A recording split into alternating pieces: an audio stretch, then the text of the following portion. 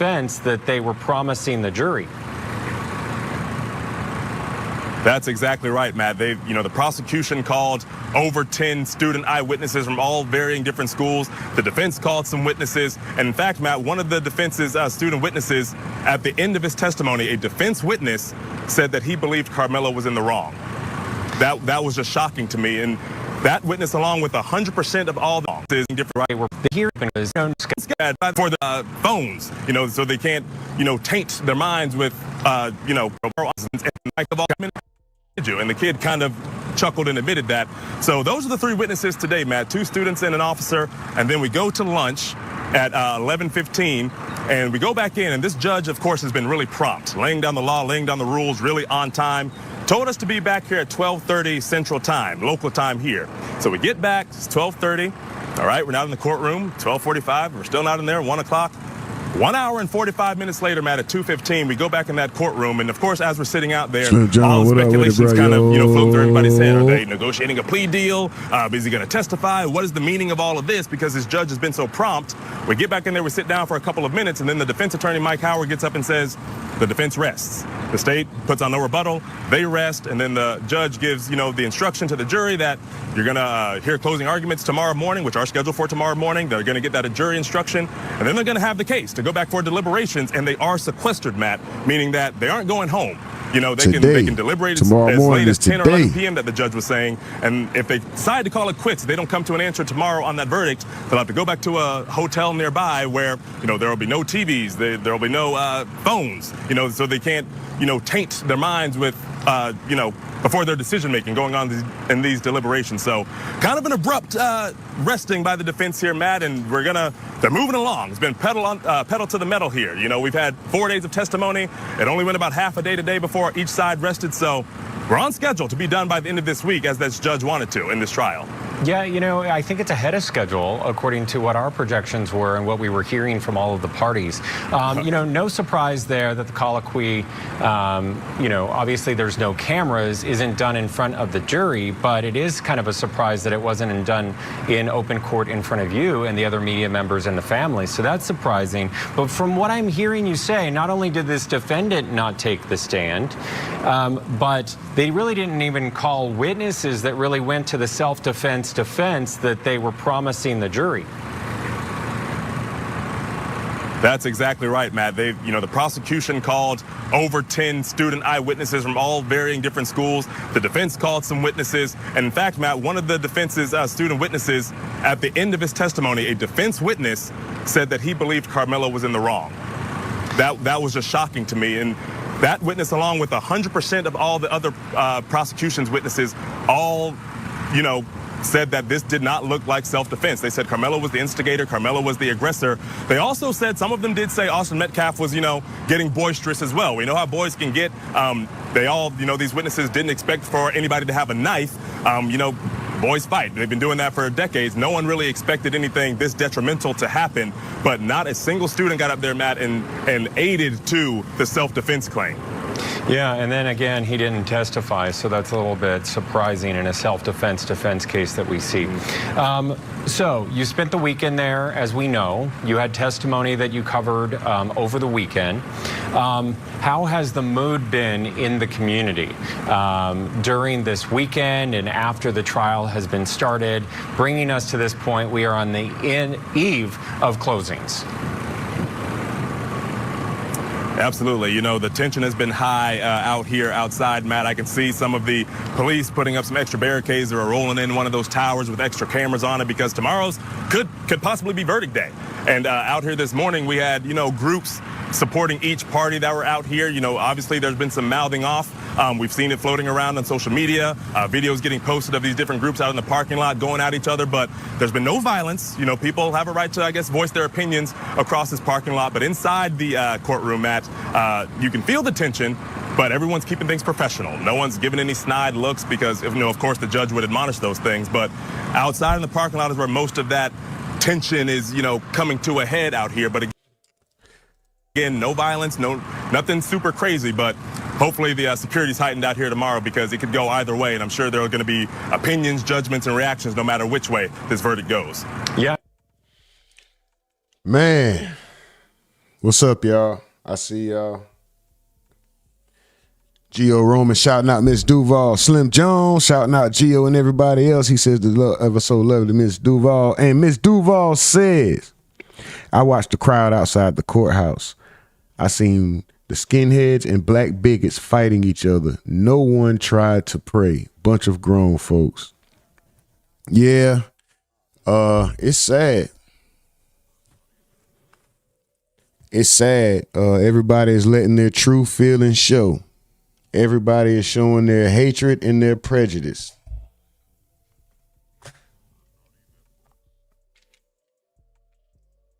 Everybody's at odds now. Everybody's against each other. The tensions are high. Tempers are flaring. People are emotional. And they're letting their hate spew. No matter the race. It's coming from both sides, man. Everybody is spewing hate. I just ask that everybody, if you're affected by this case at all or any of these cases, don't let nobody get a rise out of you. Be smart. Don't be emotional. Be logical.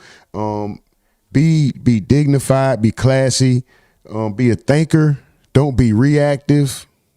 Because there's a lot going on with this case. It's a lot going on. It's a lot of tension in the air, and you don't have to be a part of it. You don't have to fall for it. You don't have to fall for it. You don't have to be a part of the tension. Even when they try to bring it to your attention, they're going to try to put it right in your face. Don't fall for it. Move with logic, move with dignity, move with class, move with respect. Stand firm on whatever side you believe in, but this is to everybody, to any side, bro. Just however you feel. Just be respectful, man. Everybody run the likes up. This is an unfortunate event, and we are here at an unfortunate time, but everybody get the likes up, man. I think it's gonna be a doozy. YouTube, it doesn't cost you nothing to get the like button. Hit the like button. Go ahead and run them up, please. We should go ahead and get the 10 likes. I see 67. I see 70 concurrent. Can we get the 10 likes, please? Can we get the 10 likes, please? Yeah, Miss Duval, nobody said a prayer. Everybody's just moving off emotion and anger. Anger, the main emotion, and it's fueling everybody.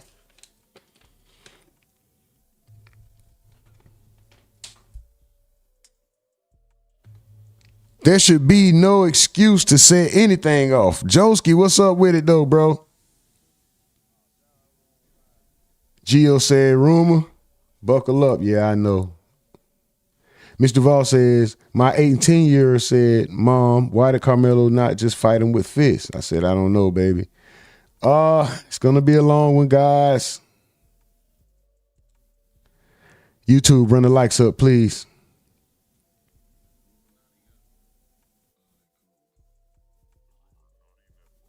4 likes. I see you guys. Thank you. Thank you. 6 more get us to 10, of course. We know math, right? I know you guys are strong enough, smart enough, powerful enough, intelligent enough, individually and collectively to get them likes up to 10. Come on, guys. Let's get them likes up. 10 likes. Come on, let's get 10 likes. Let's go.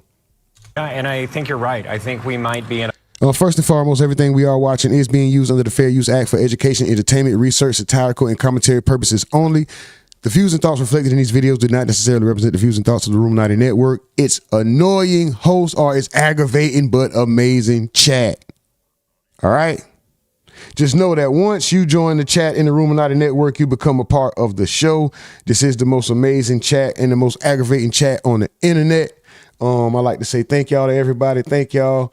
4 more likes to get us to 10. We can go ahead and continue with the content. Whatever side of the spectrum you fall on, whatever side of the coin you fall on, whether you feel like he's guilty, innocent, just maintain some sort of respect. This is not an echo chamber. Everybody here does not have to agree. That's not how life works. But what we do have to be able to do is coexist, okay? So feel free to voice your opinions. Just please be respectful to people's race, religion, sexuality when you're voicing your opinions. This is not an echo chamber. This is not a flock mentality channel. You have the right to disagree. Just be respectful. I ask that of you, but go ahead. Speak how you feel in the chat. 4 more likes will get us to 10, please. 4 more likes will get us to 10. Can we get that like ratio up, please? Thank you. a verdict watch tomorrow afternoon. Cody Thomas, thank you so much for your reporting. We'll look forward to more from you coming from that courthouse there on air and online. Let's do this. Let's bring in my guest for this hour. We have domestic violence expert, former law enforcement, still on the program, Claudia King. We have criminal defense attorney, Joanna Nieves, and civil and criminal litigator and former felony prosecutor, Eric Faddis. Let's get the likes up, guys. We need 4 more likes. 4 more likes. I know you guys are strong enough, smart enough, powerful enough, great enough, individually and collectively, to put 4 more points on the board. Unlike the Knicks couldn't do last night, right? Let's get 4 more points on the board, guys. Come on. No hate, guys. You will be timed out. If you say anything blatantly racist, you're getting kicked out. You will be timed out for your comments, though, man. Don't be disrespectful, guys. This is not an echo chamber. Everybody here does not have to agree. Everybody here doesn't agree. You are allowed differences of opinion. Just please be respectful in the chat. I need to see the likes go up, guys. The numbers look good, but I need to see the likes go up. I prefer the likes go up. I prefer interaction over fluff numbers. Let's get the numbers up, guys. We need 4 more likes. I prefer interaction over fluff numbers, guys. Get the likes up, please.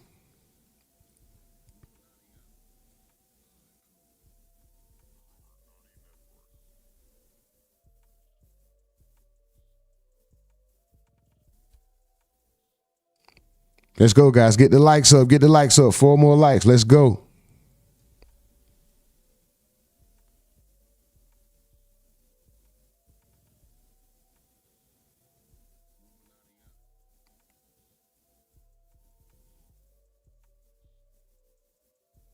Three more likes. Let's go, guys. 3 more likes. Let's go.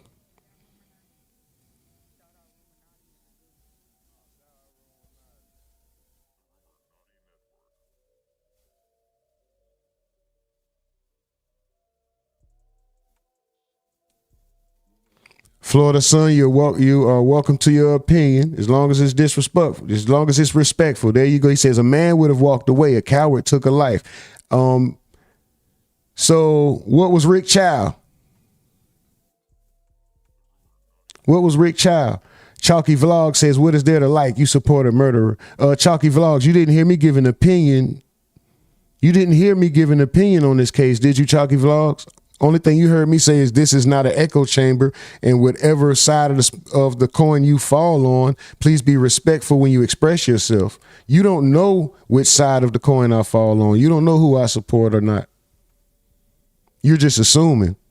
Come on, Chalky Vlogs. I ask you to use your brain. Be a little smarter than that. You just jump to a conclusion without me even saying anything. That shows me where your mind is at. Eb says, where's the like button? The same place where your screen is. Tap it twice.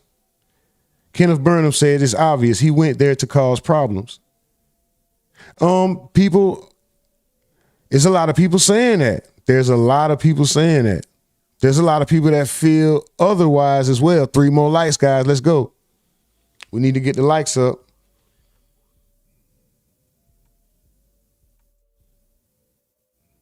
We need to get the law. 2 more likes, guys. Let's go.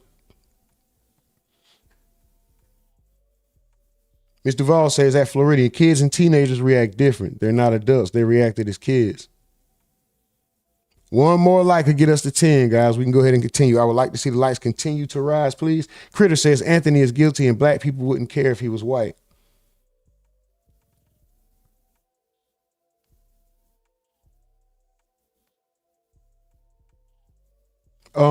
That's just an assumption, Critter.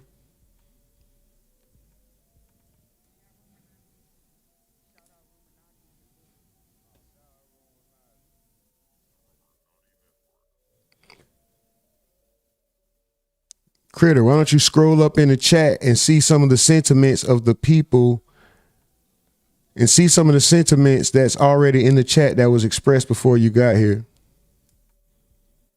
Duger says, told to leave the wrong tent 15 times. The victim even refused to fight him when Anthony wanted to escalate.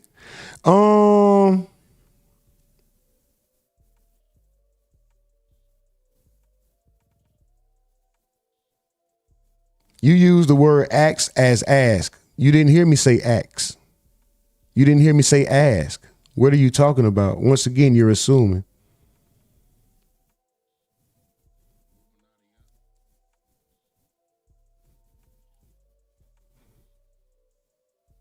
Not only are you assuming,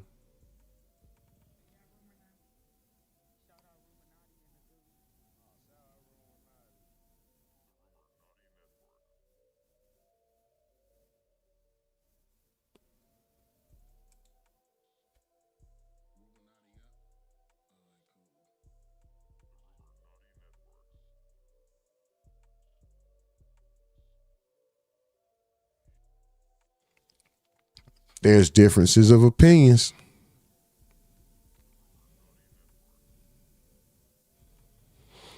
See, people will come in here and try to take digs and personal shots when I understand you may feel passionately about the situation, but why the personal digs? When there was never anything personal towards you. So to me, that shows some sort of insecurity or hatred that you have in your heart. Because why take the personal shots? It was never personal.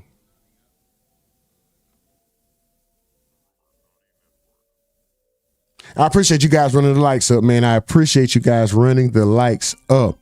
Let's get 3 more. Potential spam? No, buddy. 3 more likes to get us to 15. Once again, Chalky, you're assuming. I appreciate you, though. What I'm going to do you one better. I'm going to allow you, as long as you're respectful, I'm going to allow you to keep interacting in the chat. No. You guys can leave that. Gio, let them be. Leave the interaction, right? Let the interaction be. I just won't respond to Chalky anymore because I've made my point absolutely clear that Chalky is just here for digs and not the conversation. They're here for personal digs, trying to get a rise out of someone.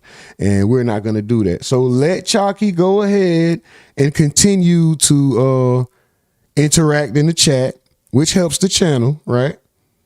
Thank you, Chalky. I do appreciate you, but I've given you all the attention that I'm going to give you because you don't want to have the conversation. You want to try to get a rise out of somebody. That's not what we do here. Shout out to you, though. Thanks. I'm going to go ladies first, Eric. Let's first go to Joanna Nieves. Are you surprised that this defendant did not take the stand?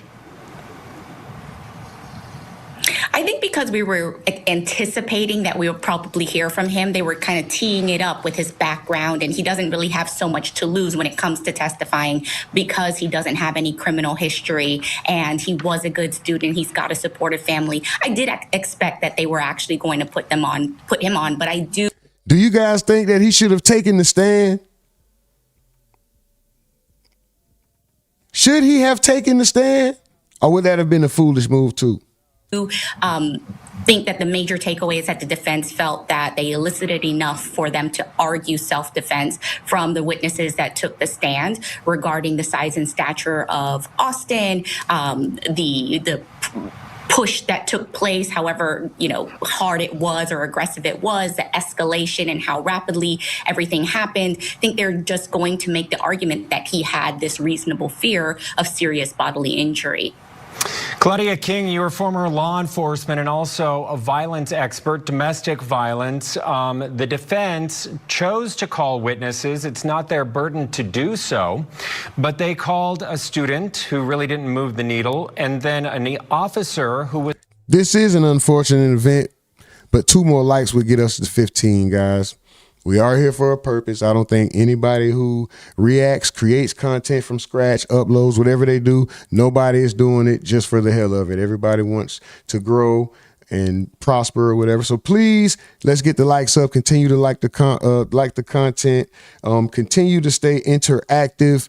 Stay active in the chat. We are going to interact. I am going to call out the top 10 in a little bit, and I'm going to make sure I show some love to the chat, guys. Let's go. Hey, Nom, what's up? Says smash the like. If you haven't, Miss Duval says I'm a realist, not a racist. Like a majority of you guys, Miss Duval says at Duger. Haven't seen my message, of course. I said I feel Karmelo is guilty of manslaughter, and Austin learned the hard way to keep his hands to himself. God bless both families. Wow. Was helpful in terms of the knife wasn't against the law, it was against school policy, and then they had a hostile witness. But your thoughts on all of this? Should they have called someone that was an expert in violence, since they were saying that the victim was provoking this attack?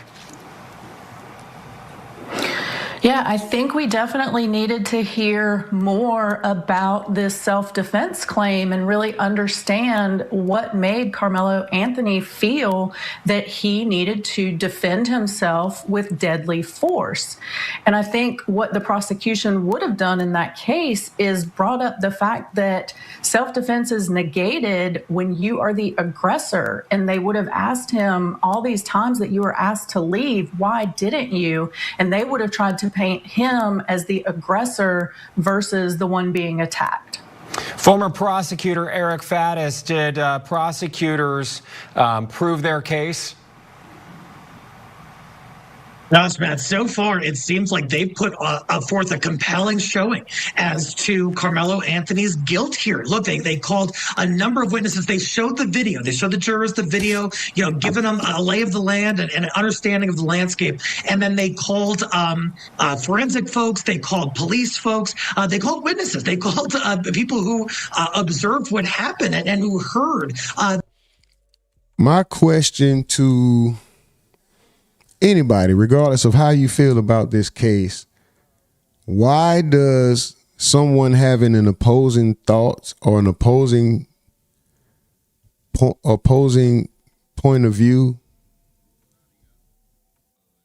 make you automatically assume that they're racist or hateful towards you and everybody else? Why does it have to be so personal? Let's just say I felt like Karmelo was guilty of murder and he should go to jail.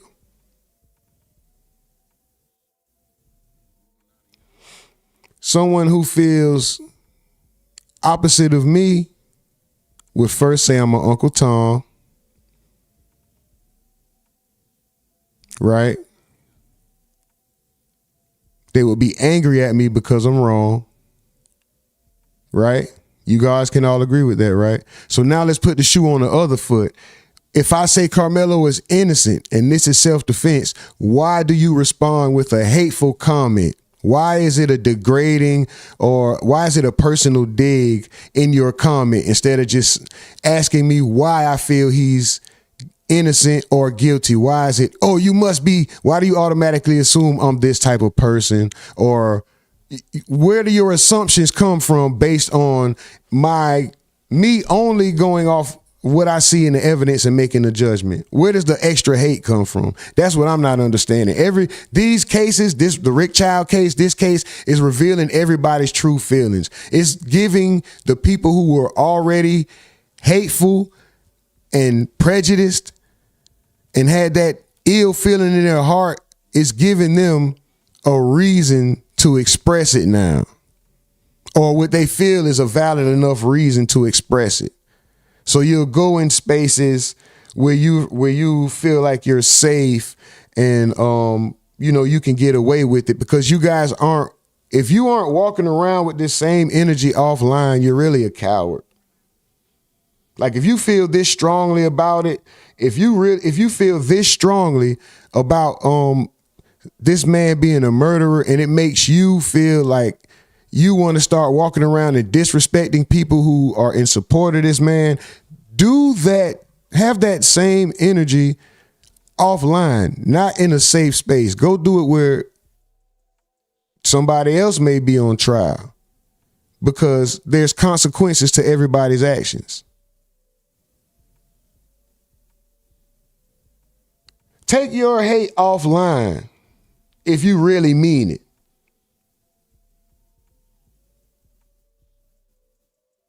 Other than that, y'all, you're just faking and you're just trolling. And you're a coward.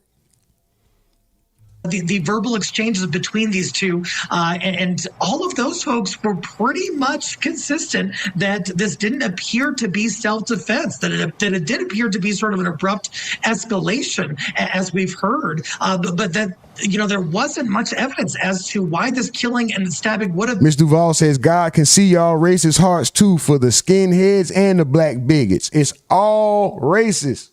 Been justified under these circumstances. So I think the prosecution did a good job. The defense, there are some lingering questions as to witness preparation. You know, obviously someone wasn't listening when I'm talking about a safe space. I'm not talking about what happened at the school. I'm talking about people being online and expressing their hateful, prejudice, thought, low-minded, small-brain, Neanderthal thoughts online without using their real name, but walking around in the physical, in the world, off of the internet, in physical, being very respectful and keeping those thoughts to themselves. They think the internet, they feel that the internet is a safe space to spew their hatred. I call you a coward.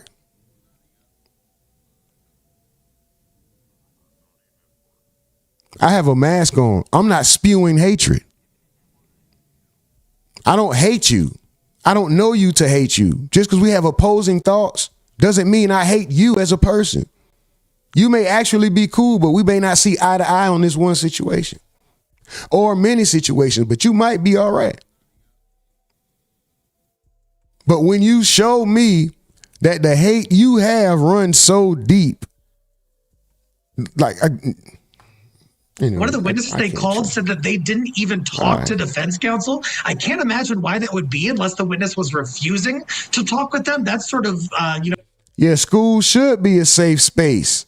You know, no knives, no guns, but schools have been shot up. There's been mass shootings at schools. Plenty of mass shootings that have happened at schools, and we feel like it should be a safe space, right? you know, homicide prep 101, you got to have a conversation with these witnesses. You got to know what they're going to say on the stand. Sounds like some of that testimony might have even been surprising to defense. We have a power panel on the show tonight for our special coverage. You're all going to be sticking with me all hour long. Thank you for that. Coming up, we do have to take a break. We're going to take a look at the prosecution's case. Also, let us know what you think about this case on social media. And you can also find more reporting on courttv.com.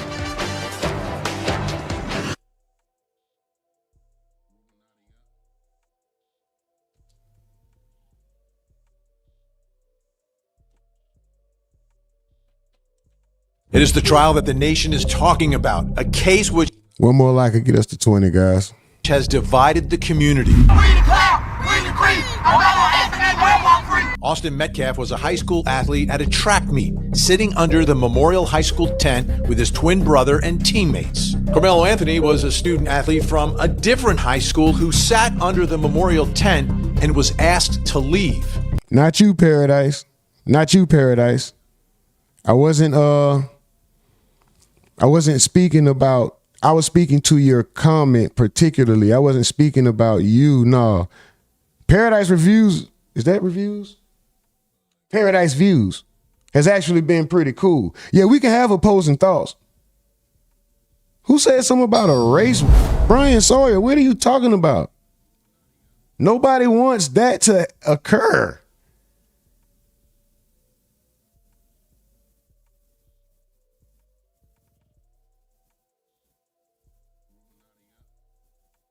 Yeah, nobody wants that to occur. I'm glad you deleted that because he said something about a type of war. No, bro, that's not what we're here for. We're not here for that. I want everybody to be cool. I want everybody to not be emotional, not be so in your feelings. And just because you feel some way about this case, don't take that and become a hateful person, bro. What it's showing is just showing that these I'm talking about black and white alike. Black, white, Chinese, Asian, well, that's Asian, goddammit, Indian, whatever. I'm just showing the hatred is just coming out of people, period. Because of the emotions, the tensions are high, and they're going straight to, oh, if you feel he's guilty, you hate black people, or you hate this guy. And if you feel he's innocent, oh, you're black and you want sympathy, and this war is me, or this is the white man's fault. Like, it's not. Why can't we just look at the facts of the case, make a decision, and keep the other shit out of it? Then for somebody to say, oh, you're trying to capitalize off it. No, I'm just pointing out the obvious, bro. I'm pointing out exactly what's going on and wondering why we as adults can't act adult. Why can't we use logic instead of all acting off of emotion? We're not all going to see eye to eye, but we have to coexist on this big rock we call Earth, fool. Are we all going to kill each other? No. So why are we so eager and anxious to just spew all this hate and just throw all this hate out and put all this negative ass energy out there?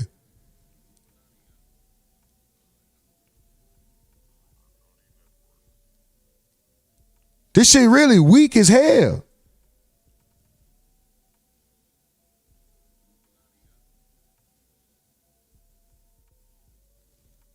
What's up with it, Shay? She says, did you see the family? The DA and the judge are all friends. There's a pic going around of them at a party together.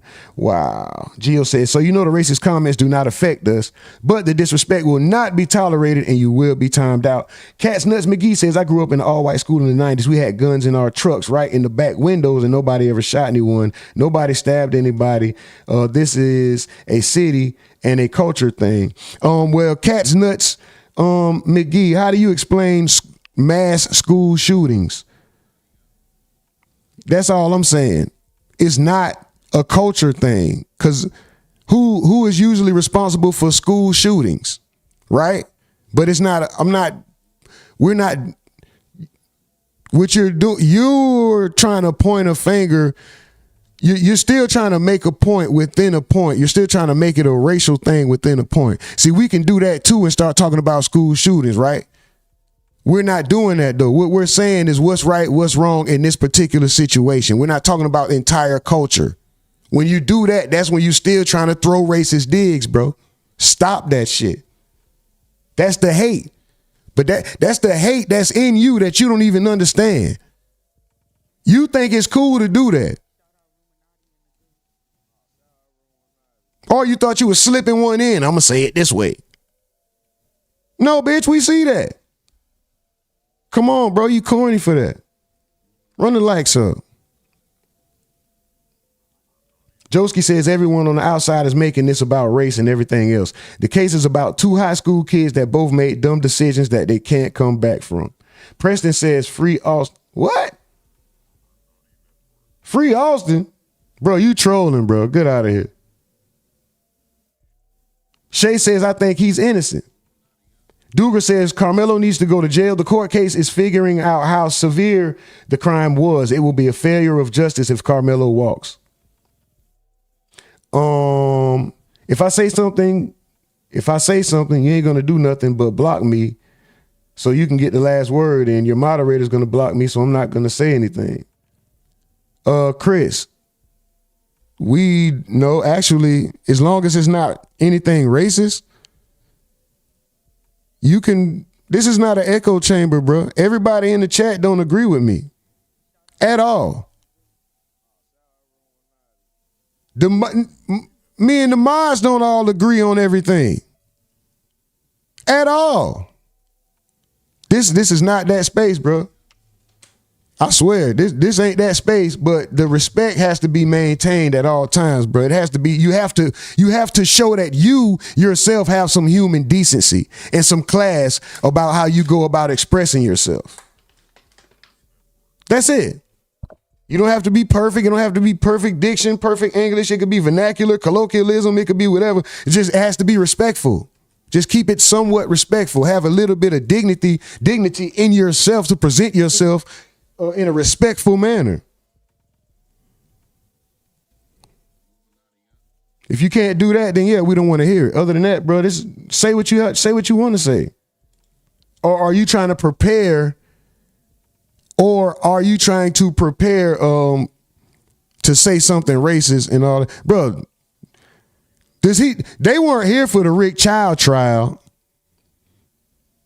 The mods, you guys don't know. Y'all wasn't here for the Rick Child trial. Y'all weren't here when that was very racist. But we still powered right through it, bro. It was a lot of racism in there, a lot of prejudice in there. But we all still had the conversation. It's just about how you do it, bro.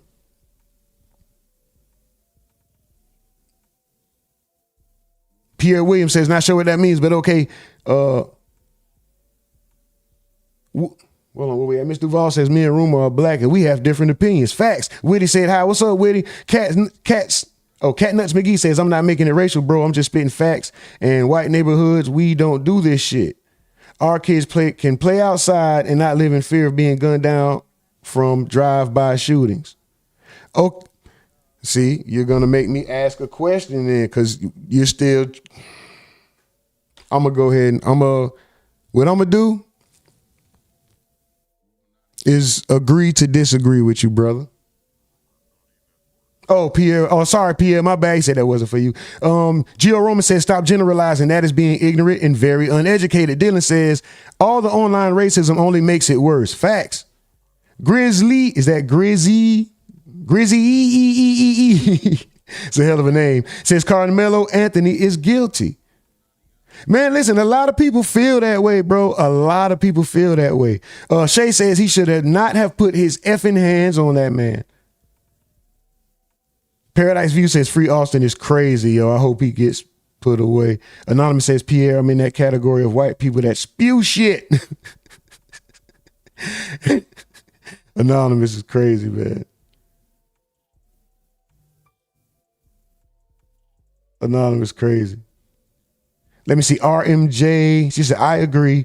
2 kids did stupid things which resulted in something deadly. Yeah, man. That shit trash. Anonymous says, Pierre, I'm one of the good ones. Pierre, it's a lot of, Anonymous, man, it's a lot of good ones. Listen, it's good ones, and I feel like this, and I say this damn near every day because we've been dealing with racial issues a lot this past month by the cases we've been covering. It's good and bad in every race. Plain and simple, bro. There's good and bad in every race. There's greats and there's degenerates in every single race. There's intellectuals and there's scumbags in every single race.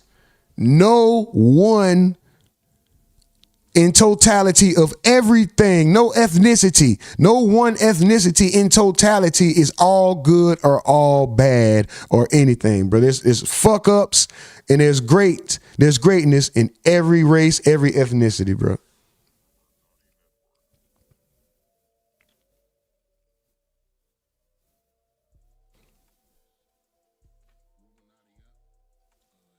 All of them, every ethnicity, every race can fuck you over or could befriend you and hold you down throughout the duration of the rest of your life, bro. And I mean, when I say hold you down, for people who don't understand the colloquialisms, I mean have your back, be in your corner, support you, be there for you for the duration of your life, no matter what race they are, no matter what ethnicity they come from. It just depends on the character of the person. Not on no Martin Luther King shit, but y'all really don't understand how important that message was to judge people off the character, the content of the character. Because a motherfucker that look just like you, no matter what your skin complexion is, melanated or not, American or not, black, white, Asian, Hispanic, whatever the fuck. It's people who look just like you who will kill you, who will use you, who will lie to you, scheme, scam, steal, do all the negative to you and fuck you over and look just like you. In every race, every ethnicity. I don't know why all the hatred, everybody just so hateful for, oh, look at these. Oh. Y'all be corny, bruh. Y'all be corny. All that hate. Anyway, let's continue, man. Let's continue. That's when things escalate. Run the likes up, guys. 6 more likes to get us to 30, please. Can we get 6 more likes to get us up to 30, please, guys? Witnesses say Karmelo refused to leave and told Austin, touch me and see what happens. Austin did touch Karmelo, and what happened next ended the life of one teen and has another teen on trial for first-degree murder. Witnesses say Austin stood up and put his hand on Karmelo's shoulder and either shoved him or touched him nonviolently. Then Karmelo pulled a knife out of his bag and stabbed Austin. Austin died, and now Karmelo is on trial facing decades behind bars. Cat nuts, man. If the mod's been very, they're only allowing shit because I asked them to, bro. They're helping me. They're doing a favor. They're helping the channel. We working together. They've been wanting to get it. Man, listen, they done gave you a warning, bro. Quit trying to slip little come on, bro. You come on, cat nuts, bro. We can have the conversation without the digs, bro. My mom's done gave you a warning, bro. If I'm gonna let them make the decision at this point, bro. Like, come on, bro. Be respectful. You don't gotta keep taking the digs. It's just the little words like fatigue. White people we're fatigued. Like, come on, bro. You trying to say the black fatigue shit from Twitter? Stop doing that, bro. Come on, man. Don't block him. Just time him out for don't block him, bro. Cause I ain't gonna lie, he kind of cool, man. I just hope he don't. Come on, cat nuts, man. I understand trolling. I understand everybody ain't gonna like each other. We come from different, man, just. Hey, man, if they say, it's up to the mods. Fuck it. And the question for the jury was, he says, I'm out. You don't want to hear the truth. Damn, cat nuts. Salute to you, man. We appreciate the interaction, bro. At least you ain't blocked, bro. You can always come back if you want to have the conversation later, bro. X said, what's up with it, brother? John Patrick says, Democrats created unions so that every member has to pay dues and portions. That goes back to the Democratic Party. X says, I'm wondering, does the defense have the footage everyone else says showing the self-defense? is this a justified killing? Is anybody a Democrat in here? John Patrick seems to have something. John Patrick seems to have something, I guess, against Democrats. Anybody Democratic in here? Shay says one of the friends testified too that, he threatened him first. Wow. Done in self-defense. This story is tragic, but only one teen had a weapon and only one teen survived. Is this a case of self-defense? We're going to break down the facts of the case with Cody Thomas at the courthouse and break down Texas law to see if this was a justified killing. Ms. Duval says, John, I'm a Republican. Stop assuming everybody black is Democrats. You probably was the skinhead at the courthouse. Oh. I'm Vinny Politan. John Patrick says, how come Democrats think a man can become a woman? Yo. Let's investigate. Anonymous says, Cats Nuts McGee, Jesus loves you.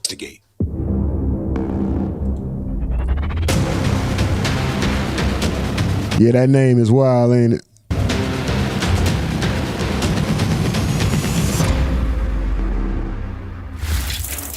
There's been a lot of talk in the John Patrick, can you please stop spamming about Democrats, bro? We're not even talking about that. Like, you got like 2 more of them spam messages before we put your ass on the timeout, bro. Relax, John Patrick. Shit. Blackberry says, if you ever watched the first interview that the mother and the twin brother did, the twin brother told the truth. They asked the boy to leave. He didn't leave, and his brother snatched his backpack. Wow. I hope I'm saying this. Bobby Hoyt says, I'm not. He said, what's good, fam? I hope I'm saying his name right. Is that Apsilius? Sorry, y'all. This popped up on my feed. I'm from the UK. I have no idea what's going on. Stay safe, guys. Man, thanks. Appreciate you, bro. At least you interacted before you left. Shout out to him. John Patrick says, how come them? Man, come on, John Patrick, bro. You got one more, bro. Your ass getting timed out, bro. God damn. Stop it, bro. Shit. It's Gator says the kid's gonna get off. Michelle Gonzalez says self-defense my ass. If this was the other way around and the white kid straight up viciously murdered a black kid, everyone would be up in arms. But since it's this way, white people are a free game. Oh no, oh yeah, you just can't. All right. So you gonna keep doing that? How many more of them you got in you before you sit back and realize that we not doing the black kid guilty, not guilty, white kid guilty, not guilty? We just voicing our opinions, man. Come on now. Come on, Michelle. Yeah, John Patrick fishing his ass off, ain't he? Speaking of which, Phoenix Fire says, it's hard to claim innocence when you refuse to leave another team's setup after being asked more than 15 times. Karmelo was trying to start something and he did. It's no way this is defense. You see how easily he made his point, him or her? Phoenix, I'm not trying to be funny. I don't know. Shout out to you and much respect. Do you see how Phoenix made their opposing point to what may be assumed, what you guys may assume is the thought? And it was, that's all, bro. We don't have to agree in this bitch. Leave all the race, leave all that. Oh, if he was black, if he was white, leave her. Ain't nobody, man, we ain't doing that weak ass shit over here. Stop that simple-minded, small brain, what's that shit? Spray paint can, marble in the spray paint can mind. Get out of here with that small brain ass shit, man. Oh, if he was black and white, if this was a shoe was on the other foot, we done with that. You can have that conversation somewhere else. Everybody else is doing that. Get out of here with that part of it. All right. We see the obvious. We know he's a black kid. The one deceased is a white kid. Condolences to his family and prayers and strength go to both families, because it's just a fucked up situation between teens.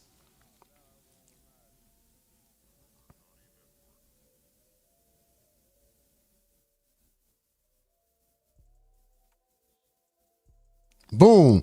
Hold on. Who was that? Dylan says, I don't see it as a race issue. I see it as very young men all making poor decisions.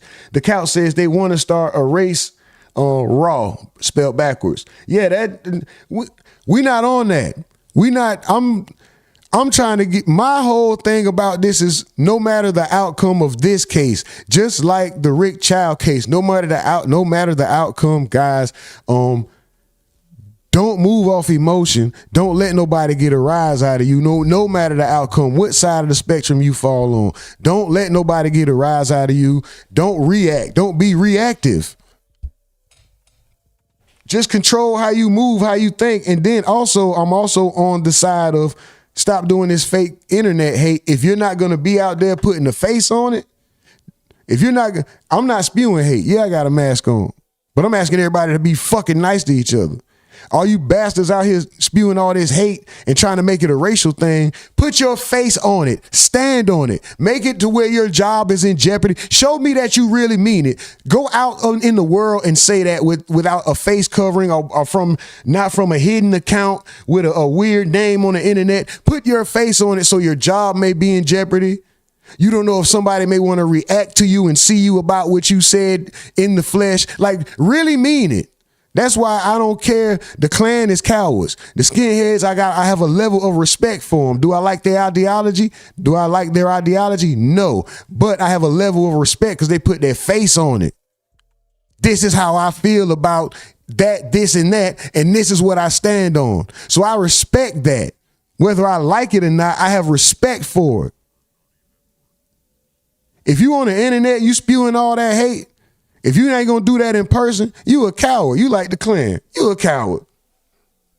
Get your weak ass out of here, man. Milton says, I wonder if they're gonna riot if he's found innocent. I don't know. I mean, we'll see.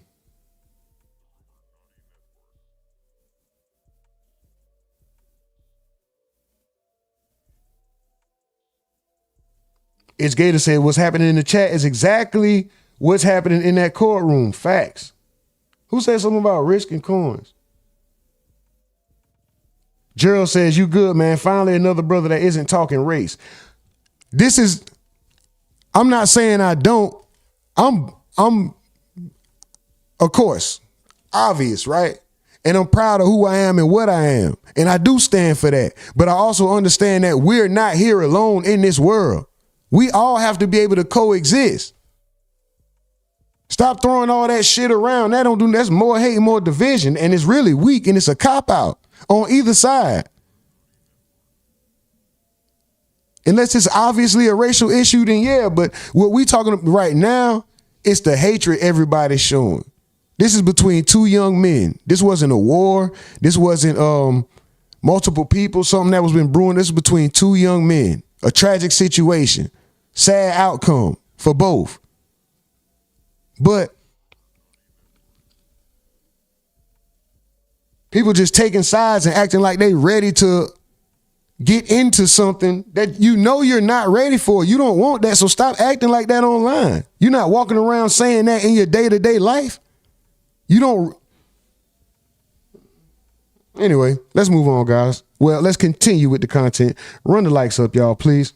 In this case, the likes should be higher. We should be at least 50 likes now. I don't know how we're at only 30 likes, guys. Come on.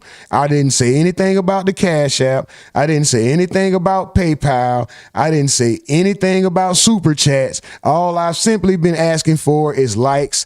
Share the stream. Like the stream. Stay active in the comments. Come on, guys. Can we get the likes up, please? Can we get the likes up, please? Even if you don't like me, respect the fact that I'm giving a space for opposing thought. Can you at least like the fact that this ain't an echo chamber, that I'm not sitting here just, No, you don't have to like what the fuck I like. That's not, I don't even want everybody to like what I like. That ain't real. And I don't want no one person to like everything I like. The fuck? That's fake as hell.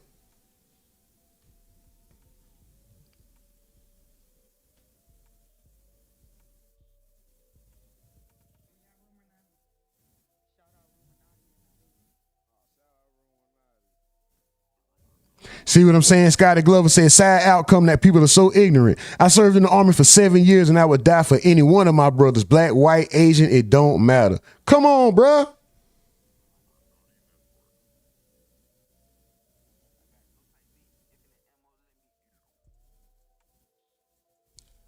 You build camaraderie with people. How do you play sports or we build camaraderie with people from all kind of races when you play sports or you go through these events, these tragic events. You build something with somebody. You done erected and constructed buildings from sand, from breaking the land down to building up a fucking 15-story building 7 times. Man, this dude got history. We done work, sweat, blood, sweat, and tears. Like, I don't know, bro. Anyway, I'm talking too fucking much. Run the likes up and let's get this going, man. About Karmelo Anthony confessing to the crime, that this is an open and shut case. But yes, Karmelo Anthony, yes, he did it. Yes, he admitted that he did it. But that's not what this case is about. This is not a confession case. The confession that everyone is pointing to is the fact that after he stabs Austin Metcalf, Karmelo Anthony says that he did it, that he stabbed him. That's not in question. Thank you, Kathleen, for the flower for 30 jewels. Thank y'all. I'm about to show some love to the chat, guys. I'm going to let this video play a little bit, then I'm going to come back and I'm going to shout out the top 10 family members and supporters. They call it fans. This is the family members and supporters. And then we're going to show some love to the chat. Let's go. But right now, I see Shay says, I keep my blick on me for shit show. Hate to use it, but I'm going to defend myself. I know that's right. In front of this jury at this trial. That's not a question of fact. That's presumed for the most part here by both sides. Why? Because the defense is alleging self-defense. This isn't about somebody else did this. No, he did it. Karmelo Anthony did it. He stabbed Austin Metcalf. But the question is, did he do it in self-defense? So in order to figure all of that out, the key to this case is going to be for the jury to figure out what happened under the tent. What happened in the moments before Austin Metcalf is stabbed to death by Karmelo Anthony. That's what is significant here. The actual stabbing itself, both sides agree, because when you claim self-defense, you're saying, yeah, he did it. He did it. Okay, we get that. But he was justified in doing it. And to figure out whether or not he is justified, the jury has to understand and have a clear picture of what's going on under this tent at this track meet. The back and forth between Karmelo Anthony and Austin Metcalf and perhaps other people underneath the tent. And the people that were there, the witnesses, they've been talking about this. They've been testifying about it. And the jury has to analyze their testimony, because we know eyewitness testimony, well, sometimes it's somewhat consistent, always has variations. My goodness, 7 people see a car accident. You're going to have 7 different versions of what happened. There'll be differences, slight differences, and sometimes larger differences, all of which the defense is going to go after. So what happened under the tent is extremely important for this jury to figure out. And for us to analyze the case, we need to understand what happened in the moments leading up to Karmelo Anthony pulling the knife out of his bag. What took place prior to that? Now, Texas law is also extremely important in this case, because you cannot provoke someone in Texas and then claim self-defense. This is important, right? Like, you can't provoke someone into a confrontation, into a fight, and then claim self-defense in Texas. And we're going to break down the law for you in this episode, because it's extremely significant. And it's exactly what the judge will instruct the jury on, and how the jury will come to a conclusion. Juries take the facts, and then they take the...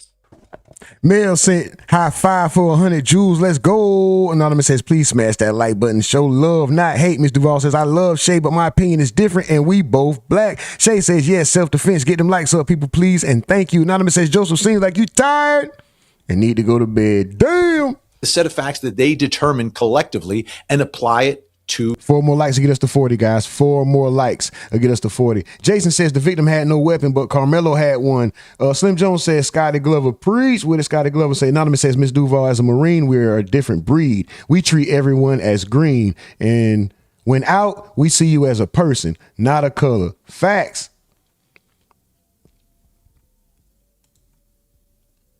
That's why I rock with Anom. Anom gives everybody the same energy equally. If you a dumbass and you white, then you a dumbass white boy. And if you black, did y'all see what that black motherfucker did? The black dude, he was dumb as fuck. He gonna call it how it is. Respectfully. Equal opportunity. That's why I rock with Anon, bro. We might not see eye to eye on everything. Like Miss Duval said, we don't see eye to eye on everything. I'm sure me and Gio, me and Slim, me and Mels, me and X-Ed, me and Mike from the Ville, me and Big Homie, me and Shay, me and everybody. Bruh, all of us is going to disagree at some point. We have. It ain't no hate. And all of us ain't the same race. That's why I'm posing the question to the people that come in and be like, oh, you automatically assume that everybody in here, this is a echo chamber. Nigga, we all on one train, one sheet of music, and we all reading off of it because the host feels this way. Hell no. The host puts respect on everybody else's feelings too. Y'all just got to come in here and be respectful, bro. You don't have to feel it. Listen, I know you may be watching right now and you may hate the fact that I exist. But if you can make a point without being disrespectful, bro, I'll allow you to make your point. And I know that you might hate me, bro. I'm going to say it again, and I'm going to shut up. I'm going to let the content play, guys. I can work side by side. I can conduct business, have a conversation, make money with, side by side, shoulder to shoulder with the grand wizard of the clan, as long as when we're interacting, our interactions are respectful. He can leave and feel however he wants. And I could know that. That doesn't mean that, no, it's not safe for you to come and have your ideology and express it to me. But if you could put that to the side and we can get this money together, it's all about how you do. That's all I'm saying in a nutshell. It's how you do it. It's how you say. It's not what you say. You might hate me. You might want to call me all kind of shit. But you can have a conversation and tell me how much you don't like me without calling me that. Then we can judge if you're trying to, if it's some racial undertone or if you just. The law that the judge gives them. And the Texas law is very specific about provocation. And this is a huge theme for prosecutors, because if you provoke the fight, if you provoke the confrontation, you are not entitled to claim self-defense in the state of Texas. Now, here's the problem for us, not a problem for the jury, but the problem for us in trying to figure out whether or not this provocation took place, whether or not it was Karmelo Anthony provoking this confrontation underneath the tent, because there's no cameras in the courtroom.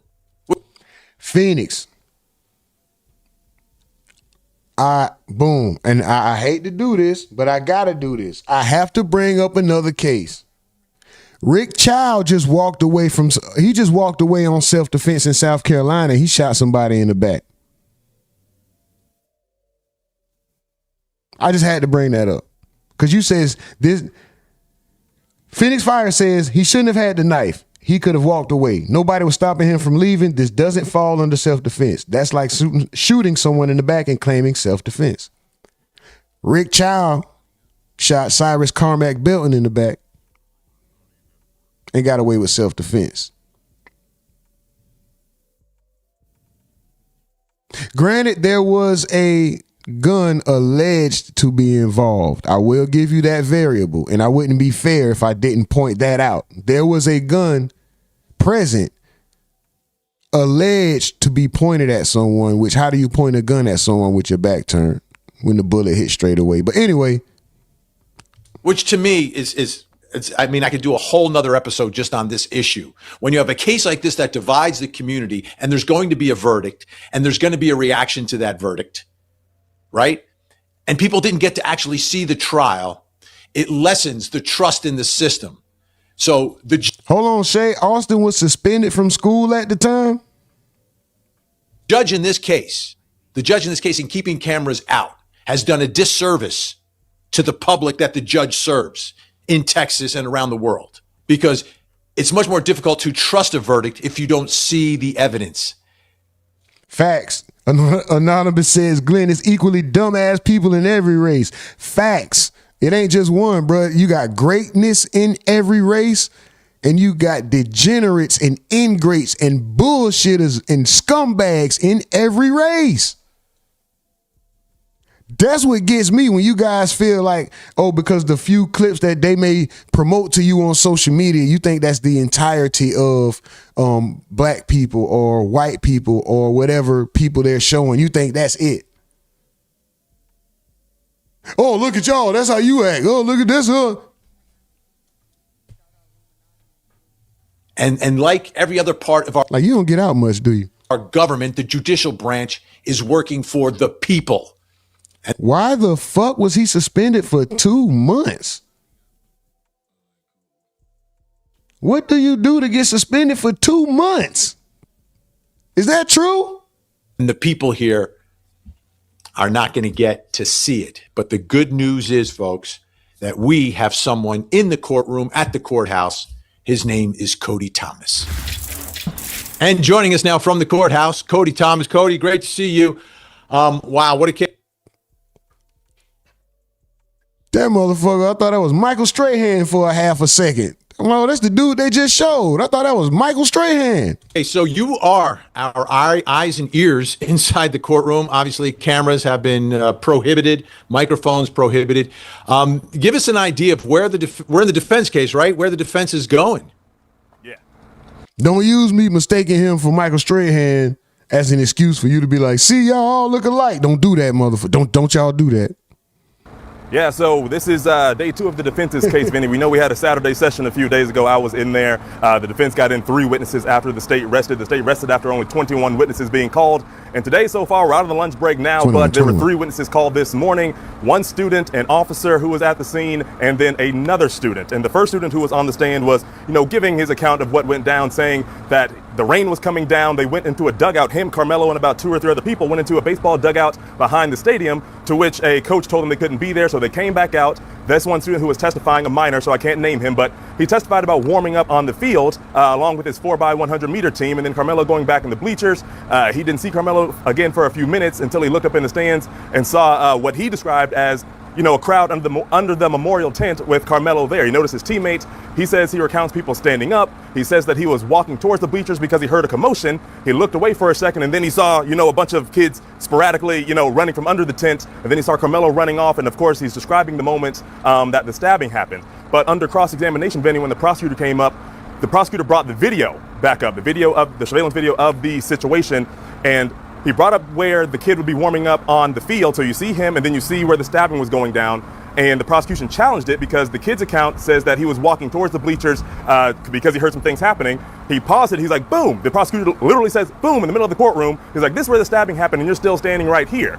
Okay, so then that happens, and the kid's, just going through the motions again. And then the prosecutor was like, we've spoken before. And the kid's like, yes, sir. He's like, when I showed you this video when we spoke, you admitted to me that you were wrong about some of your accounts. And the kid agreed that he was wrong, and his eyes were open after the meeting that he had with the prosecutors before this trial. So it was a very challenging moment there with that first witness, Vinny. Let me ask you, Cody, a big picture question here. And obviously this is difficult for children testifying in a murder trial, right? That's tough. Yeah. We know eyewitness accounts. You have 7 people, you get 7 different versions. We get it. But here you have different high schools. Is the testimony breaking down in any way where, the kids from Memorial are seeing one thing and kids from Centennial are seeing something different? Centennial Karmelo School versus Austin School. Is that playing out inside the courtroom, that we're getting 2 different versions of what's happening here? It actually is not, Vinny. And the way I've described it is that the story is like a tree. It's the same trunk, but different branches. The foundations of the story are the same, but there's some minor details that may have shifted. As, for example, some of the kids say that the push was 1 arm. Some say it was 2 arms. Some say it looked like maybe a slight punch. Some say the push wasn't aggressive. Some say both of the kids were getting aggressive. But the situation, there's commonalities between them all, and the main one being that Karmelo eventually put his hand in that book bag saying, touch me and see what happens. 100% of the students, not only the prosecution's witnesses, the defense's witnesses as well, the student witnesses, have said this same thing, which leads me, the defense, I would imagine they would have called student witnesses that were testifying in favor of Karmelo, but it seems that, the facts are the facts here, and they're walking down this story, and not the big pictures of the story haven't changed, only minor details in it. Again, like the pushing, whether it was 1 hand, 2 hands, or whatever, what have you, whether they were sitting or standing. But the big picture part's about the hand in the book bag, the touch me and see what happens, the phrasing. They all said they weren't really scared about something happening because they thought it was just 2 boys at a competition mouthing off at each other, being from different schools. They all said that not only did Austin ask him to leave, that multiple people under, the memorial tent asked him to leave, because the way they describe this tent culture, they've had coaches on the stand from all these different schools talking about how each tent is, like the locker room, and you wouldn't hang out in an opposing team's locker room. So again, same trunk of the tree, just some slightly different branches coming off of it. And the branches aren't breaking down by school to school. It's just witness to witness, like in any other case that we would have, where 5 people see a car accident, and there's going to be slightly different versions, maybe different colors of the car. I've seen that happen inside a courtroom. Okay, so the tent seems to be a big issue here. We keep talking about what's happening under the tent, and that brings us to another big question. Why is he there to begin with? Does the defense have a different explanation, or what is the defense explanation as to why Karmelo Anthony would be under the tent of a different high school? Like you said, like being in another high school's locker room. You wouldn't do that in a gym. I never did track. I think you're a track guy. I think you have some track experience. I did in high school, yeah. Yeah, so explain what the defense and or their witnesses are saying about that as an explanation, because to me it doesn't make sense, but I'm trying to figure out why he would be there to begin with. Right, so there's 2 narratives that the defense is putting on as far as why he was under the tent. One, they're talking about, this big rain, and a lot of the students have talked about this rain coming down. They said, it's Texas weather out here. It'll come down heavy, then it'll stop and get just a little nasty and yucky and be a little misty, and then it can come right back, similar to Florida. I know you're very familiar with Florida rain down there too. But they talked about, this, he wouldn't want to be standing out there soaked. And Oddly enough, Centennial was the only team out there with no tent that day. That's a big thing they're harping on. And so when this rain started coming down, they're saying Karmelo was in the bleachers just looking for somewhere to get out of the rain. And then compounding upon that, we heard about this kid named Eddie. Eddie is an adult now, so we can identify him. They talked about this kid named Eddie who was childhood friends with with Karmelo's ex-girlfriend at the time.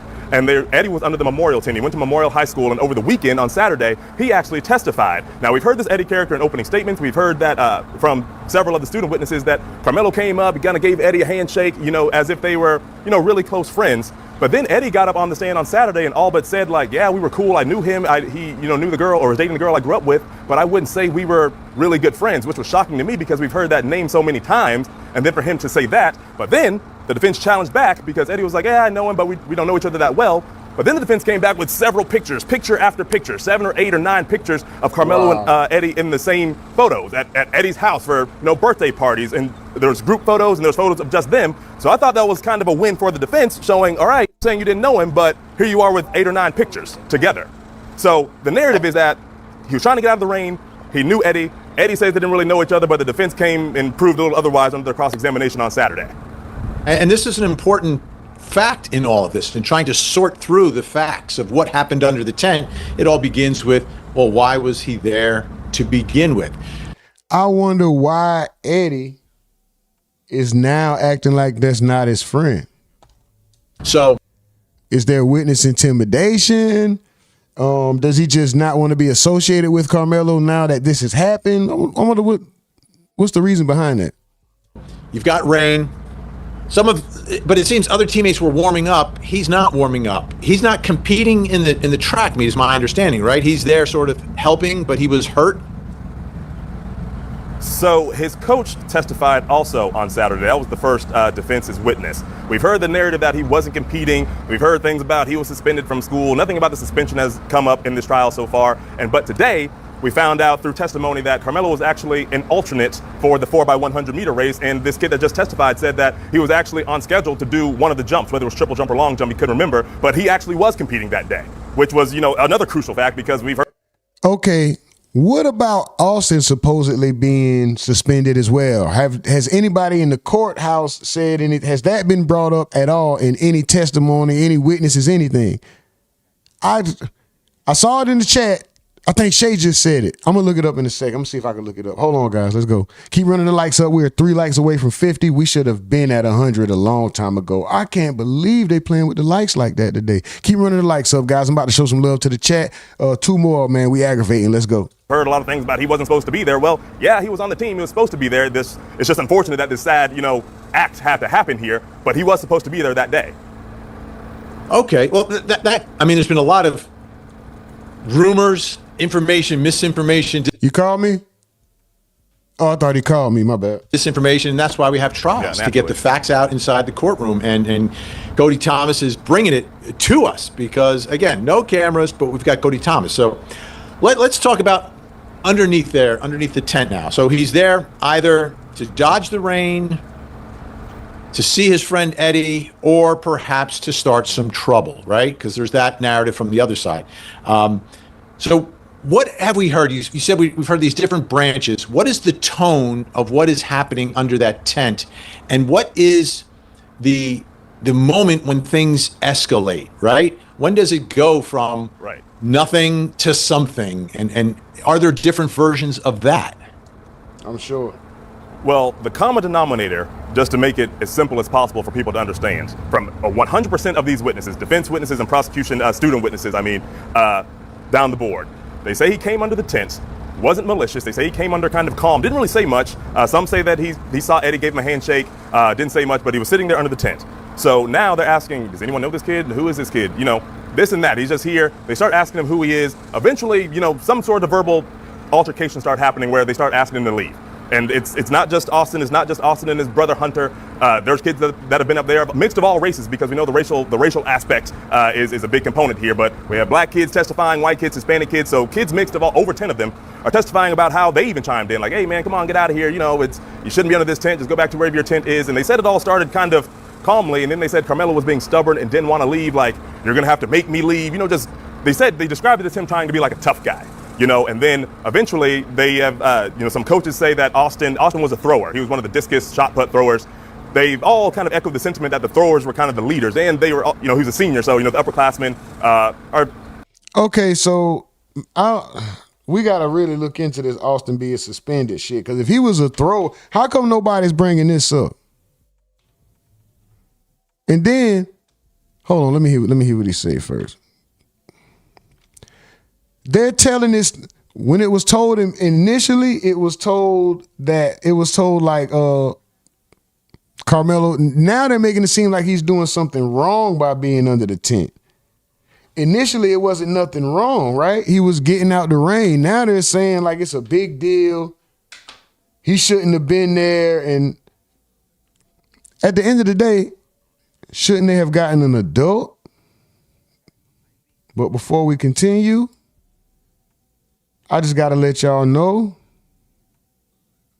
y'all get on my nerves. Y'all so aggravating, dog. It's so aggravating. Aggravating as hell, man. Aggravating. Aggravating. It's so aggravating. Aggravating as hell, man. Aggravating.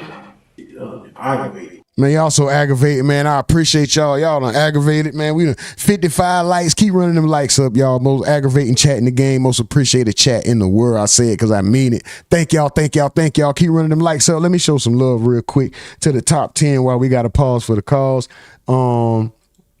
It says top fans. I like to say fam and supporters. Number 1, we got Paradise Views. Number 2, we got XO Males. Number 3, we got Miss Vol. Number 4, we got Slim Jones McEasy. Number 5, we got Geo Roman. Number 6, we got Anonymous. Number 7, we got Duga 414. Number 8, we got Joseph Calvosa. Number 9, we got Xed 57. Number 10, it's Gator Lamonye. And then number 11, honorable mention, it's the homie Shada Sad. Super duper salute to y'all. Thank y'all, thank y'all, thank y'all. Let's go. All right, now let me show some love to the chat. We got Jenny from the block. What's up, Jenny from the block? Super duper salute to you. Joseph says, I love my family and my extended family and beyond that I see. My racial family who has similar heritage, values, histories, and destiny as myself. Anom says, Slim, right? What the fuck is my people? LOL, like he owns them. Y'all funny. T. White says, go get staff if you, Go get staff. If you felt it was a problem, why was the Metcalf allowed if he was suspended? Usually when you're suspended, you're stripped from every event until suspension is up. That's true. That's why I'm trying to figure out, was Austin Metcalf suspended? I was just told about that. Shay just told me about that, and that's new information to me. And I'm wondering, how come it's not coming up on court TV? How come none of these testimonies, how come none of these people are reporting that? Wouldn't that be a major thing in this case? You're not even supposed to be on school grounds. And then if somebody's under your tent and you feel like they shouldn't be there, regardless of if the throwers, and you're a senior and the throwers are usually the leaders, it's not on you to physically remove anybody.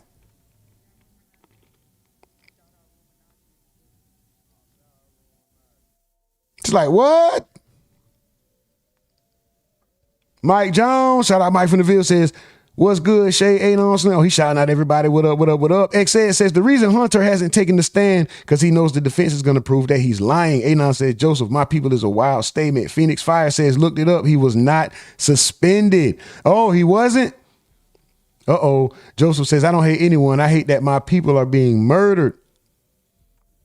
Shay says, he was invited. She's about under the tent. Piece of Stephen Rooney says, LOL, don't even believe that. He said, you don't even believe that. Anonymous says, shit, I got spending a lot as a kid. I stumbled all over that. A beat. Nebraska Farmer says he didn't go there to kill someone, but he did, and it was not self-defense. Joseph Calvosa says, regardless who invited them or if he was invited at all, sounds like Eddie says he didn't invite him. So there's that, and you don't believe the word of a murderer. Sean Allen says, did anyone else go to a school that when you were suspended from school is also included in after-school activities? Yes. Right? Like if you're a part of a team and you get suspended, you don't get to play in the football game, right? If you're suspended, right? Am I correct? A suspended football player doesn't get to play in the game, right?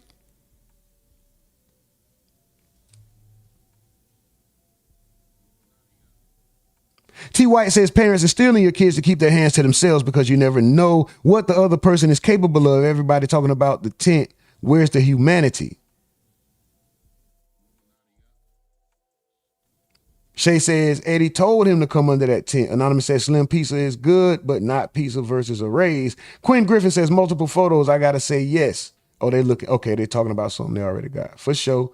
Deborah Temple, salute to you. She shouting out Anon. FBA Judah says they offer money or a scholarship to witnesses. Wow. Anonymous says, remember them saying Karmelo's sister was scared to sleep in the same house too? What, the same house as him, Anonymous? Is she saying that like he's the same, she was scared to sleep in the same house as Karmelo? Or you mean because of the death threats?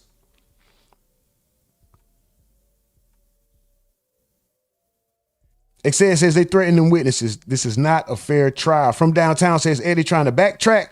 Master Crash Clay says he's a tether. Big Brick of White look like Brock Nestor. Got testers. Cause I'm off tether. I might fuck a Cardi B. Rucci's all setting. My bad. Shout out Sada, baby. Let's get back to the content, guys. I'm going to show some more love to the chat in a second. Super duper salute to y'all. Y'all keep running it up. Please keep running the chat up. Keep running the likes up. Share the stream. We're here. We don't know when the verdict is going to come out, right? So I'm not going to say this is a verdict watch, but we are here for a while, guys. And as the updates come up, you know, Show Speed 95 says, there you go. Come on, Show Speed.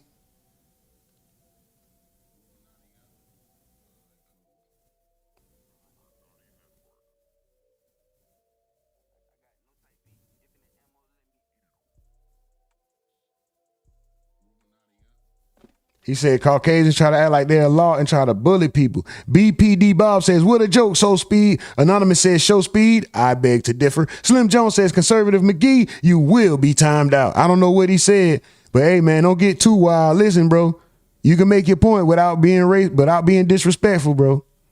You can make your point without being disrespectful. Anthony Outlaw says Anthony was a captain. How was he not supposed to be there? BPD Bob says, show that goes both ways. Far more violent crime coming from your side if the aisle. I don't know. XA says Anthony was not suspended. He was invited for the long jump. Anonymous Show Speed. If that's not, oh, my bad. I said if that. It's not just white kids or adults. It's everyone that needs to keep them hands to themselves. I agree. Everybody needs to keep their hands to themselves. Black, white, child, man, woman, adult, everybody needs to learn to keep their hands to themselves and go get proper authorities as well. If you want to get a situation taken care of, go get the proper authorities. And also people need to learn emotional intelligence and reactions. Was this reaction too far? Did Karmelo go too far? Was the actions cause for the loss of life? I just put the question out there. Feel how you feel about it, guys. We're going to move on. We're not move on. We're going to keep the content going. I appreciate y'all. The most aggravating chat in the game, most appreciated chat in the world. We are 3 likes away from 65. 8 likes away from 70. I say let's run up to 8. I know you guys are strong enough, powerful enough, great enough, individually and collectively, to put 8 more points on the board. Let's go, guys. Pick to kind of take charge when the coach isn't directly, and then eventually they have, some coaches say that Austin was a thrower. He was one of the discus shot put throwers. They've all kind of echoed the sentiment that the throwers were kind of the leaders, and they were, he's a senior, so, the upperclassmen are picked to kind of take charge when the coach isn't directly around. So eventually Austin kind of takes this lead to try to be like, all right, man, like it's enough of this. It's time for you to go. things start getting heated. They do admit that Austin was getting, heated as well, getting frustrated, and they were going back and forth as, two testosterone-fueled young teenagers. We know how that goes with boys in competitive sports. And then, eventually they talk about the frustrations escalating on both sides. And then Austin saying, like, I'm not going to fight you with it. They cut the camera to not show the Black Panthers that was walking behind them. They cut to Austin. Watch, look at. Takes this lead to try to be like, all right, man, like it's enough of this. It's time for you to go. Things start getting heated. They do admit that Austin was getting, heated as well, getting frustrated, and they were going back and forth as, two testosterone-fueled young teenagers. We know how that goes with boys in competitive sports. And then, eventually they talk about the frustrations escalating on both sides. And then Austin saying, like, I'm not going to fight you at a track meet. They're getting aggressive with each other. And then eventually, the statement that we've heard many a time, when did Austin say, I'm not going to fight you at a track meet, but he was putting his hands on him? See what I'm saying?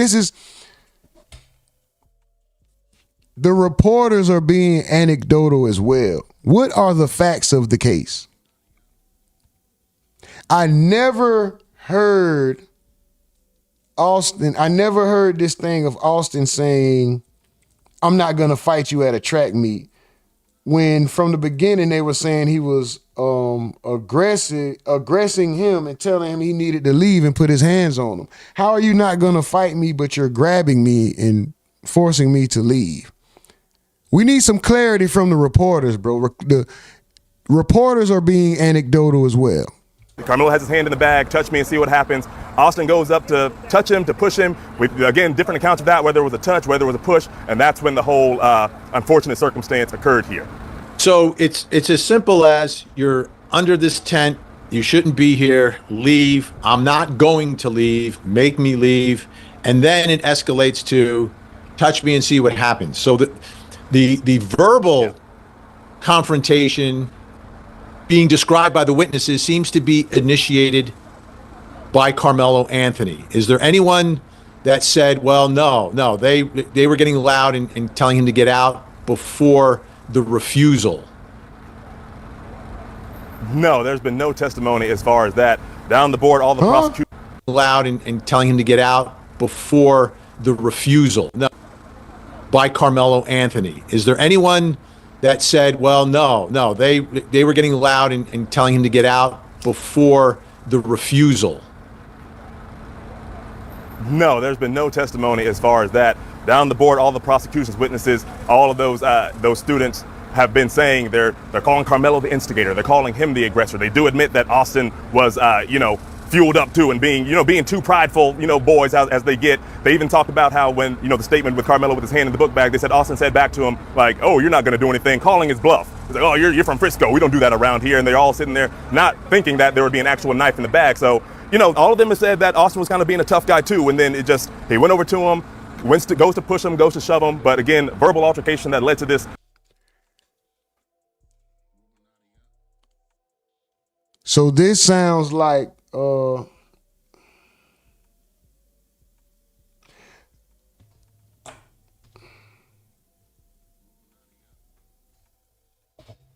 it was a different tune. It's crazy how the tune was different when this first occurred. Now, all of a sudden, everybody is remembering differently, and Karmelo was the aggressor. If I'm not mistaken, in the beginning, right, wasn't it the two brothers approached him and was trying to force him out? This is the story that was being basically told by everybody, no matter the race, ethnicity, whatever. From what my understanding was, in the beginning, they approached him aggressively and threatened him. Why is it now being presented as if Karmelo, how do you come to a tent quiet, but then end up being aggressive? How did he become the aggressor if he was under the tent quiet? And if it's raining, though he's from an opposing team, it's raining. You see he doesn't have a tent. Like, even if he does, there's no telling how far. His tent may be across the field. What's the problem with him being there for just till the rain stops? And saying if it's that serious and that much of a culture thing where, oh, the tent culture is like the locker room, you can't be in here, why didn't he get an adult? Where in this equation was it okay for somebody to put their hands on somebody else? We don't even have a case for self-defense if one person keeps their hands to themselves, regardless of what was said verbally, regardless of who was the instigator or who was initially aggressive verbally. Even though I'm in your tent, you don't own this tent. This is not your personal space. You guys came in my personal space. We had a verbal disagreement. None of that warrants you putting your hands on me. That's where the self-defense comes in question. Was the initial physical touch even warranted, right?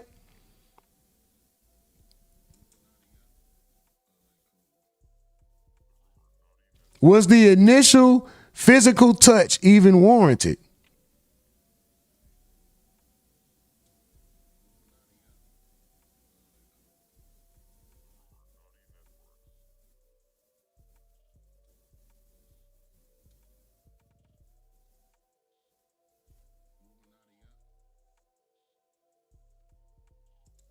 Oh, we got another Neanderthal, small brain, hatred fueled. No, get the hatred out of here, brother. Get the hatred out of here. You can make your point without the digs and the insults.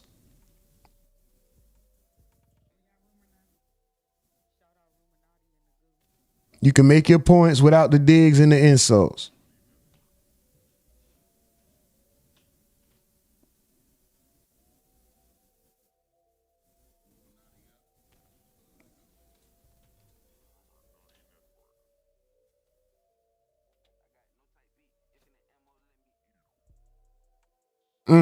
They saying he's cooked.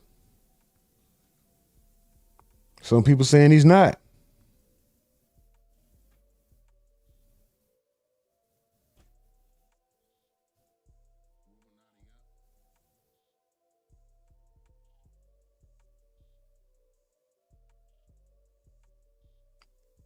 I don't understand that.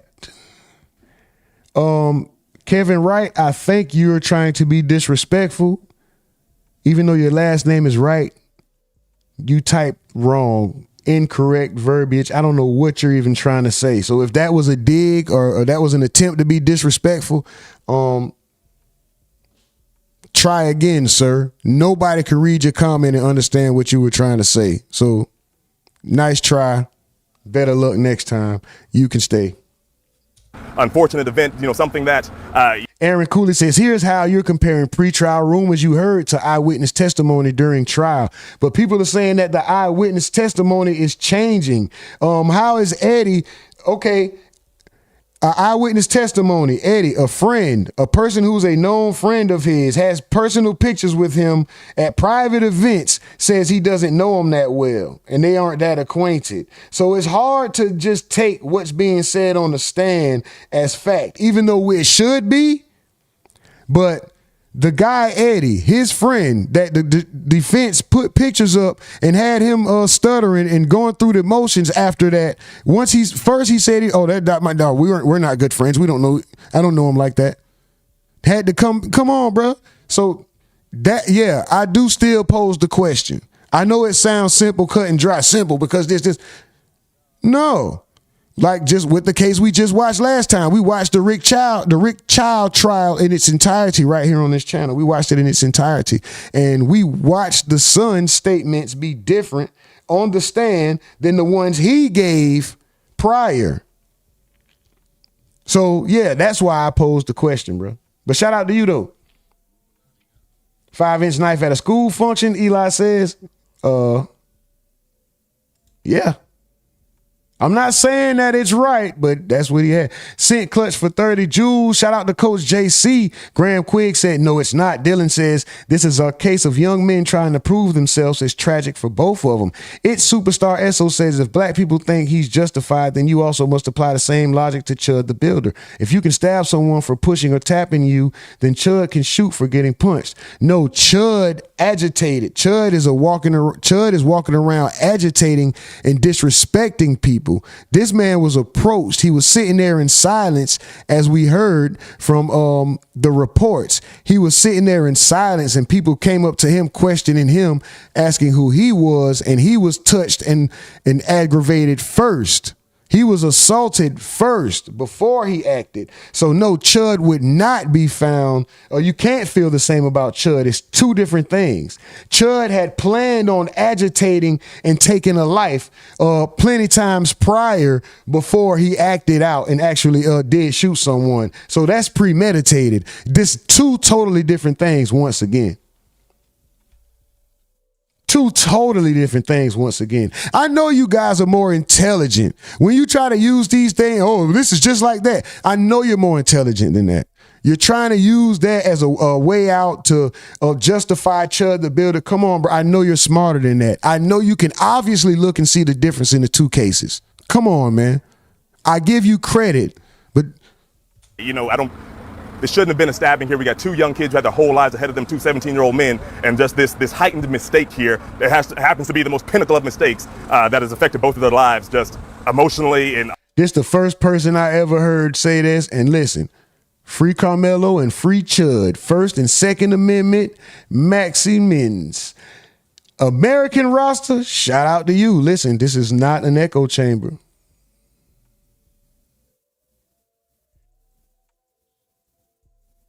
This is not an echo chamber. Cray Cray says, no, they both wrong. Pizza Steven Rooney says, exactly. You can see how disingenuous they are with their arguments. They're just looking for an excuse to push hatred. Facts. That's all.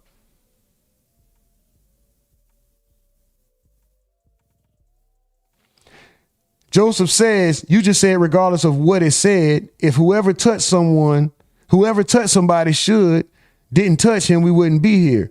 No, but you have to put in, see, now you're trying to take one part of what I said. You're trying to take one part of a phrase and hone in on that when you're not paying attention to the entirety of it. Come on, bro. Let's not be facetious. Let's not pretend like we don't know what's going on. Come on, bro. Let's be adult here. You know exactly what's going on. Chud is in you. I already explained it. There's no need to go back over that again. You know, Chud is instigating, inciting.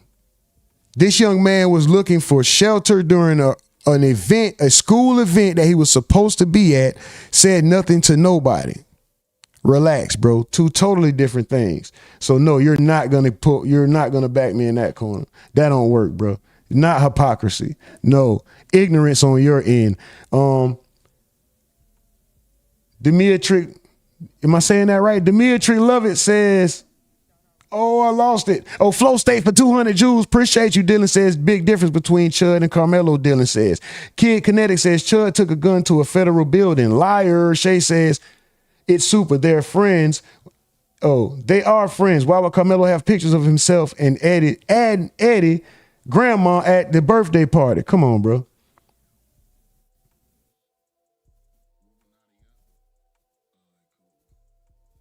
Now there you go, Joseph. There you go, Joseph. There you go. There you go. Let your true feelings be shown. Joseph says, you don't think we can dig up something? It's just Karmelo talking about shooting or killing somebody or stabbing somebody? I bet you he said it before. There you go. There go your true feelings. Why do you feel like he said that before? What gives you that indication? If we're going just based off evidence, now you're bringing your personal feelings into it, and we're not going off evidence. We're not using other cases for references. You're going off your personal feelings based off of what? Now you're leading me to think it's only rooted in one thing. Come on, bro. I tried to give you more credit than that, Joseph, but no. Either way, I appreciate the interaction. We're going to do you like I did the other guy. What, Chalky? I won't reply to you anymore. You can have that conversation with the chat if they choose to let you, but I'm cool.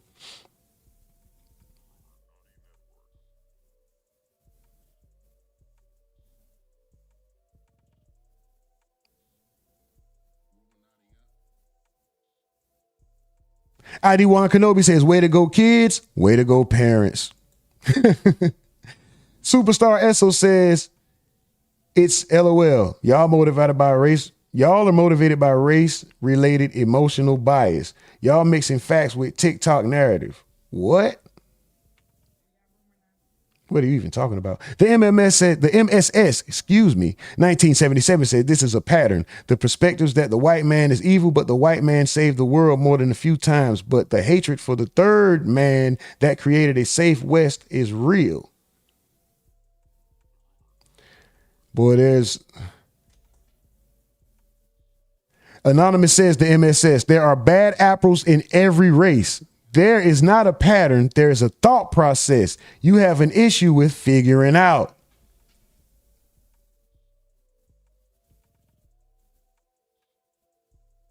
Mike from the field says, we ain't talking about a what if. We're talking about facts. Did Chud premeditate the shooting? Yes. Did Karmelo? No.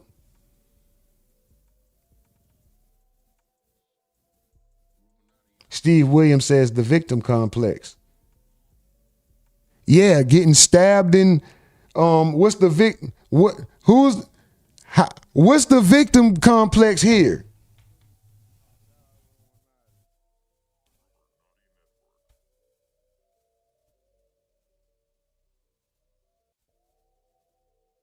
When somebody came in here and says, I'm tired of my people getting killed and nothing being done about it.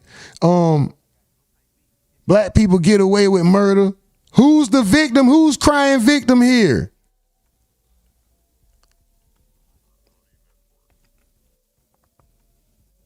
Who's crying victim here?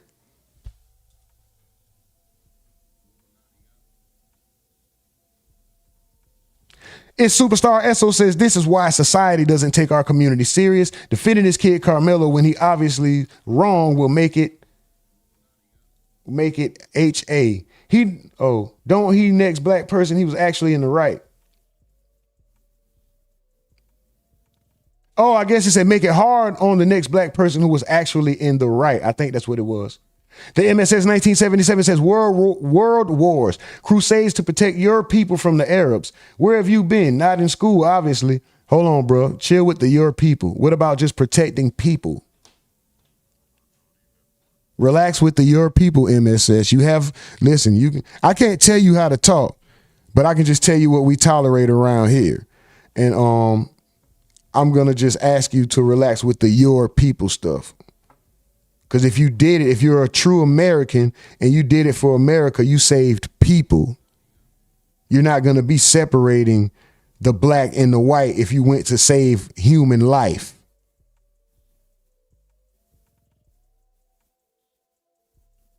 So relax with that, bro. Come on, bro. We can have the conversation. We don't have to agree, but we got to be able to coexist, bro. Chill with the digs. Now he talking about y'all. Bro, relax, bro. Hold on. I'm going to let him clear it up. He says, y'all, your people equates to the ignorant. Okay, hold on. I'm going to give you some space, bro. I'm going to give you some space. I could be misunderstanding it. Joaquin Wright, what's up with it? Anonymous says, stop killing people, stop the hate, stop the racial division, stop the hurt across the community, start loving each other, all colors, creeds, and religions. Facts. It's Superstar Esso says telling someone touch me and see what happens is premeditated, champ. It's objective fact, not opinion. That's just giving someone a warning that I'm going to protect myself if I feel physically threatened. That's just like somebody who says, I have a gun and I will shoot. What's the difference between letting someone know that if I have a gun and I will shoot, don't attack me, I have a gun and I will shoot. I will protect myself. He just used colloquialism. Touch me and see what happened. That's the same thing, bro. That's the same thing. Obviously, it's changed their life forever. Absolutely. Absolute tragedy what happened under that tent. But it's up to this jury to figure out exactly what it was. Shrapnel Burns says, when I say my or our people, I mean Americans. Facts. Hold on, MSS 1977 says regardless of color. All right, boom. I'm gonna let you have that, bro. I was jumping the gun. Shout out to you, brother. Shout out to you. And I think you may have served by that name, I'm assuming. I don't know. Maybe you have served, but shout out to you, brother. I just asked that we all listen, we can all have differences of opinions. I repeated it. I've been saying it all morning. I've been saying it seems like the past month. This ain't an echo chamber. This ain't a flock mentality. We can disagree all day, but we don't have to do it disrespectfully. I know it's people watching right now that don't like the fact that me or people that have the same skin complexion as me are in the same states, buildings, areas, neighborhoods, even breathe the same air that they breathe. I understand that. It's a way you can express that, but respectfully though. Well, we can have a conversation about it. I can probably try to get to the root of your hate, or might change your mind about some things, or maybe not. Maybe I can't. I'm not here to try to change your mind. And I know when you leave, you're probably going to feel the same way because all your thoughts are going to be reinforced when you go back around the crowd that you were in. But I don't know, maybe in the future, you may want to do something hateful to somebody and you may stop and second guess it because you're like, you know what? Even if you do say all of them, you may say all of them aren't bad. I'll give it a chance. I'll give them a chance. So let's talk about the prosecution case and the law here. Let's start first with what the prosecutor said in his open. I think this is extremely significant. Run the likes up, guys. One more like will get us to 70. I don't believe we're not even at 100 yet. We usually crack 100. With this kind of crowd, we usually crack 100 in no time. Can we break the ceiling today? God damn, can we get to 100? Let's go. The prosecutor what the fuck? Says you simply cannot provoke someone. And when they touch you, you take their life. Chud the Builder. Who made that statement about Chud? Here you go, right here. In his open. I think this is extremely significant. The prosecutor says, you simply cannot provoke someone.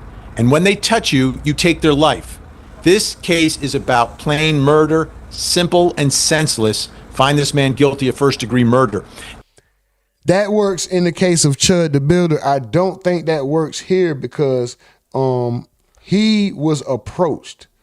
You can't say me warning you that I'm going to defend myself is provoking you when you approached me. This isn't a gang war. This isn't a turf war. You can't tell how ignorant is that. You can't say, hey, you have to leave from this area. You can't be here. Says who? We're at a school event. This tent is on school grounds in an open area. It's not like it's in a locker room where you guys belongings and you guys are having these coaching secret conversations and running plays. It's wide open. People can step down from the bleachers and walk under the tent with you guys. It's raining. I go under the tent. I get approached. I give warning. I get touched. I react and defend myself.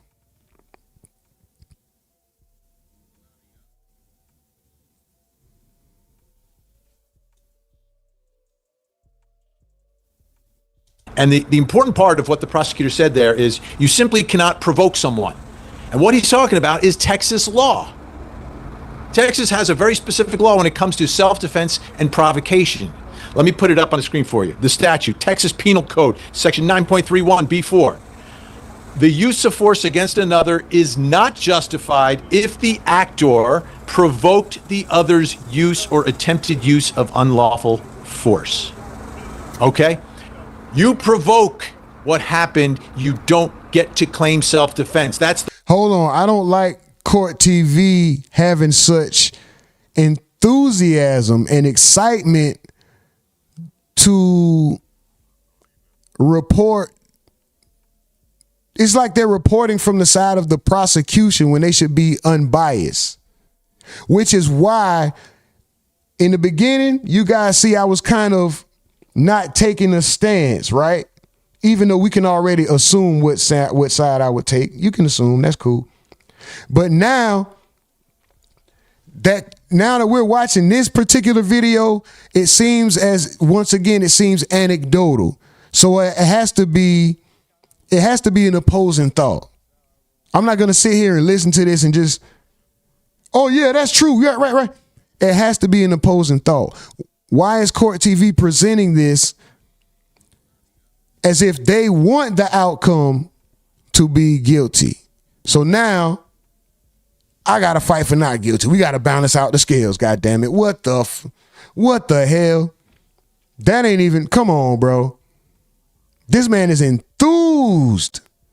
You cannot. I'm like, bro, nigga, are you on the prosecuting team? Shit. The purpose of this. Now, the language in the statute is very plain. So there's been cases and litigation and decisions made by courts in Texas.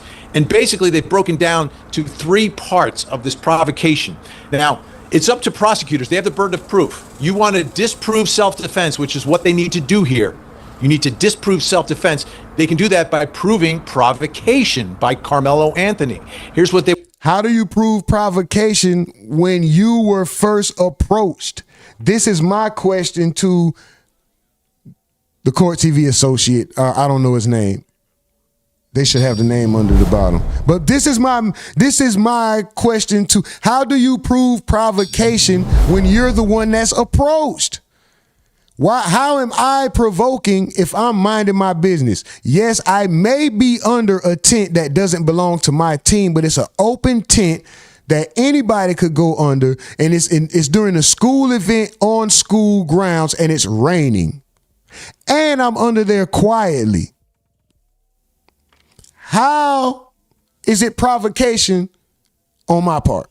They would need to show that the act or words of Karmelo Anthony provoked the attack. The act or words were for the purpose of a pretext for doing harm.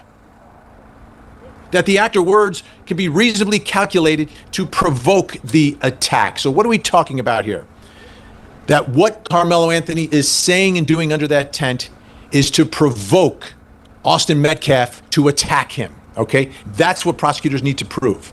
That the purpose of Karmelo Anthony provoking him to attack him is so that he can then attack and do harm on Austin Metcalf, which would be the knife, the stabbing. And that all of this, his words and his acts were used to reasonably provoke this. So you need evidence that this is the reason he was doing it. And it can't be words alone. You have to do something else. And what prosecutors are saying here is the something else is the going under the tent, the bringing of the knife. All of that goes beyond just words in this case. Let's bring back in Cody Thomas, who's still with us. Cody, this testimony, how is it coming out? Are the words coming from the students themselves, the witnesses? Are prosecutors feeding them these magical words about provocation, etc.? What's going on inside that courtroom?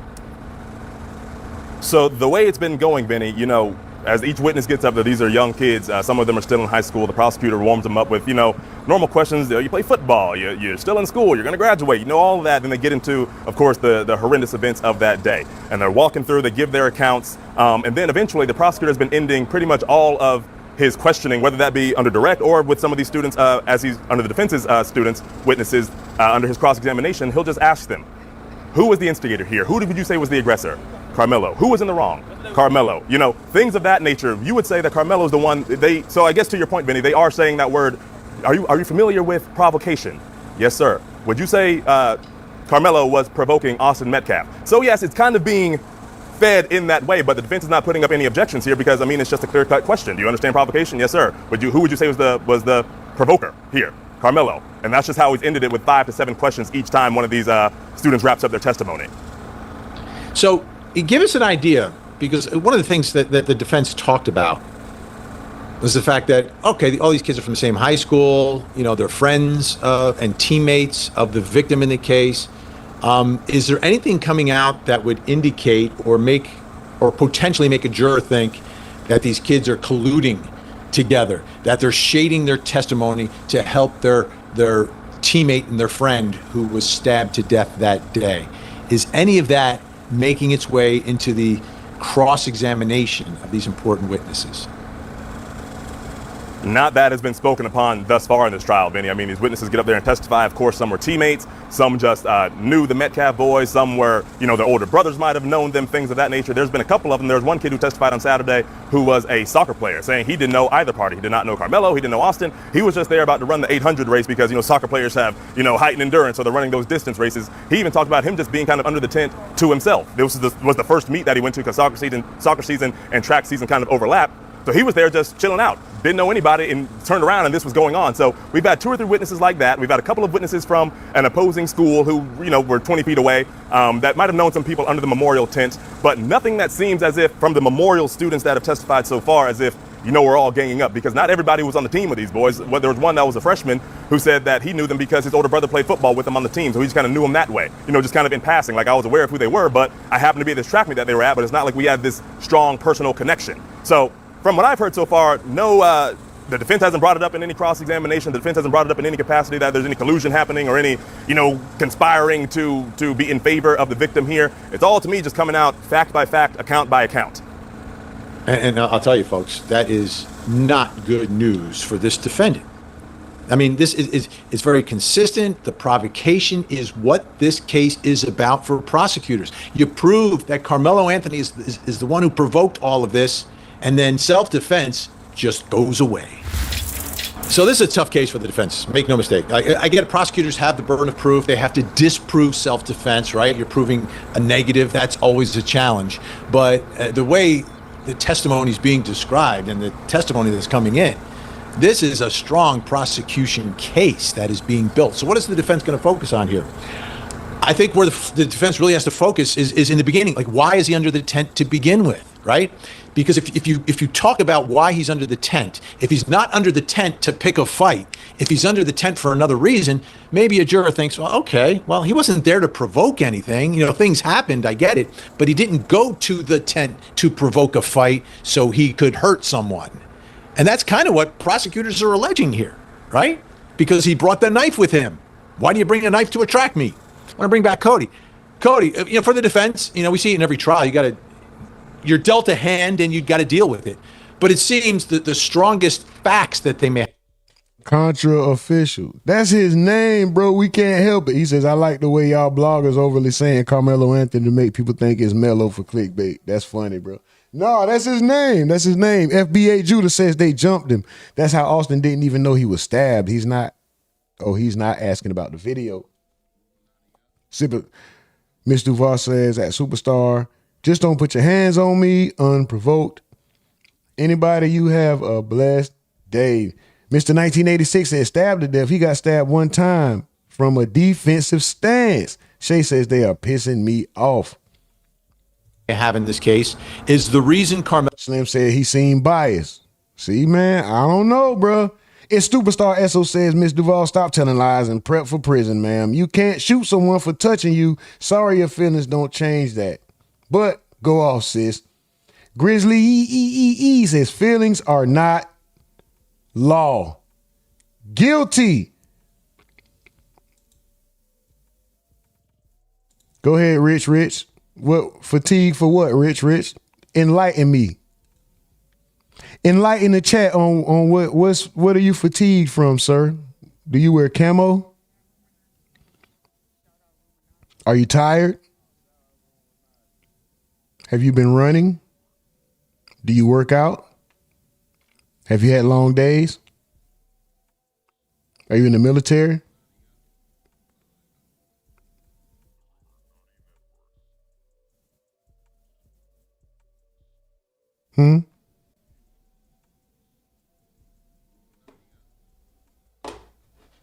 What exactly do you mean by fatigue, Rich? You thought that was clever?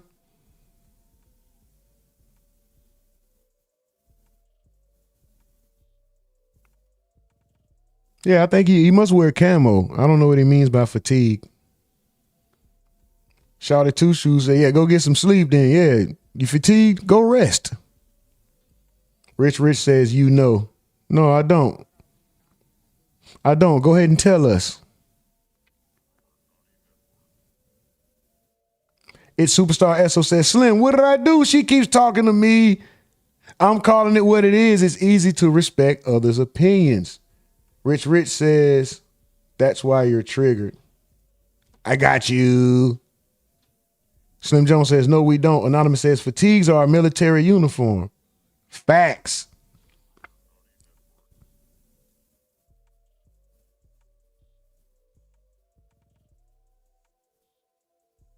LG Barrow says an investigator testified that CCTV video from the courthouse showed Chud approach a man with a phone before walking away. The defense said the man was seen grabbing Chud and put him in a headlock before. Damn, where the hell did that come from? Dylan says because young dudes are insecure and always got to prove something. Shit, we all did that shit.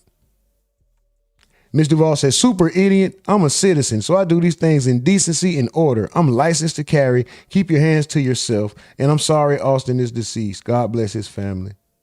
Wow. It's going down in the chat today, man. Shay says, I don't care. Every other race I've been around wants to be just like us. Kevin C says, you know what he means. He's tired of black chaos and violence. Mike from the Ville says, nobody fell into a trap. We know what you're saying, dumbass. Pretty Paris says, no disrespect to anyone, but this is a prime example of Karenism. You provoke someone by touching them, and then you say the person overreacted. Slim Jones says, Mikey, I wanted him to elaborate. Yeah, I just wanted him to go ahead and say it. Just say exactly what you mean. Because you're still going to get the same result regardless.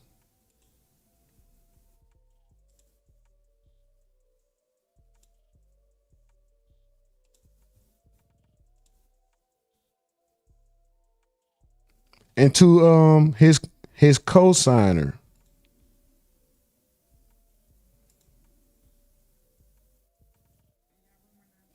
Hold on, Kevin. So black chaos and violence? What about chaos and violence, period? What about mass shootings, schools being shot up and stuff like that? What about innocent lives being taken when churches get shot up, or Dollar General stores get shot up and they take innocent lives? Is there fatigue for that as well? Or are we just focusing on one ethnicity, one race, one color of people? Is that what we're doing? Or is there fatigue for all the ignorance? What about incest? What about sexual molestation and being registered as a sex offender? And are we fatigued from that too? Or are we just focused on black people with guns and the black people that have guns and the ones who choose to express themselves in an ignorant way? Is that all we're focusing on right there? Or is it all violence and crime and chaos? What is it? Which one is it, bro? That's all I'm trying to figure out. That's all I'm trying to figure out.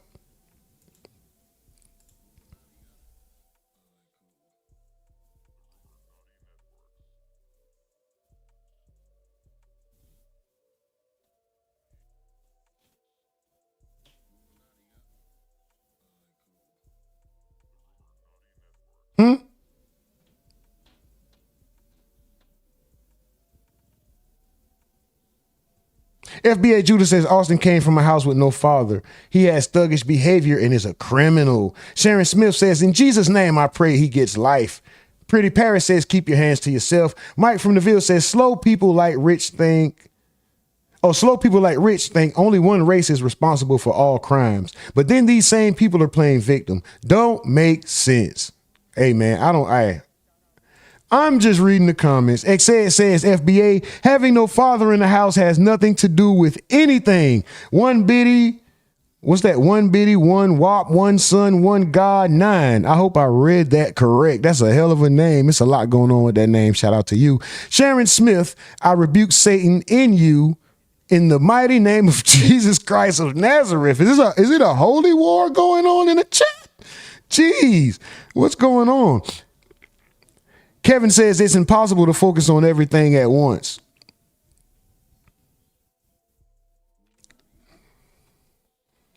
Oh, so you just want to talk about the violence and the chaos that you see online that you never experienced, and you want to say that you're fatigued from stuff that you probably never even experienced just because it's a cool thing to say, or you think it's a trigger word or a flag word. No, what it is a exposing word. It shows your true heart, your true feelings. But I wonder, do you use words like that, you and Rich? Do you say fatigue in person when you encounter black people? Do you walk around and say these things, or do you just find a safe space like the internet to come out and spew your hatred? Do you find a safe space behind a username and an avatar and probably a random email that doesn't connect to anything personal to you, right? I have a mask on, but I'm not spewing hatred. I'm just wondering why you are so hateful. You can feel a way about this case without hating the entirety of this is what I'm saying. This case is showing people's true feelings. It's showing the true hatred inside of all races, all ethnicities. The hate is coming out because motherfuckers just immediately running in. Oh, all of the. Damn. The tension is thick, man.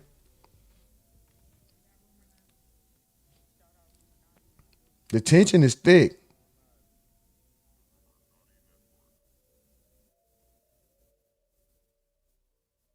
Rich says no one is hateful. Then what was the purpose of even trying to bring up a so-called trigger word, thinking, oh, I bet I got you. I said a hated word and I got you. No, you just exposed yourself. You showed your ignorance. You just showed your ignorance. Shawty Two Shoes said you need to be fatigued about these gas prices, electric prices, and fatigued about these politicians. Mello is under the tent.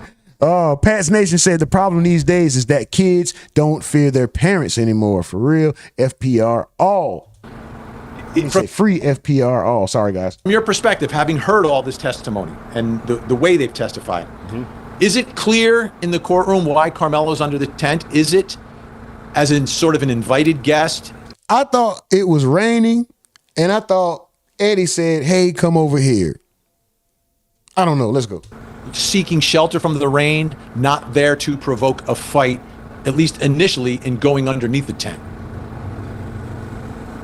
So that is essentially the clear narrative, Vinny. We've only heard that thing about being invited under the tent from that one witness. That was not consistent with anybody else, but who's to say? Again, there's different accounts of everything. Some people could have heard something. There's a lot going on at a track meet, but it seems that the clear, consistent thing that the defense is trying to drive the narrative home to the jury is that this rain was coming down and he was trying to get out from under the rain. So that's the strongest fact that as far as why he's under that tent. But Vinny, what they've yet to do so far, and I'm sure, I would imagine at some point, either today or tomorrow, however long this case goes on, they have to explain, I feel, why he had a knife at a track meet. They've yet to bring that up. I mean, they could even just come out and say, maybe he loves to camp. They just haven't addressed the knife at all. We've seen the picture of the knife, a 3.5-inch blade folding knife, had the thumb stopper on it so you can swing it out really quickly with one hand if you wanted to.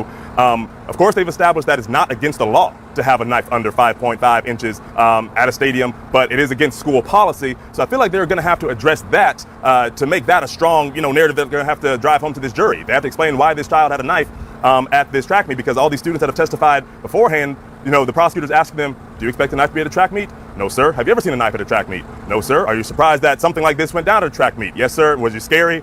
Was it scary afterwards when this was going down, when you were running away? Yes, sir. So no one was expecting, and, they talked about Austin Metcalf, being boisterous as well, and then calling Karmelo's bluff with the whole touch me and see what happens situation. And they're all saying, Austin, along with everyone else that has testified so far, that they didn't expect that to happen. They thought maybe a fight was going to happen, be shoved back, and, boys fight. But they were not expecting this knife to be there, which is a fact that I feel like the defense is going to have to really, nail down as their case moves forward. Yeah, it almost seems like that can only come from one person, from Karmelo Anthony himself.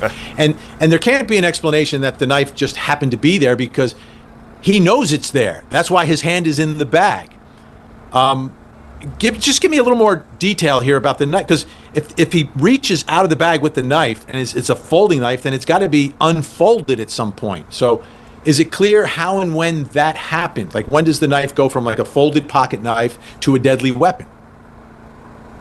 So that hasn't been specified definitively, but what I can tell you is that all of these witnesses have testified that things happened so fast. Some of them have said like the touch just was like boom, and then the knife came out. They turned and looked away, and then all of a sudden Austin's falling back, and they still say they didn't realize what had happened until Austin pulls his shirt up, and they said they saw a hole in his chest. They didn't just describe. Bruh, where my knife at? You know how easy it is to flip the blade out on a knife? Fop, that bitch open. Where's my motherfucking knife? But it's like, a cut or a stab wound. They all described it as a hole. And when the medical examiner even testified on Saturday, Vinny, she described the wound as gaping, kind of like, for lack of a better term, kind of like filleted open. It was a 2-inch wound in his chest versus what she called a slit pattern. And we know that she testified and said the knife, hit his sternum cartilage and literally pierced the ventricle of the kid's heart. But they did not specify, if the knife was already unfolded, whether he. It don't have to be unfolded. It's just quick. Bitch, and you stab just that quick. Just that quick. Hey, man, don't touch me. No, what the fuck you doing on that? Man, listen, don't touch me. Keep your hands off me. I'm gonna beat your fucking ass, man. Keep your hands off me. Bitch. It don't take but a split second. That bitch open.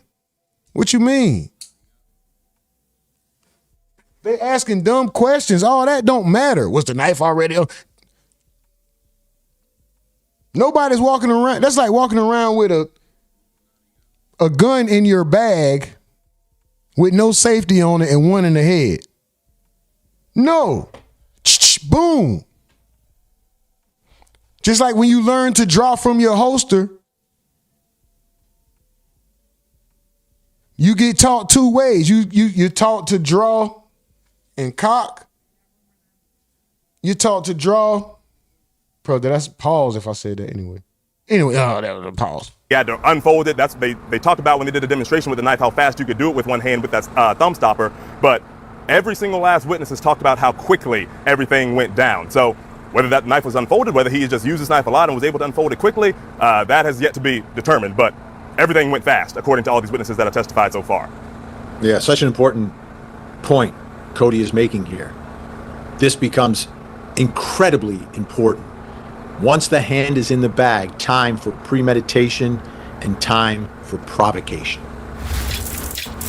So another huge part of what is happening is what's happening outside the courthouse and in the community as well. This is a very divisive case.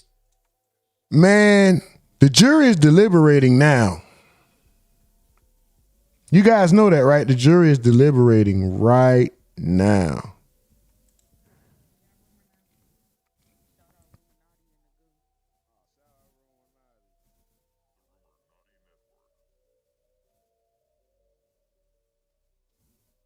It's divided the community, in part along racial lines. It's had an impact because of who the victim is and who the defendant is, et cetera. So I want to bring back in Cody. Cody, first of all, how is the atmosphere inside the courtroom, first of all? Is there a level of tension? Would it be obvious to the jury? Is there a typical, lineup that we see sometimes in a courtroom where it's obvious one side of the courthouse is for the courtroom is for the defendant, one side is supporting the victim, and there's some tension in there? Is any of that palpable? Does that exist in this case? Yeah, Vinny, you can definitely feel it upon walking in the courtroom. Everyone's keeping it professional and everything like that, but you could cut the tension with a knife. But I'd say tension versus emotion. I would say it's definitely emotional, especially, obviously, on behalf of the Metcalf family. I'm sitting 2 rows behind the father, Jeff Metcalf, and he, every 2 or 3 minutes just kind of hangs his head in his lap, and I can see him like nodding and shaking his head no as he's hearing some of these, gruesome details about what happened. I mean, he's hearing about his son being stabbed to death. And then obviously on the other side of the courtroom, I'm kind of far. I don't have, really good eyes on Anthony or his family, but, as I can take glances, they're just very serious. They're taking in all these facts they're hearing, because you got to remember, Karmelo is also a brother. He's a son. He's a nephew. He's a family member to these. He has loved ones in there as well. And, hearing these, gruesome allegations. I'm sure that's a whole toll for that family to take in too. You know, trying to wrap their mind around that this could, you know, innocent until proven guilty, but this could be something that he really did. I'm sure that's just, you know, that's the whole version of mental gymnastics that family has to play. But they're very serious on the Anthony side and very, you know, verbally, audibly emotional on the Metcalf side. Not to the point where the judge has to, you know, admonish anybody, but you can definitely hear some sniffles and stuff when things like that go down.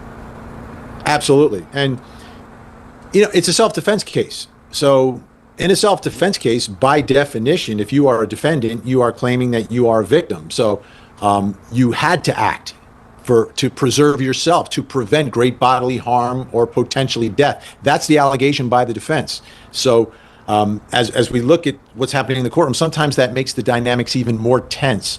All right, take us outside of the courtroom now. Take us outside the courthouse and into the community. I know they put up a lot of security. We've talked about that before. How are things playing out there in Texas?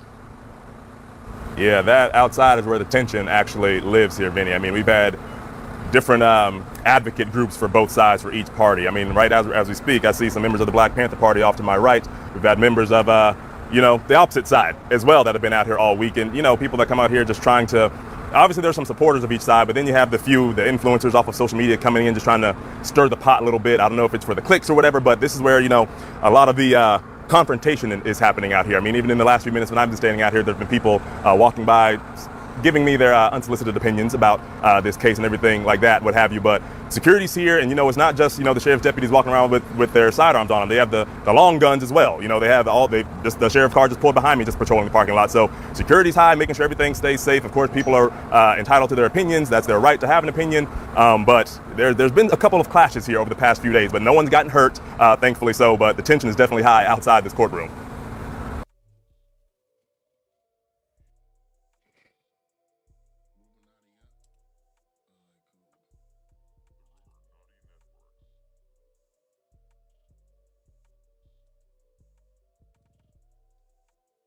Oops.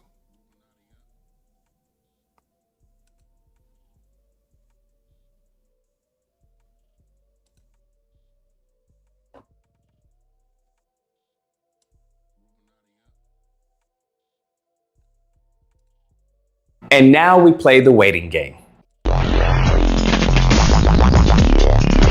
Oh my goodness. So let me just say, first things first, I've been permanently suspended on X. I applied an appeal, but the reason for my suspension is that I defended Karmelo Anthony. I kid you not. I essentially said what I said here is that, hey, don't put hands on people. That's what people need to teach your kids. And maybe this whole scenario would have been avoided. X flagged that as violent speech, mind you. Violent speech. They told me to remove the post. I removed the post. Then they still suspend my account. I don't know, overwhelmed black person, a white person in here. We saw this with Ahmaud Arbery, if you all remember, when they were saying, oh, he had a hammer in his pocket and everything, and he was robbing the place and stuff like that. But when it comes to this case, I feel that this is the prosecution's case to lose. Damn. And what I mean by that is that I haven't come across any information or any evidence or any testimony that really is the nail in the coffin. By that same statement, I think the prosecution, they may not have much of the facts, but they got the sizzle. And from what I've been hearing, because I've listened to other people who've gone to the cases, there are a lot of black women who are following this case, and many of them are just saying, hey, they're making emotional arguments here. They're putting on a show for the jury. There was one scenario when they were asking, I believe, the autopsy specialist, whatnot, but the prosecution was like, hey, in victim scenarios, don't they usually have their hands up like this when there's a weapon? And the person was like, yeah, that's usually what happens. And was Austin, did he have his hands up like that? He's like, no, that did not, from my understanding, did not have his hands up in that position. And he turns to the jury and is like, that's because he never saw it coming. Damn. And that's powerful, right? That may not be truthful, of course, but that's powerful. That's emotional manipulation. That is what's going on. So from what I've heard of the defense of the prosecution has a bunch of sizzle. They have no stake, right? They have no facts. When you look at the witnesses that are coming on, all of them are being untruthful, okay? I would go so far as to say lied. And the reason why I'm saying that is not because I'm just pulling it out, out my butt. It's because there was one point in time where it was this friend of Karmelo. I believe his name was Eddie. And this kid was trying to act like he didn't know Karmelo. It was very much like, how they, denied knowing Jesus. I don't know the man. That's what he was doing, right? He was saying, I don't really know Karmelo like that. Like we hang out sometimes. And the defense was like, you gonna act like you don't know this kid. Y'all didn't have like a double date at one time. Y'all weren't friends before this event. Y'all didn't hang out, prior to this. Y'all weren't, buddies like that. And this kid was like, nah, not really. The defense shows him a picture of them hanging out, right? Shows him a picture of, them being buddies. And the kid's like, oh, okay, now, yeah, I think I remember. Yeah. So it's clear that these witnesses are lying. They're all saying that, I had multiple witnesses say that, oh yeah, it was Karmelo who tried to initiate the fight. It was Karmelo who said, I forgot, it was something so ludicrous. And he was like, y'all are, P words and everything. Y'all gonna do anything. I'm not moving, F you and all this, right? And it's like, let me get this straight. Now, albeit this is a witness. Do I think it's a credible witness? No, because it doesn't make any sense and it's not coherent with other people and what they have said. But mind you, this is what the prosecution witnesses have been saying. So after you hear this so many times, it's an all-white jury. If you don't think the all-white jury in Texas is going to be racially prejudiced, I don't know what to tell you. You're a better person than I am in the faith of humanity. Come on now, dog. Get them likes up. Hold on. Run the likes up, please, guys. I haven't said this all day, but $, the Rumonati Network on Cash App. The PayPal is open. The Super Chats are open. Send $1 to $, the Rumonati Network if you want to see the channel grow. You can send donations by way of PayPal. You can send donations by way of Super Chat. Let's run the likes up, please. 3 more likes. Excuse me. Yeah, 3 more likes to get us to, 7 more likes to get us to 90, guys. 7 more likes will get us to 90. Let's go. We need 7 likes. I know y'all strong enough, intelligent enough, powerful enough, great enough to put 6 more likes on the board, because 6 more get us to 90, guys. Let's go. So when they hear someone fit the typical black, the black criminal narrative, oh, he was aggressive, he was hostile, oh, he said F you, he's not doing anything, oh, he was intransigent, oh, that fits the bill. Now, the reason why I say that that's foolishness, and it's very difficult for anyone with an IQ above room temperature to believe, is because Karmelo is 5'8", right? Usually, right, typically, 5'8" people, all right, who are track stars, do not pick fights with 6'1", 200+ linebackers, all right?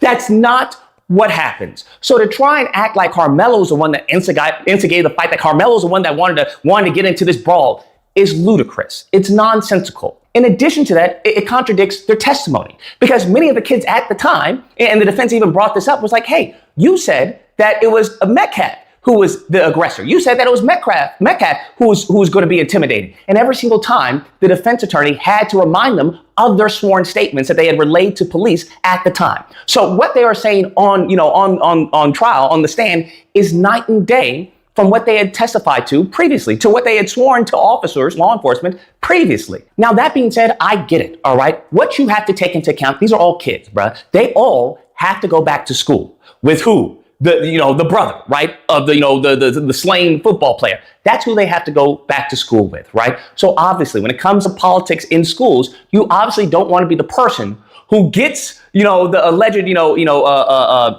murderer off, right? You don't want to be labeled as that kid going back to school with all these kids that you're all buddy with. That's what you have to understand. So I get that dynamic of them lying on the stand and contradicting their statements at the time. In addition to that, you had.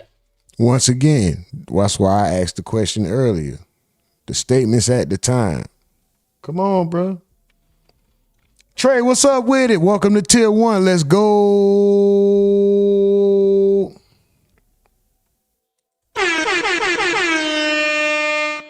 Shout out to Trey, man. Hope everything going good, bro. Salute. It was very much like, how they, denied knowing Jesus. I don't know the man. That's what he was doing, right? He was saying, I don't really know Karmelo like that. Like, we hang out sometimes. And the defense was like, you gonna act like you don't know this kid. Y'all didn't have like a double date at one time. Y'all weren't friends before this event. Y'all didn't hang out, prior to this. Y'all weren't, buddies like that. And this kid was like, nah, not really. The defense, that's because he never saw it coming. Damn. And, that's powerful, right? That may not be truthful, of course, but that's powerful. That's us. And he was like, y'all are, P words and everything. Y'all gonna do anything. I'm not moving, F you and all this, right? And it's like, let me get this straight. Now, albeit this is a witness, Do I think it's a credible witness? No, because it doesn't make any sense, and it's not coherent with other people and what they have said. But mind you, this is what the prosecution witnesses have been saying. So after you hear this so many times, it's an all-white jury. If you don't think the all-white jury in Texas is going to be racially prejudiced, I don't know what to tell you. You're a better person than I am in the faith of humanity. Come on now, dog. So when they hear someone fit the typical black, the black criminal narrative, oh, he was aggressive, he was hostile, oh, he said F you, he's not doing anything, oh, he was intransigent, oh, that fits the bill. Now, the reason why I say that that's foolishness, and it's very difficult for anyone with an IQ above room temperature to believe, is because Karmelo was 5'8", right?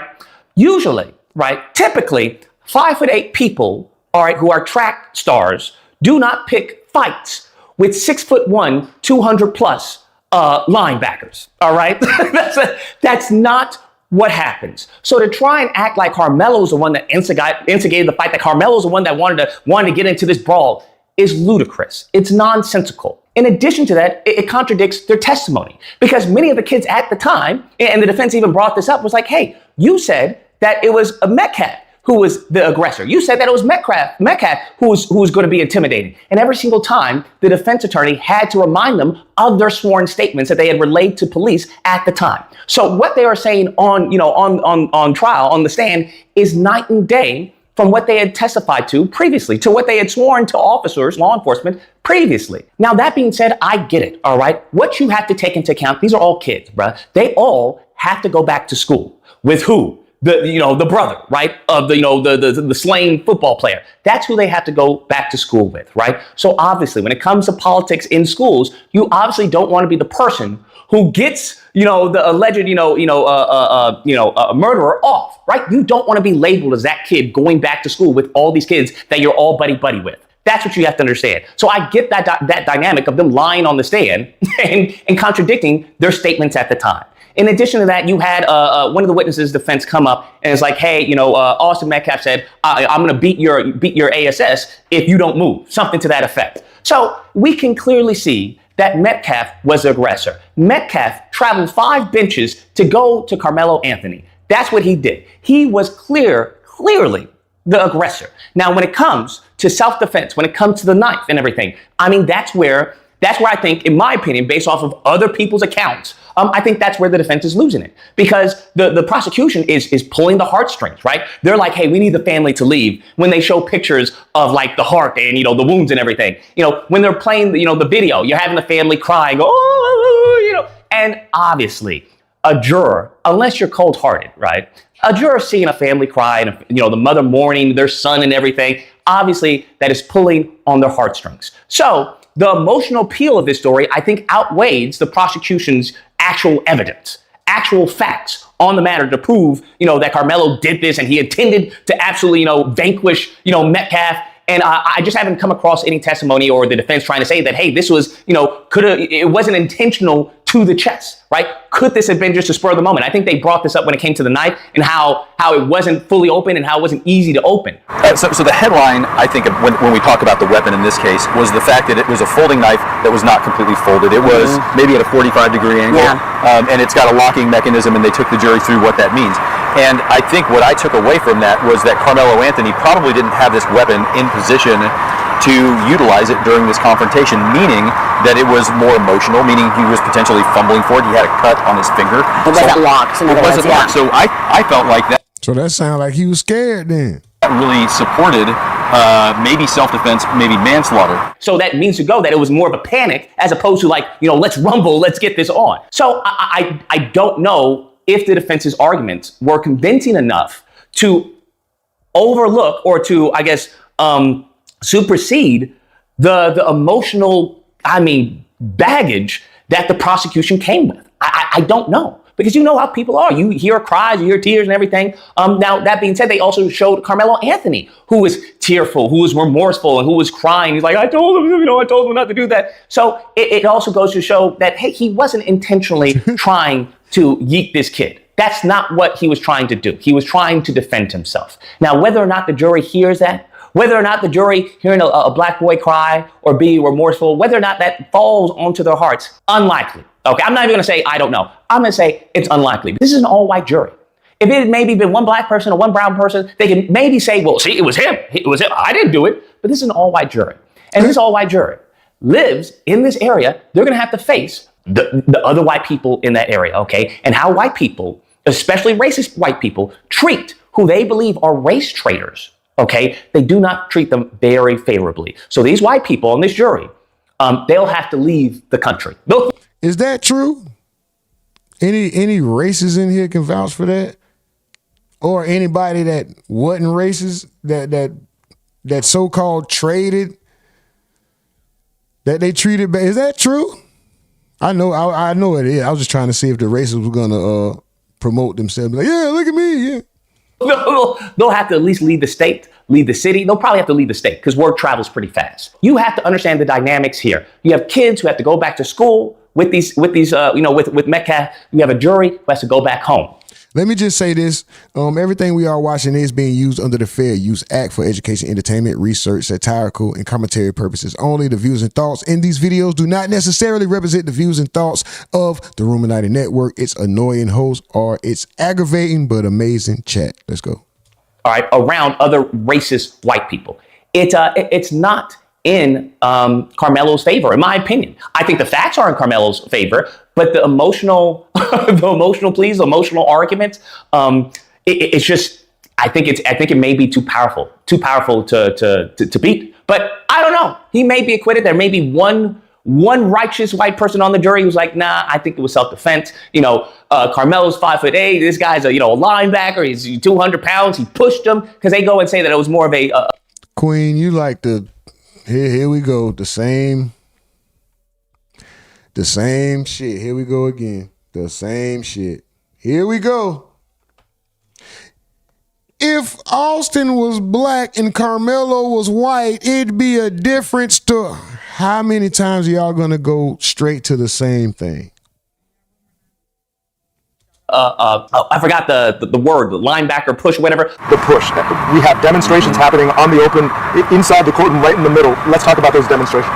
Yeah, I mean, I think that one of the more, I'm not sure that the prosecution expected this, because they did have one of the witnesses said it wasn't just a push, it was, he lifted him up in like a linebacker drill type, like when you see a linebacker, hit the dummies. And so, that's what he said. So it wasn't a light shove. And that's why it's just, it gets tiring just hearing, the prosecution witnesses just lie like this. Just lie. Constantly contradicting their statements, their sworn statements that they gave to law enforcement. And then when the defense brings on their witnesses, the witnesses are saying, well, no, I think it was more of a shove. I saw two hands and everything. So it's whether or not the jury can see that the witnesses are lying or being untruthful or trying to cover for Metcalf, I don't know. I don't see Karmelo beating this case just simply due to the facts that I laid out. Because the facts are all lining up that this was very much self-defense.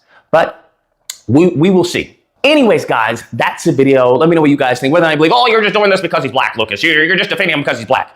Or because there's always those people out there, the low IQ white ignorance. It's always projection. Remember that. Everything they believe you're guilty of, they're guilty of. Okay, every accusation is nothing more than confession. The only reason they're pretending to defend Metcalf is because he's a white kid. That's it. Okay, and you got the mean bad, bully, black kid, and that.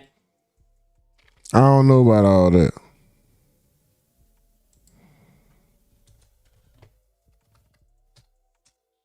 I don't know about all that. Murder. Now, the defense on their end is saying that he decided to use a deadly weapon in a non-deadly force situation. With all of that being said, they've determined that and then he took action. The prosecution has made very clear that this was not self-defense and this was murder. That Karmelo Anthony instigated the altercation. He refused to leave the tent. He threatened Austin, and then he took action. The reason that they charge him with premeditated murder is because he said, touch me and see what happened. And he know that he had a knife and he's going to stab a kid when they should have went fisticuffs. But instead, he decided to use a deadly weapon in a non-deadly force situation. Run the likes up, guys. This is an unfortunate event, but we are here on YouTube, guys. Please continue to run the likes up. I haven't went crazy talking about the Cash App or the PayPal. Yes, I've mentioned it only once. We've been here 2 hours and 30 minutes. I've only mentioned it once. Y'all know I don't even beat y'all in the head with that. The least y'all could do is like the stream and share the stream. I'm not on this bitch saying, oh, send this to this and make sure you send and donate done. You've only heard me say it one time. We've been here 2.5 hours. Come on, guys, get the likes up. Like the stream, share the stream, stay active in the comments. Stay active in the comments. I see you guys. I see the opposing thoughts. That's fine. I see the opposing thoughts. That's fine, guys. That's fine. Just try to keep it respectful. Please. No, don't try. Keep it respectful. I know you can. I know you're smart enough. I know you're disciplined enough to be able to express yourself at least with some sort of respect, because you're disciplined enough to not walk around outside of the internet in your day-to-day life and express these thoughts. You don't walk around in your day-to-day life and express the same thoughts that you do on the internet. So I'm going to ask you to at least have some kind of couth, some sort of class and dignity and discipline when you express yourself here, because you're not brave enough to walk around and do it in person. So you think you're going to come here and just get off and no, do it with some sort of respect. With all of that being said, they've determined that he should be charged and be convicted of premeditated murder. Now, the defense on their end is saying that he's a much smaller guy. He was intimidated by Austin Metcalf and some of the other teammates, and that it was a spontaneous act of self-defense, which is why he should not be found guilty. But based on the totality of circumstances in the video I'm about to show you, this will prove to you how he's going to be found guilty. And after he's found guilty, I think they're going to have a little bit of sympathy for him because he's young and it was spontaneous and he shows some remorse. They're going to sentence him in a lighter way, but he will be found guilty based on what I've heard, in my opinion. Anything can happen. You can have a woke white liberal on a board that just can't see himself prosecuting a black man, and then you have a hung jury. So listen to this clip of the news, and this is proof beyond a reasonable doubt, in my opinion, that they will find Karmelo Anthony guilty. Roll it. Hi, Bill. Well, the testimony during this trial has been emotional. The jurors heard from more than a dozen students that were under the tent and saw the stabbing. Now, prosecutors straight up asked several of these witnesses, was this self-defense? And they... Hold on. You think this about some... Hold on. I don't need no motherfucker. Simply answered no. So Karmelo Anthony, he is charged with murder after admitting to fatally stabbing 17-year-old Austin Metcalf in the chest during a high school track meet last year. Investigators say the confrontation started after Anthony was sitting under another school's team tent. Witnesses testified that Metcalf repeatedly asked him to leave. Jurors were shown grainy surveillance footage showing the physical confrontation lasted just seconds. Now, an 18-year-old witness who knew both Anthony and Metcalf took the stand. He testified, quote, Karmelo said, you will have to move me. Austin put his hand on his back. I saw Karmelo's hand go in the backpack. We're at a track meet. I wouldn't expect anything to be in there, Karmelo said. Touch me. You'll have to move me and find out, trying to provoke him. Then what happens? The prosecutor asks. The witness says Austin put his hand on him and falls back. How was Austin trying to move him? The witness says it was him trying to move him off his seat, a soft shove. A 16-year-old witness then testified that, quote, Anthony repeated, F y'all, I'm not going to leave. He said Anthony also threatened, touch me and see what happens, while Metcalf told him, I'm not going to fight you. And then notably... So... This was big over the weekend. One of the defense's own witnesses during cross-examination said, quote, I think Karmelo was in the wrong. Prosecutors added, did Karmelo Anthony provoke the confrontation? The witness answered yes. Now, the state rested after calling 21 witnesses. Now the defense presenting their case. We're expected to hear from more of their witnesses today, Bill. Wow. All right, so let's put this in perspective. You have people who are witnesses that are black. So that's going to curb this racial tension that's allegedly occurring from stew heads, not the actual rational people that's in the investigation. And you have people who are eyewitnesses saying that there was provocation from Karmelo, that Austin Metcalf had made statements like, I don't want to fight you, I'm at a track meet, like I would expect from most reasonable white boys. These dumb, let me say this, because it's not all black and white. But I have noticed, and I know this because I grew up in these environments. This black culture, it gets these young boys killed because they hold the animus against white people that they should not have. I honestly believe the reason all of this happened was because Karmelo said, I don't care, I'm gonna sit under these white boys' tent and they ain't gonna do nothing about it.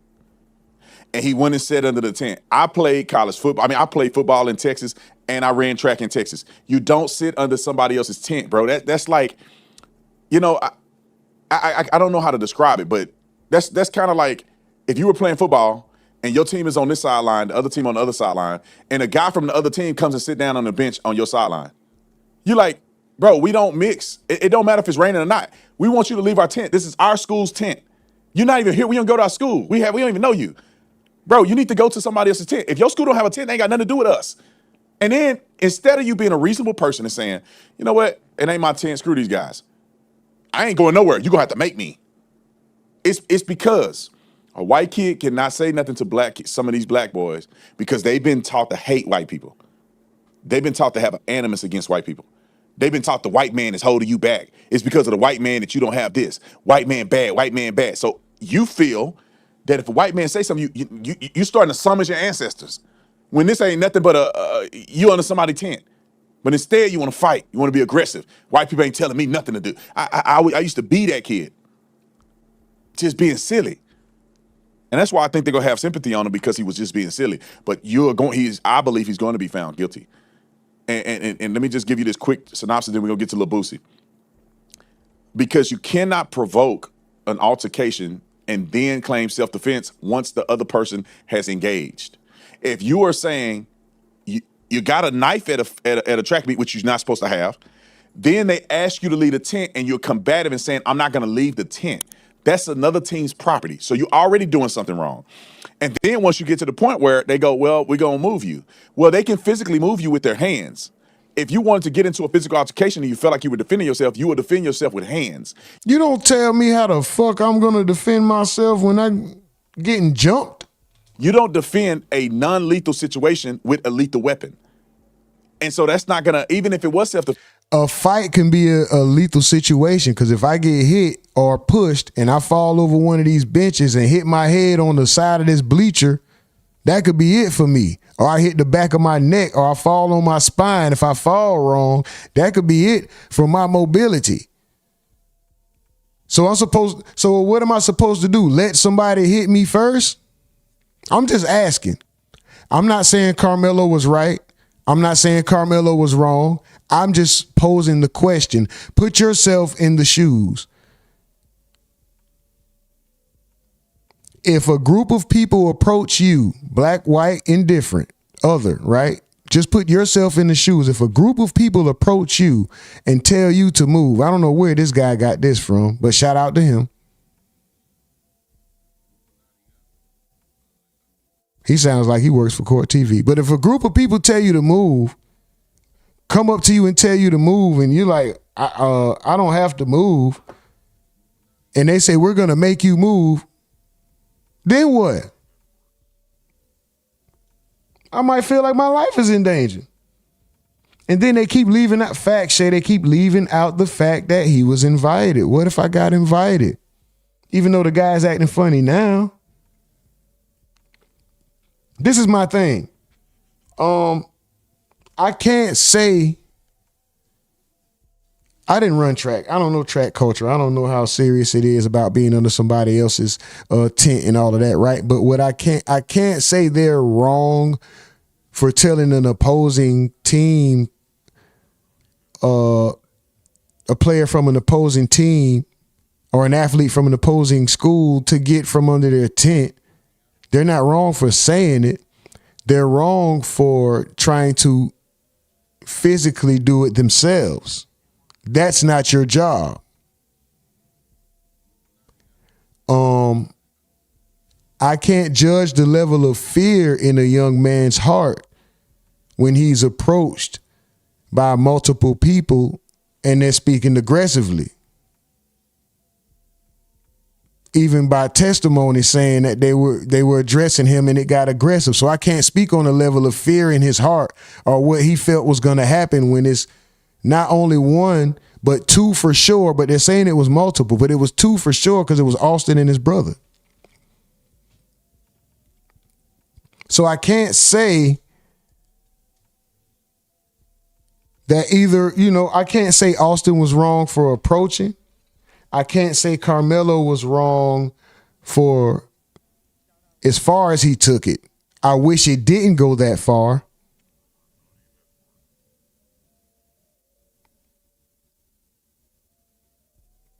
Where was the adults in the situation that makes you feel like you can take authority in your own hands and physically move someone?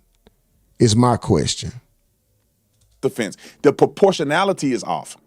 That means that if you want to defend yourself, you throw punches. You can't say, I'm going to stab you when you're trying to throw punches or push me. All of these are deadly weapons. A gun and a knife and any sharp object is considered a deadly weapon. So this is no different in the eyes of the court if Karmelo Anthony was getting pushed and he took a gun and shot Austin Metcalf. It's no different. He used deadly force, stabbing or shooting, to engage in an altercation where there was no deadly force present or no threat of serious bodily injury or death. He's going to be found guilty, unfortunately, for his family. All right.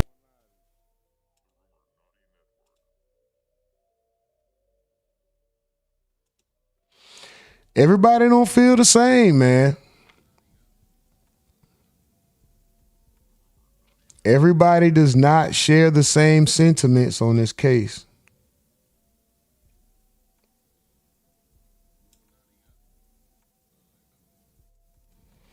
Everybody does not share the same sentiments on this case, man.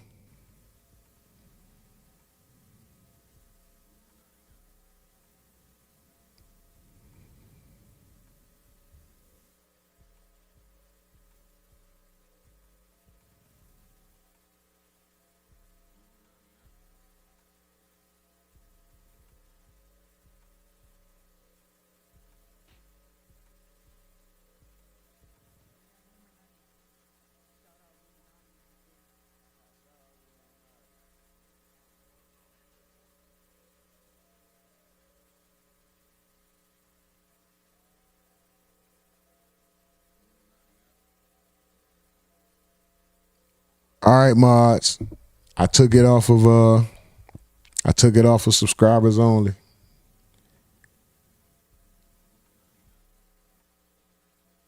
Just letting you guys know.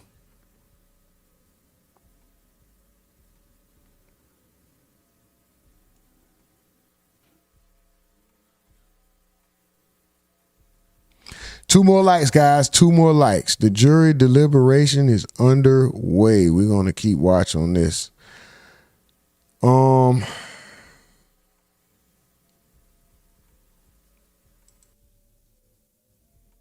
This young lady, shout out to Neek at Night. Make sure y'all go show her some love. RUMORNATI Network, I need you guys to do me a favor. Please go to Neek at Night's newest video and show her some love. Let her know the RUMORNATI Network supports and salutes her. Let her know what we are watching and we are in support, guys. Whenever y'all get some time, please, please, please go over to Neek at Night's channel and let her know that she has our support, man. Show her some love, guys. She's out there in the field. It's difficult for her as a woman. She's getting verbally attacked, and she's over there going through it, but she's still doing the work. And we want to show our support, man. You guys, please make sure y'all go over there and show her some love. I'm going to try to, I think she's going to be live later. I'm going to try to actually catch her live.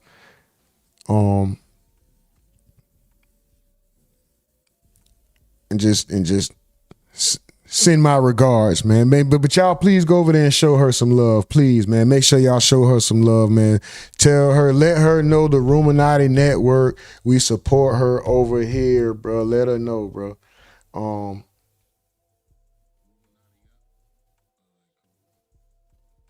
You got some hateful people using intimidation tactics out there, and she's just trying to do the work, bro. She's not taking, she's not doing the race thing. Oh, the black, white. It came down to that because of the way they were treating her. If you watched her coverage on it, you understand she's pretty fair about everything, regardless of her feelings.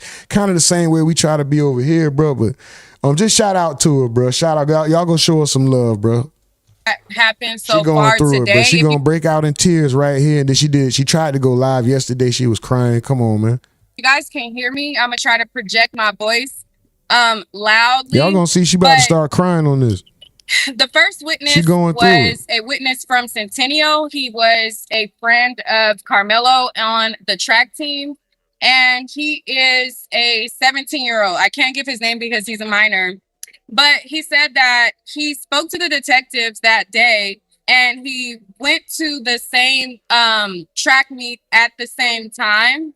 And when he went to the track meet at the same time, he said that he was like bouncing around between soccer and track, so he was kind of like all over the place. And then they wanted to know like if he was on JV and if Karmelo was on varsity. And anyways, I'm gonna try to not to pay attention. Thank y'all. So they wanted to know what mood Karmelo was in. It's nice. This is I know they were trying to intimidate her, right? I just listened to the podcast and she was crying into it. Okay. Yeah. We're not part of that. No, it's interesting. I'm like podcasting. Okay, so he wanted to know basically like how was it that day? He wanted to know like what was the mood and everything like that. He said like when they see she in tears, bro.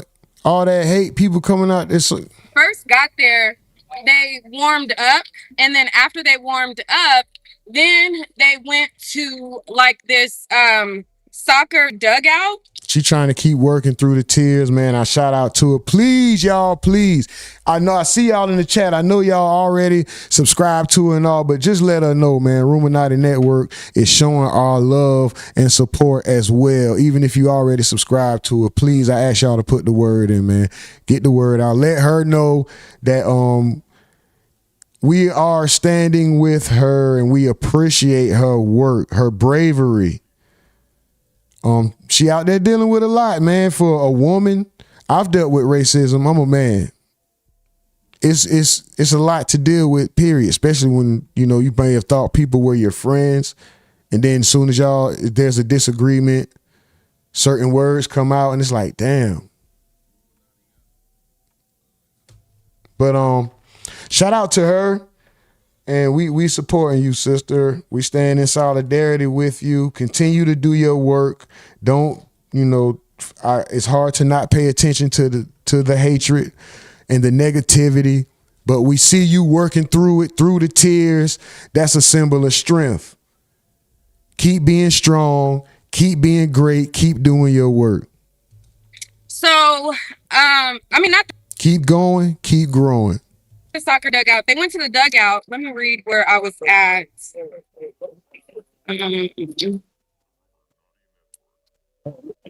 I'm good, Queen. Keep going. Okay. I don't know. Y'all start moving around me in a circle, so I started. Okay. Don't worry about them. Okay. All right.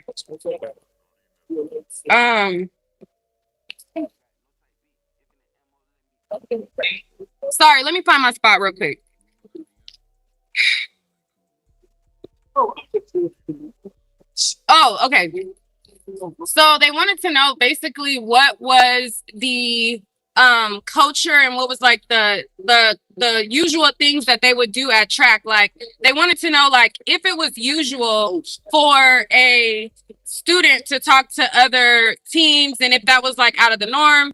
They wanted to know like if they saw other students talk to people who were from other schools, and they said that like what was the difference between the culture of like football and what was the difference between the culture of track.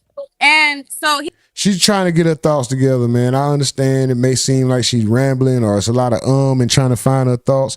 This is a young lady dealing with stress, and in the midst of that, she's still trying to continue on with the work, man.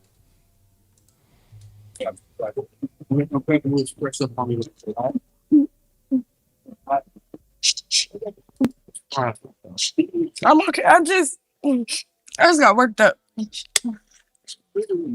I'm all right.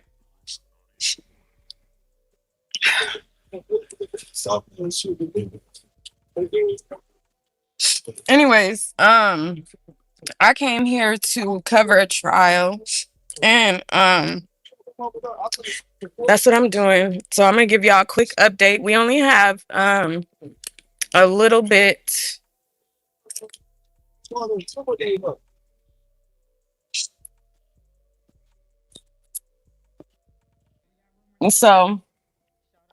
So far there has been 3 witnesses. The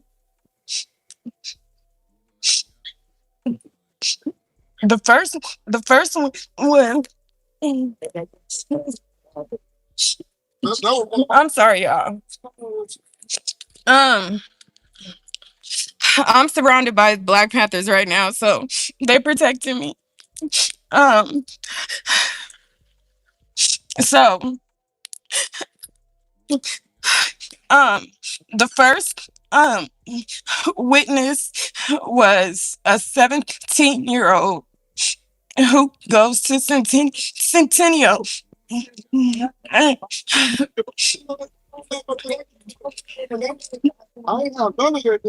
I'm sorry. I'm gonna come back. Y'all go show us some love, man. Send us some strength. Send us some well wishes. Keep doing your thing, sis. Keep going. Keep growing. Keep being great. Keep doing you. There's always gonna be hate. You shouldn't have to be in fear just because you're reporting. There's no reason that much hate to try to instill fear in a woman. They're cowards.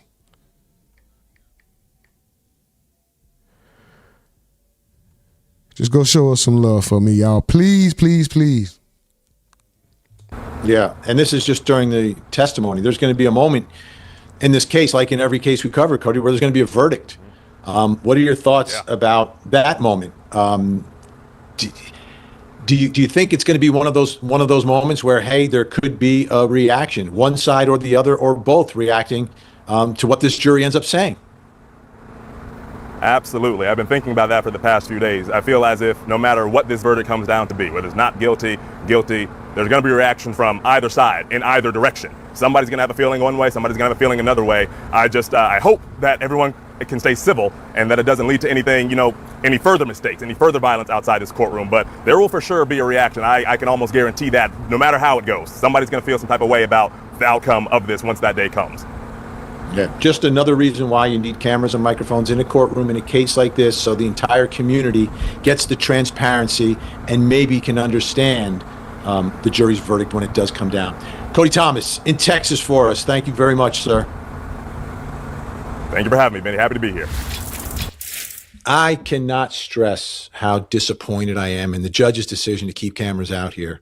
Right. There's going to be a verdict. There's going to be a reaction. But do you understand the verdict? Will you be able to accept the verdict if you haven't actually seen firsthand and heard firsthand the evidence in the case, the testimony in the case? I want to go back in time. At Court TV, this is what we do. We cover high-profile cases that divide communities and divide the nation. When we were covering the case involving the murder of George Floyd, we were in a state that prohibited cameras since the beginning of time. We never got a camera inside a courtroom in Minnesota. But Judge Cahill was smart. He understood the implications and knew that the people of his state and the people around the country needed to see and hear the evidence so they could better understand and perhaps trust the verdict. And in that case, it was clear that the expert testimony put forth by prosecutors was far superior to what the defense put up. And it made a huge difference. And I think a lot of people who maybe were on the fence on it, maybe understood it. And I think it was much more accepted. Should have happened here. I'm Vinny Politan. We're out of time. Thank you so much for watching. Until next time, please don't forget to... Shout out to Court TV, man. Shout out to Court TV. Oh, wow. Yes, the Discord is open. If anybody wants to come up.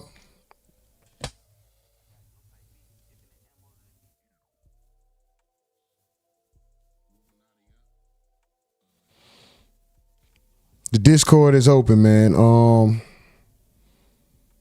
I know it's hard. I know we got a beautiful young lady on the screen in tears, so let me move that out of the way so we don't have to see the young lady in tears as we look at the screen. Now, this isn't, oh my God, that's nothing to celebrate either. We're not celebrating.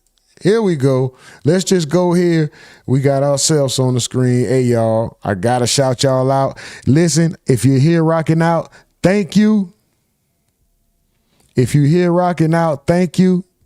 I'm about to make some noise, though. I know y'all might not like this. If you knew, you might not understand. But around here, yeah, we got to celebrate the small things to get to the big ones. No, I'm talking about pause if necessary, but we done broke the damn glass. Let's go. 100 likes, mother. How do we get a whole 100 likes? Let's go.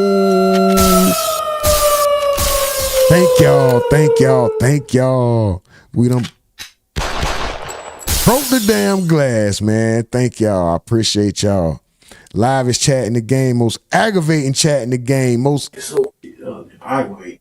aggravating as hell, man. Most aggravating chat in the game, but the most appreciated chat in the world. Thank y'all. I appreciate y'all. We're going to continue with the content. Deliberation started at what, 10:35? I don't know how long they're going to be there. I don't know if I'm going to be able to go the entirety, but we trying to ride it out, bro. We're going to ride it out. Let's get into some more of what's going on with this case. That's the topic for the day. That's where we're at. We're going to stay right here. F it. There are opposing thoughts. I have said it many a times. I will say it again. This is not an echo chamber. Okay?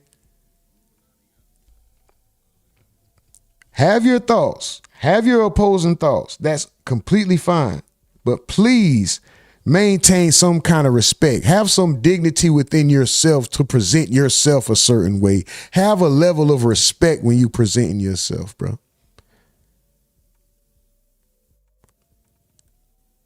Because them disrespectful comments that you put online, you're never going to say that offline in somebody's face. Not me, anybody. So at least come in here with some kind of discipline, the same discipline that you exercise when you're out in the world and you're around different people, but in your heart you feel a certain way, but you never say anything about it. You never let it show because you don't want to face the consequences. Have that type of discipline when you come in here, bro.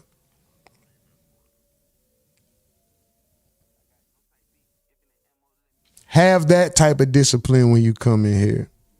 I know I should have been read this show intro, but just to go ahead, let me do this. Welcome back to the Rumonati Network, the place where the conversations are real, the opinions are loud, the chat is the most aggravating on the internet. If you're new here, go ahead and hit that like button, subscribe, and get comfortable, because once you step into the Rumonati, you are officially part of the conversation. Now, listen, on this channel, we talk about everything the internet is buzzing about: hip-hop news, celebrity drama, viral moments, cultural debates, and the stories that people are afraid to ask questions about, i.e. this court case.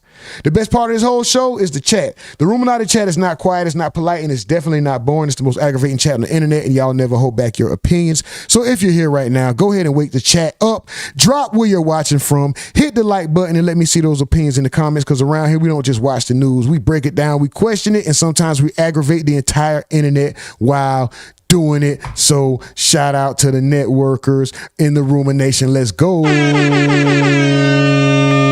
We're going to go ahead and get to the Discord. You might see the screen change. It might go white. It might go black. It might not do nothing. You might see a little adjustment in the screen, but trust me, we still here. Nothing's changed. We're just getting to the Discord and allowing people to come up and talk. If you want to come to the Discord, make sure you go. If you want to chime in and you have something to say about the commentary thus far, make sure you go to the main page of this channel. Let me show you real quick. And right above the subscribe button, you'll see the Discord. Hopefully you have the app already downloaded. If not, it's only a few megabytes. And do your due diligence. Join, and we'll go from there. You get disrespectful, you get kicked out. It's that simple.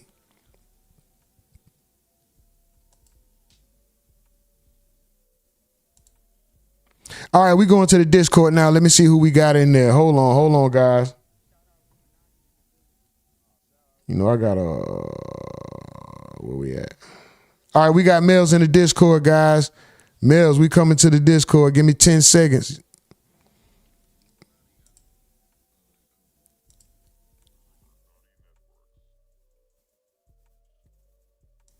Mels, you live. Go ahead whenever you ready. Mels, you live. Go ahead whenever you ready. Miss Duval, you live. Go ahead whenever you ready. Hey everybody, I just wanted to come on and just say nothing about the racism, but all about the fact that he had a knife in his book bag.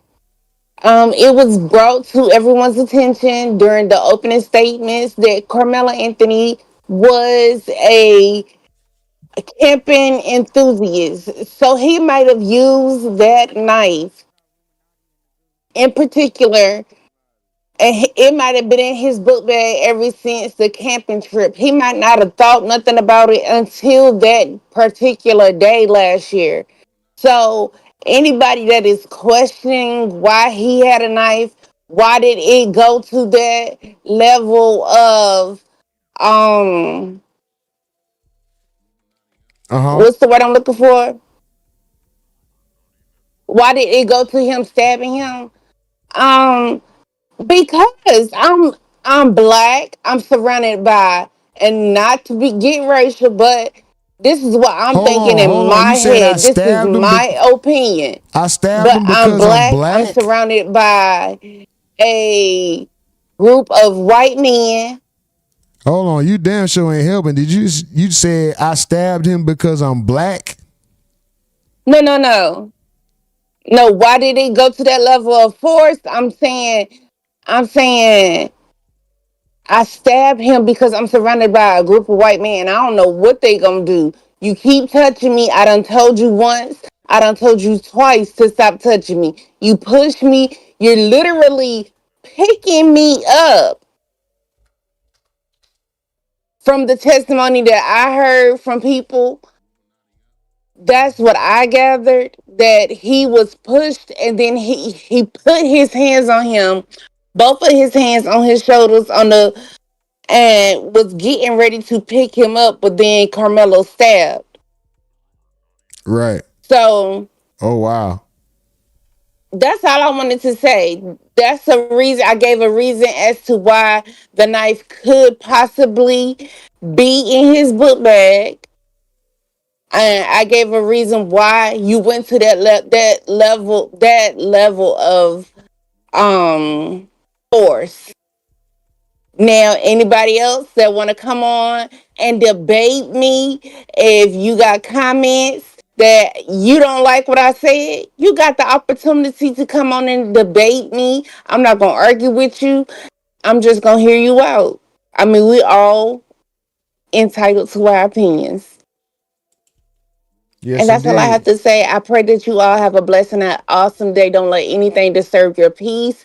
And remember to double tap the screen. Keep the lights going. Thank you very much, Mels. Thank you very much. Miss Duval, you there?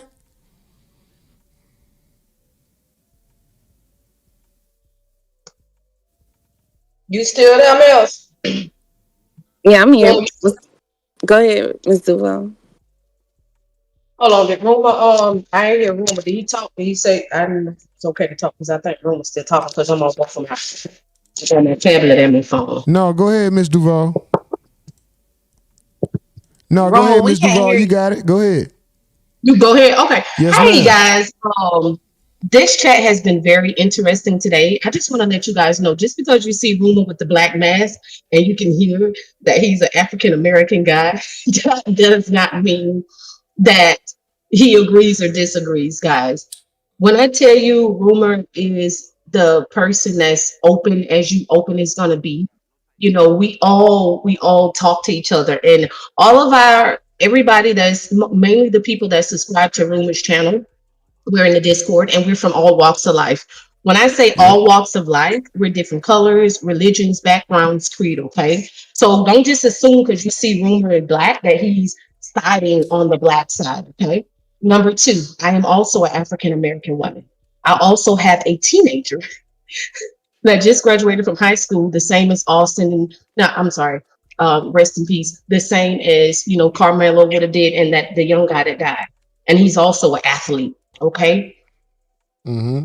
When my son packs to go on his trips, he packs his clothes, he packs everything he needs, and he packs extra snacks because he's he's just that greedy bee. Okay. Mm-hmm. He doesn't pack any weapons. He doesn't have any weapons. He doesn't have a gun. He doesn't have a knife. He doesn't touch anything that doesn't belong to him here at the house that belongs to me. And you guys know what I'm talking about. Okay. Do I feel like this was justified? I don't feel like it was justified. I feel like it was two teenagers. They should have just squabbled the shit out. Austin would have been able to go home with his family and graduate this year. And Karmelo would have been able to go to his family if they would have just squabbled it out. I don't agree. I don't agree with Austin going up to him and telling him to move. Like, who do you think you are, sweetheart? Go get a coach. Go get a security guard. Go get a police officer. Don't touch and beat somebody up and remove them. You can't do that. You're not supposed to do that. Like, don't do that. It's wrong. Okay. But I do feel like the force that Karmelo used was also wrong as well. Why they couldn't just squabble it out? Because if it would have been my son, they would have just got beat up. They would have just squabbled it out. And both of them would go home and live to fight another day. Just like it reminded me of my favorite TV series, Snowfall. And Uncle Jerry Curl was like, teach your mans how to squabble. Why they ain't fight? If they would have fought, they both would have been alive. But instead, he took out a pocket knife and he thought about that. And he struck that boy. And I was like, damn, that was my son. And my son would have, would have been a bully. I wonder what everybody would have been saying, like he deserved to die and all of this other stuff. Like I'm looking at it from both sides. They both was wrong. And a child is in a teenage boy. I'm looking at his picture right now. I feel so bad. He's deceased. That's not nothing to play with. I don't think Austin was. I don't think not Austin, but I don't think Karmelo was right for stabbing his boy to death, y'all. He stabbed him to death. He could have just squabbled it out, or he could have walked away. Now, for the bigots and the white racists that were in the comment, I'm African American. I don't know if you guys can see that. You probably just see my son on there. See, you guys should see my son on there, and you see his face, and you assume I'm a Republican, and you don't know nothing about me, bro. And you know what? Even though me, Rumor, and some of the others, we have different opinions, we respect each other. Some of you guys are just disgusting. I want to call you guys out in the chat. Y'all so fucking disgusting in that chat, the way you guys been carrying on today. Just disgusting. Just nasty. Just hateful people. Just disgusting, Rumor. Ain't it? They just wake up with all that nasty, negative energy in their body and can't wait to go get it out somewhere. Like, why? Like, oh my gosh. You really woke around like this? I woke up like this. You really woke up like that? You woke up with that kind of energy? I don't even have that. I'm reading all the hatred. I'm seeing all this hatred and shit, and I'm still not getting worked up enough to respond to it the way that y'all are coming at me. I'm like, bro, y'all really feel like that? Jesus Christ. I hate it. I hate it for you. I know it sucks to be you. Just like Shay has a different opinion from me, and we're both African American. You understand? But I still respect. Listen, Miss Duval, me and you don't be agreeing on a lot of shit. You still my friend. I don't give a fuck. We just don't agree. I know, right? So me and Roop, just like with the child thing. Child was a dirty, nasty, racist, disgusting ass bigot that ran after this child by the bottle of water. You feel what I'm saying? And shot the child while he was running out. But I did ask him that. I was like, did he have a gun? They say he had a gun. Like, I'm a realist. I'm going to know everything. Right. If he had a gun, did he point the gun? Like, I'm asking all questions. I'm not just going to say, I'm going to side child because he black. Or I'm going to side with this person because they white. I'm not doing that, okay? I'm not, all of you racists, just get the fuck out of the room and chat. Y'all don't come over here with a realist mind. Y'all stop that fucking bigotry y'all got going on. And I click on y'all profiles. I go to y'all pages. Y'all got families. Y'all work at companies. Y'all disgusting, bro. To come on this man channel with all that nasty stuff. You know what I'm saying? Just being hateful and big. And the first thing they see is when they see my son's picture on my YouTube, they automatically think that I'm siding with Karmelo Anthony. And I think that's the thing. Everybody been attacking me in the chat. You know what I'm saying? Until I say something otherwise. As I said, I'm praying for Karmelo family. I'm praying for the Austins. I hate this happen. I wish that Austin would have went got police or security guard. It wasn't his place to do that. It was not his place. Officer Tatum. He should have went and got a coach or somebody said, hey, bro, when I spot, he need to go. You can't go over there removing nobody, baby. You can't do that. You're not supposed to do that. Right. That's not your job. And then Karmelo was wrong. Oh, let me redo that link. I got you. I'm refreshing the link. I'm refreshing that Discord link. I forgot I put a stop on it. Sorry, guys. I'm getting that Discord link together right now. Go ahead, Ms. Duval. I'm sorry. No. You good. Karmelo should have either walked away, squabbled it out, or either got a coach or a security guard or something. For him to stab him to death, like, I'm like, damn, that's some ruthless. That's not the first thing I thought about when I got it. And I've gotten plenty squabbles when I was a teenager, guys. Yes, I've been in squabbles as a teenager. I didn't think about picking them up. You know what I'm saying? First thing I thought about was using my fist. Squabble it out. To this day, me and that girl, we know each other. We got kids. We laugh about it to this day, about the little squabble we had. What if she would have picked up a knife and cut me in my throat or something? Or what if I would have grabbed something and hurt her? I would have been in prison. I wouldn't even be talking to him right now. He wouldn't even know me. You understand? Choices. Karmelo made a bad choice. And he made a bad choice, y'all. He deserves manslaughter. I'm just saying it like it is. He deserves manslaughter the same way my mama did 27 years in prison for murdering somebody. You understand that? She did 27 years for murdering somebody. Discord link is up. Discord link is up. I just did a new Discord link, guys. Go ahead. Yeah, Discord link is up. She did 27 for murder. Karmelo, he need manslaughter. At least, I say about 10 years at least. And then the girl named Butterfly Sunshine to me, I pray in the name of Jesus. They have him 30 years. Take you off. Supposed to be praying for this family. Supposed to be praying for the man family. You praying that he spend eternity in jail. Instead of praying for his soul, praying for the family. I was praying for the families, y'all. I wasn't saying, you know what, Karmelo deserved this, and Austin, he deserved to die, and all this, and all of y'all people that saying that Austin deserved to die, shame on you. I said it. You can get mad with me. Shame on you. Shame on you. Yeah, I ain't gonna lie. That's a kid. For saying that kid deserved to die. Yeah, that's a kid. That's a kid. Do I feel like he took the wrong approach? I feel like he took the wrong approach by touching him and being aggressive, but I don't feel like he deserved to die. I don't wish the death on him. You know, I wish it was a different outcome. But we're here. I don't think Go ahead, Mez. I'm Karmelo. sorry. I'm sorry. Go ahead. I think Karmelo. It was intentional. I'm not gonna say it wasn't intentional when he poked him, but I don't think that he woke up that morning. Oh, let me carry my knife because you never know what might happen. You know what I'm saying? Like, I don't think he woke up that morning and said that. I think he went to the track meet as per usual. And I think that when he stabbed him, I could see if it was I could see if it was multiple stab wounds. It was one stab wound.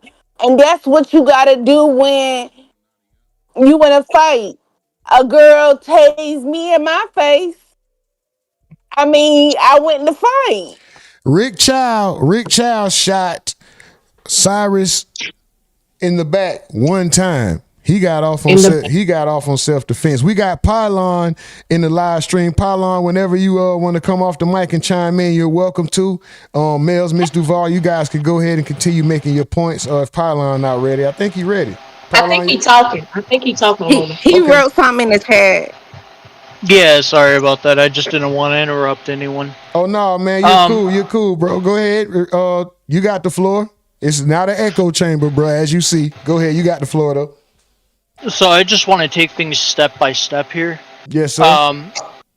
Now, I understand a lot of people have been arguing the legality of the knife and everything like that. I don't want to argue the legality of the knife.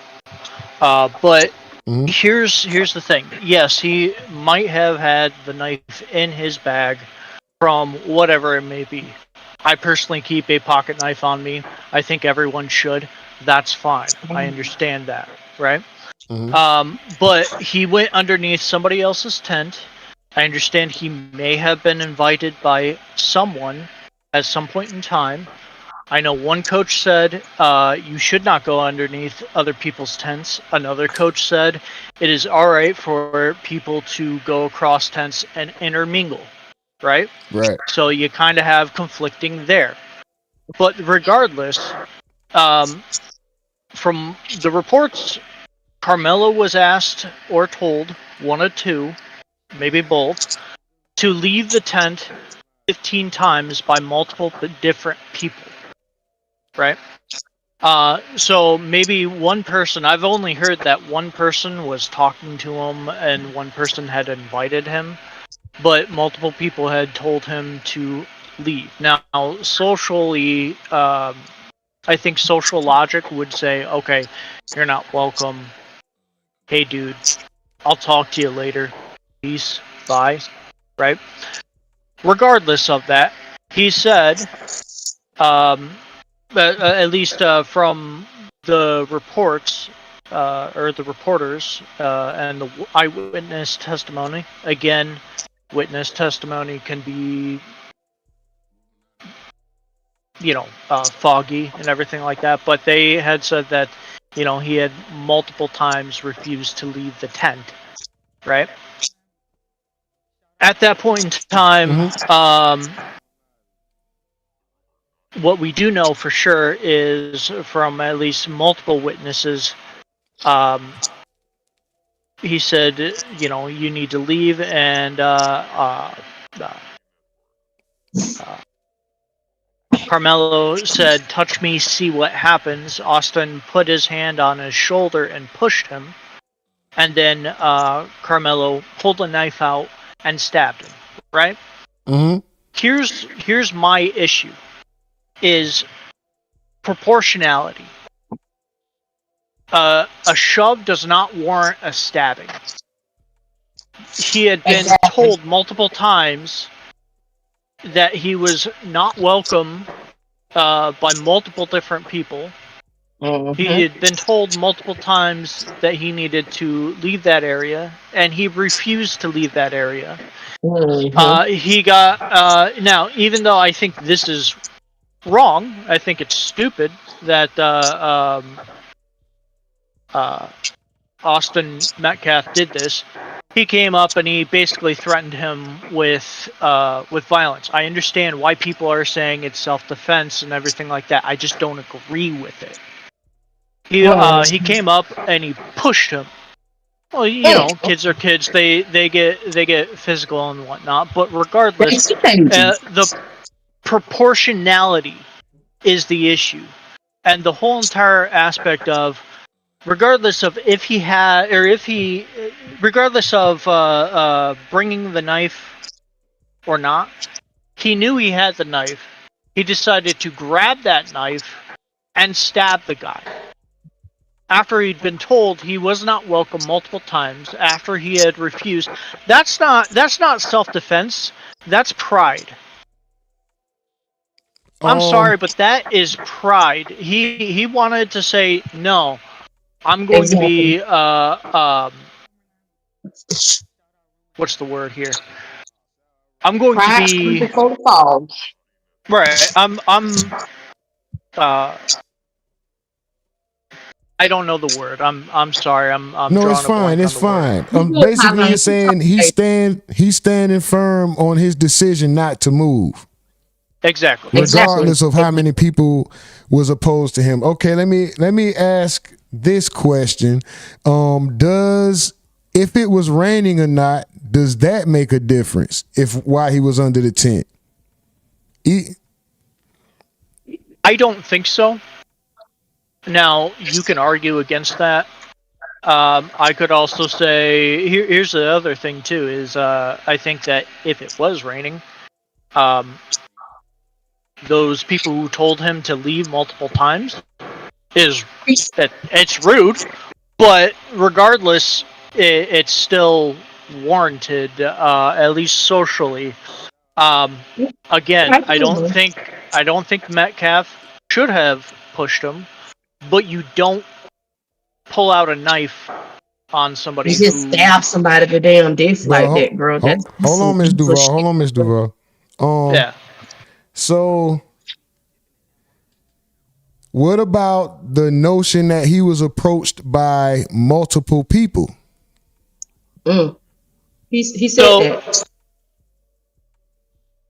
That I think we need more clarity on. I think we treat this as a null void case because reporters had said that they watched the video in the courtroom, and the video was grainy, and that it didn't have a good angle.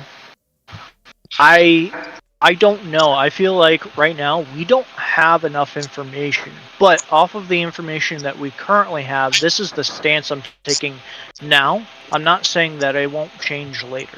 No, I respect it. I respect it and I understand it. I personally, once again, I wish this was a different outcome. I wish everybody involved would have handled it differently so we don't have to be here for this. Let me start by saying that. Thank you, Pauline. Even with Austin doing what he did, I still wish Karmelo's response would have been different. But I have to question if the question is posed is if it's legal or not, or if he was within his legal rights to defend himself or not, if he was really in fear for his life. And I bring this in because I didn't see somebody die, but I've heard about it from falling and hitting their head during the fight. But I did see somebody get knocked out cold from a one punch, and they hit their head on the bleacher and they were knocked out cold. So is my life in danger if I'm being approached by one or supposedly multiple people in an aggressive manner, and then I'm touched in a moment of fear? I use my knife. It's not even all the way erect. It's halfway out, and I just use it. It's not multiple stab wounds or anything. I hit him and I leave. I think that's the other case where people are saying, well, he was being provocative, he was provoking, he was saying, touch me and see what happens, which means that he was premeditating, because, you know, if you touch me, I'm going to do this thing. And the fact that he was reaching in, grabbing the knife, and then stabbing him after he was touched, I think that was that's the issue that I take up, whereas I see it as this is going to end where he's going to be charged with murder. I believe that currently, because he's looking at, or he's daring the guy to do that. He's saying, I'm standing here, I'm sorry, I'm sitting here, I'm standing here, whatever it was. I'm here, I'm not going to move, and if you touch me, I'm going to retaliate with force. Right. So let's say you're in a grocery store, you're in the aisle that somebody, you're in, which is a public place, right? They're in a school. This is a free zone. There aren't any markings. There's just a canopy that's on a sidewalk that anybody could walk up under, and it's raining. You're using the same mentality as a gang member by being territorial, right? And, oh, you can't be here. Says who? I attend school. This is a school event. It's raining. Just because you guys are hostile and don't want me here, I can't make you leave the aisle. I can't make you leave aisle 6 because I say, pylon, we don't want you on aisle 6. Because me and 10 other people say, pylon, you don't belong on aisle 6. It's a grocery store open to the public. I can't make you leave, right? So then I get aggressive with you, say, pylon, you have to leave aisle 6. Go back to aisle 7, get the fuck out of here. And then I come and I put my hand on your shoulder, or however I do, in an aggressive manner. I come and I touch pylon, not knowing that pylon is afraid because all 10 of us have been yelling at pylon for the past 5 minutes. I don't know the level of fear pylon has in his heart when I finally do touch him, you know? So pylon reacts in a way that I feel is way too much, but he did it out of fear. Pylon didn't have to leave, whether I wanted him gone or not. Why does Pylon have to leave aisle 6? So here's the thing: is before it got to you touching me, I'm going to de-escalate to the best of my ability. And de-escalating to the best of my ability is if multiple people are telling me I need to leave, even though maybe one person is saying, yeah, I'm fine here, I'm gonna leave. I'm gonna go. Exactly. I have a question. I respect it. Go ahead, Mills. Okay, so back to the being under the tent. I see a friend, I speak to my friend, I sit down. Yeah, we're not having a conversation, but we are talking every now and again, you know, laughing and chuckling.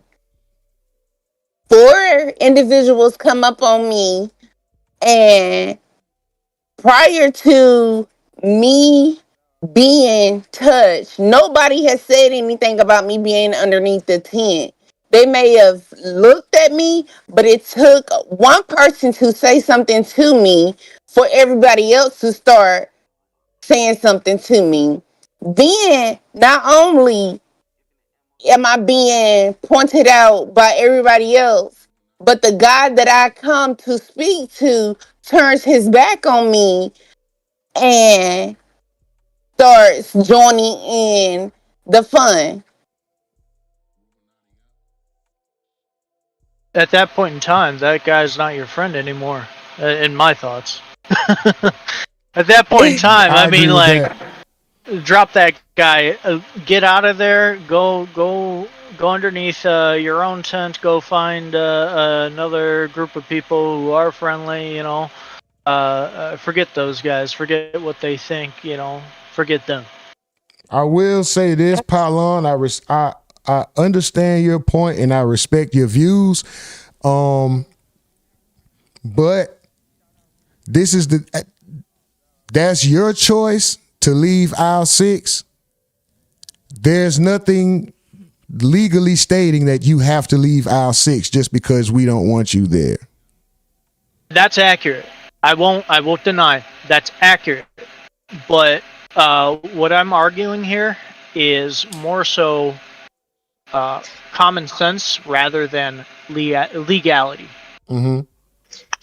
Okay. I got you, Palan. Does common sense uphold in the court of law? This X in the building. Who? Oh, X-Ed. What's up, X-Ed? Go ahead, bro. You got the floor. Shout out to you, Pylon. Shout out to you, Miss Duval. Shout out to you, Mills. What's up, X-Ed? You got the floor. My thing is though, was he bothering anybody though? He was in there chatting with the other classmates. So what make you just come up and just say move? He wasn't bothering nobody. He wasn't being messing with anybody. Wasn't threatening anybody. Just sitting there chilling, talking to another student about the weather. And y'all want to take it upon yourselves to get up because you bigger to show your muscle around to have this guy removed. So hey, you got to leave away from up under our tent, and he wasn't bothering anybody. So what make you decide to just do that? Because you wanted to bully that kid. Then you snatched his bag, calling his bluff about having anything in his bag, and then you put your hands on me. I'm like Karmelo, and I'm not racist. You put your damn hands on me, and I'm not bothering you. I'm gonna body your ass, and they'll deal with the consequences. That's my opinion. Hey man, listen, I respect your opinion. Once again, guys, this is not an echo chamber. Everybody is welcome. Everybody is entitled and welcome to their own opinion. Just as long as you can express it respectfully, the floor is open to everybody, man. The floor is open to everybody. I can see from Miss Duval's standpoint as being a mother. Yes. You will want someone to go to jail for your child's murder. Whether it was incidental, accidental, coincidental, whatever it was, you will want you will want justice to be brought to your child's name. I agree. If my son went about to rob or rape or hurt someone and to call malice pain, and he was killed while doing that, I would be sad. I would be hurt. But that's just what, he'll just have to suffer the consequences. Just being honest. Like I just said, I'm not a racist, I'm a realist. I do feel like Karmelo Anthony could have chosen a different route. Yeah, I feel like if it was my son, now let's just put it in perspective. Let's say if it was my son, because my son is also he's a 3-star, he's a football athlete. Most of everybody knows my baby on this channel because they support him, especially the people that are on RUMORNATI. I'm not talking about the racists and the bigots in the channel. I'm talking about the direct supporters of this channel. I would have been so sick to my stomach if something like that happened to my son, even if he was right or wrong, even if he was Austin or Karmelo. I wouldn't even know how to even contain myself. It's a horrible situation. I wouldn't even know how to contain myself because the first thing when I had my son, I said, "What you would have did?" He was like, "Mom, why didn't you just..." Hey, I didn't say that. A 18-year-old boy said it. He said, "Mama, why didn't you just squabble it out? Why didn't you just fight?" And we wouldn't even be going through all of this. But hey, at the end of the day, you can't tell somebody how to defend themselves. What do you? Like I told Rumor before, I had a gun pulled out on me. What do you? You want to understand what I'm saying? I done had a gun pulled out on me. Right. So it's like, you got this. It's all about choices, Rumor. It's all about choices. So Austin made a choice, and it caused him to no longer be here with us. And Karmelo made a choice, and I do feel like he deserves at least manslaughter. I don't feel like he woke up that morning and said, "I'm gonna go kill somebody today." I don't think that. But in the heat of the moment, I feel like he chose the wrong thing to do, and it was wrong. It was wrong, and I'm black. How do you? I will say this though, to piggyback on what Pylon says. I hope I'm saying the name right. Is it Pylon or Pylon? I hope I'm saying the name correct. Pylon, yes, sir. For sure. To piggyback on what he said, discernment is a great thing to have to use. You can look at it. You can de-escalate a situation by removing yourself sometimes. So I'm not. This is why I have an open mind. I can see, bro. I'm sitting. Do I want the man to go to jail for life? No. I don't. Whatever the outcome is the outcome, right? I'm not going to be emotional about it. I do wish that he would have taken a different approach. He would have handled it differently. I don't know how bad the rain was. I didn't see the video. I don't know what's going on. I don't know why he didn't leave. The thing is, he didn't have to leave, though. It's not about what I would have did in that situation, right? Because I feel the same way. And shoe on the other foot, if I'm in the grocery store and 10 people are telling me to leave, I'm going to be Karmelo and I'm going to warn them with my firearm. I'm going to be like, listen, I'm armed and I will protect myself. AKA, touch me and see what happened. See, I'm the total opposite. If it would have been me, I would have been like, you know what? It's too much going on. I ain't trying to send nobody to see the Lord today. I'm finna get up out of here.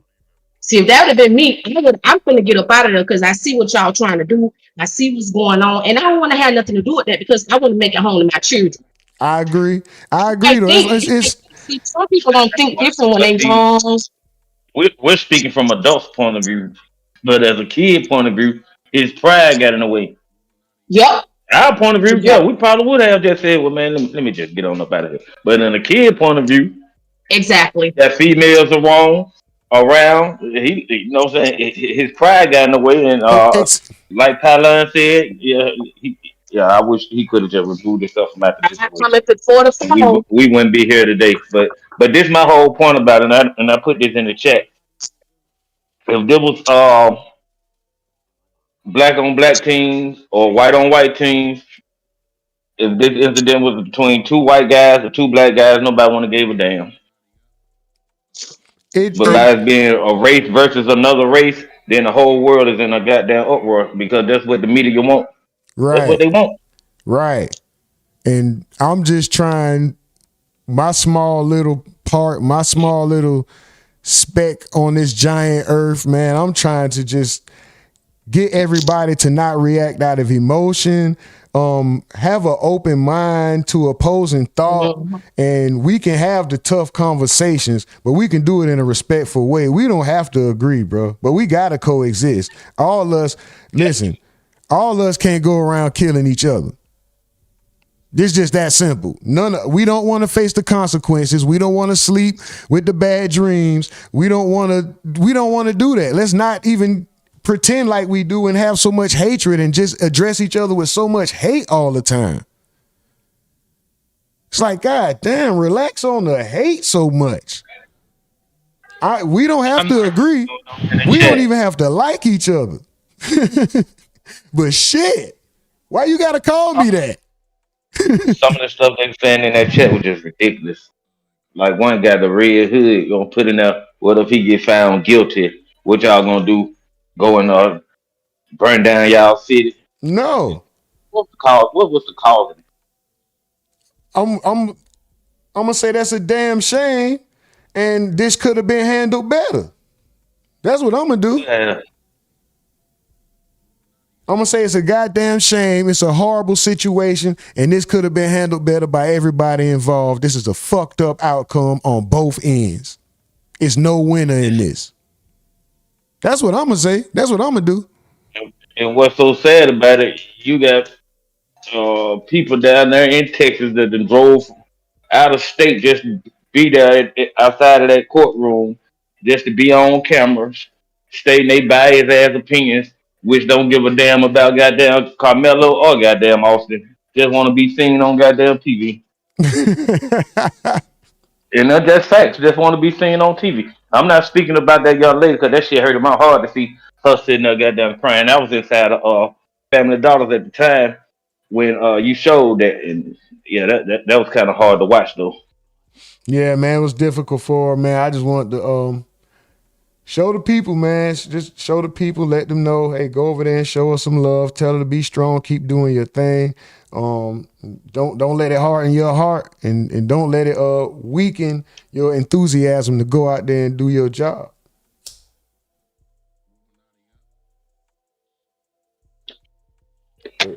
Let's see if we got any updates, man. Let me see if we got any updates. The Discord is open, guys. I'm about to play some more videos. You guys are welcome to stay. I'm gonna mute up for now. But you guys are welcome to stay, chime in whenever you want. Just I'm gonna go on my lab and finish watching the live though. all right, man. I appreciate you all, man. I appreciate everybody. Come back. I appreciate everybody coming up on the Discord. Everybody new, everybody returning. Thank y'all. We're gonna play some more video, and it's opposing thoughts. And sometimes they might not come from where you think they come from. That's what I'm telling you. Don't be so judgmental. Don't be so judgmental. Everybody is let me just play this. See, I consider myself to be a Christian woman. And I'm not perfect by any means. I sin just like everybody else do. Because the level of hate that I have for niggas, that alone, I believe that it will send me straight to hell. Because it's cases like Karmelo Anthony's that really truly send me into a nigga hate. What is it, Shay? The mindset of you What's niggas the verdict? truly Oh, need to be sick. shit. Hold on, let's see. Verdict is in. Wow. I'm trying to find it. What's the verdict, Shay? You could tell us. It's not online yet.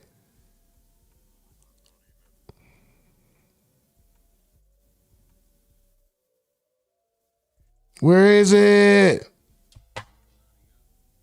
Let's go to Twitter. Oh, we on Twitter. Oops.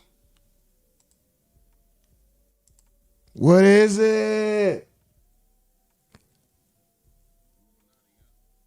Guilty of manslaughter. Karmelo Anthony has been found guilty of manslaughter. Let's see.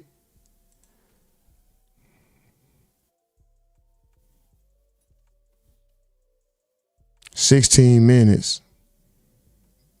Twitter is tripping. It's not fast enough. 8 minutes. Tensions are extremely high. Why is this guy going viral? Swift verdict reached.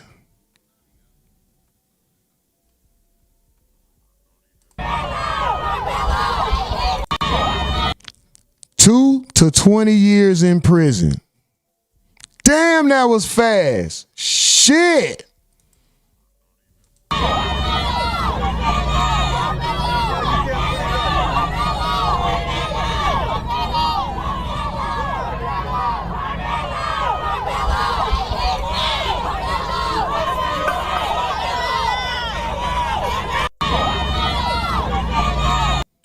Guilty of manslaughter. Damn, he trying to run in there and see it. I gotta see the guilt.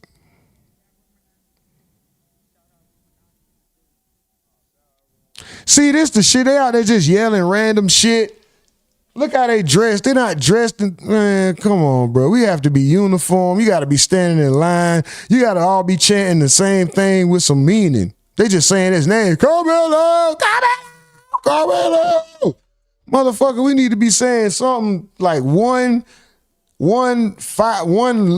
five to 7 word combination with some impact, and we all repeating it over and over. And one person with a bullhorn, like this shit is so unorganized. Man, get out of here, man.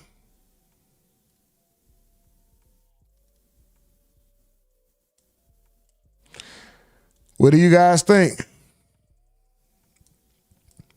What do you guys think?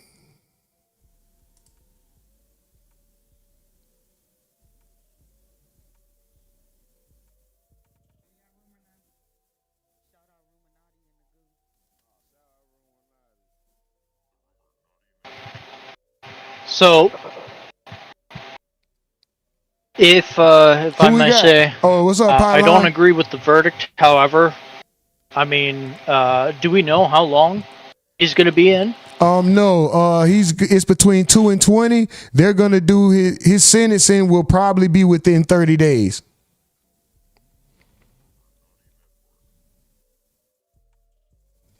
Yeah, they'll probably be doing his sentencing within 30 days, man. What do you guys think about the... Oh, hold on. All right, there it is. I'm off mute on the Discord. Yeah, about 30 days, Pylon. About 30 days, he should be sentenced. If not sooner. Yeah, that's a quick. That was very quick though. But I think that Damn, that was fast. Shit, that was fast. That was fast. I think he'll get 5 years. You think 5? Yeah.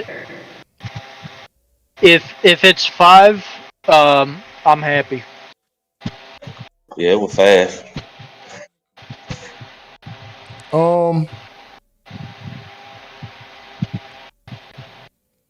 What if he get 20? Yeah, I think he'll get 5. Yeah, due to the fact that he was a good kid. Also, he ain't got no priors. I think he might do. I don't think he's walking away with less than 10.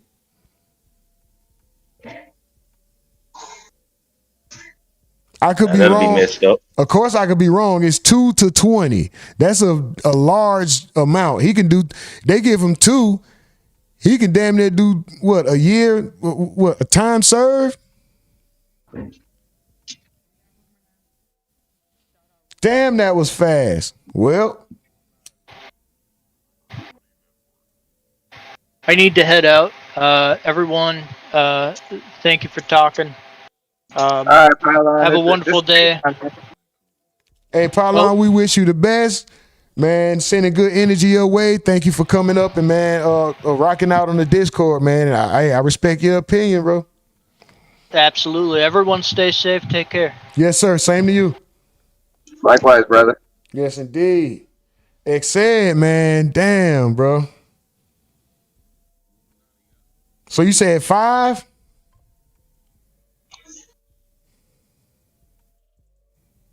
$5 years. I don't know, bro. I think they're gonna give him 10, man. I think they're gonna give him 10. I'm hoping the kid gets these 5. Not no 20 though. Sort of his life away like that. It's not like he was goddamn the suspect on the Julio case. Yes, sir. No, yes, sir. Yes, sir. Yes, sir. I definitely agree. 5 would be. I'll give a thumbs up to 5. I just don't see them. I guess because of where it's at and the dynamics involved, I think 5 years. My bad. Hold on. My bad. Go ahead, Mels, because I'm fumbling over thoughts anyways. Go ahead. Who else? Oh, that's Anon. What's up, Anon? But I look at it like this, man. If the kid's going to be in the prison system or in any kind of penal system or all that stuff, he's going to learn more habits than fucking being able to learn from his mistakes or any type of mistakes. The penal system is there to basically be utilized as a tool to rehabilitate, but it's not to rehabilitate. It's to actually learn sneaky ways and methods to get away with things. So you saying? So are you saying that he made a bad decision, and now they about to put him in prison? He about to fuck around and become a criminal, like a career criminal?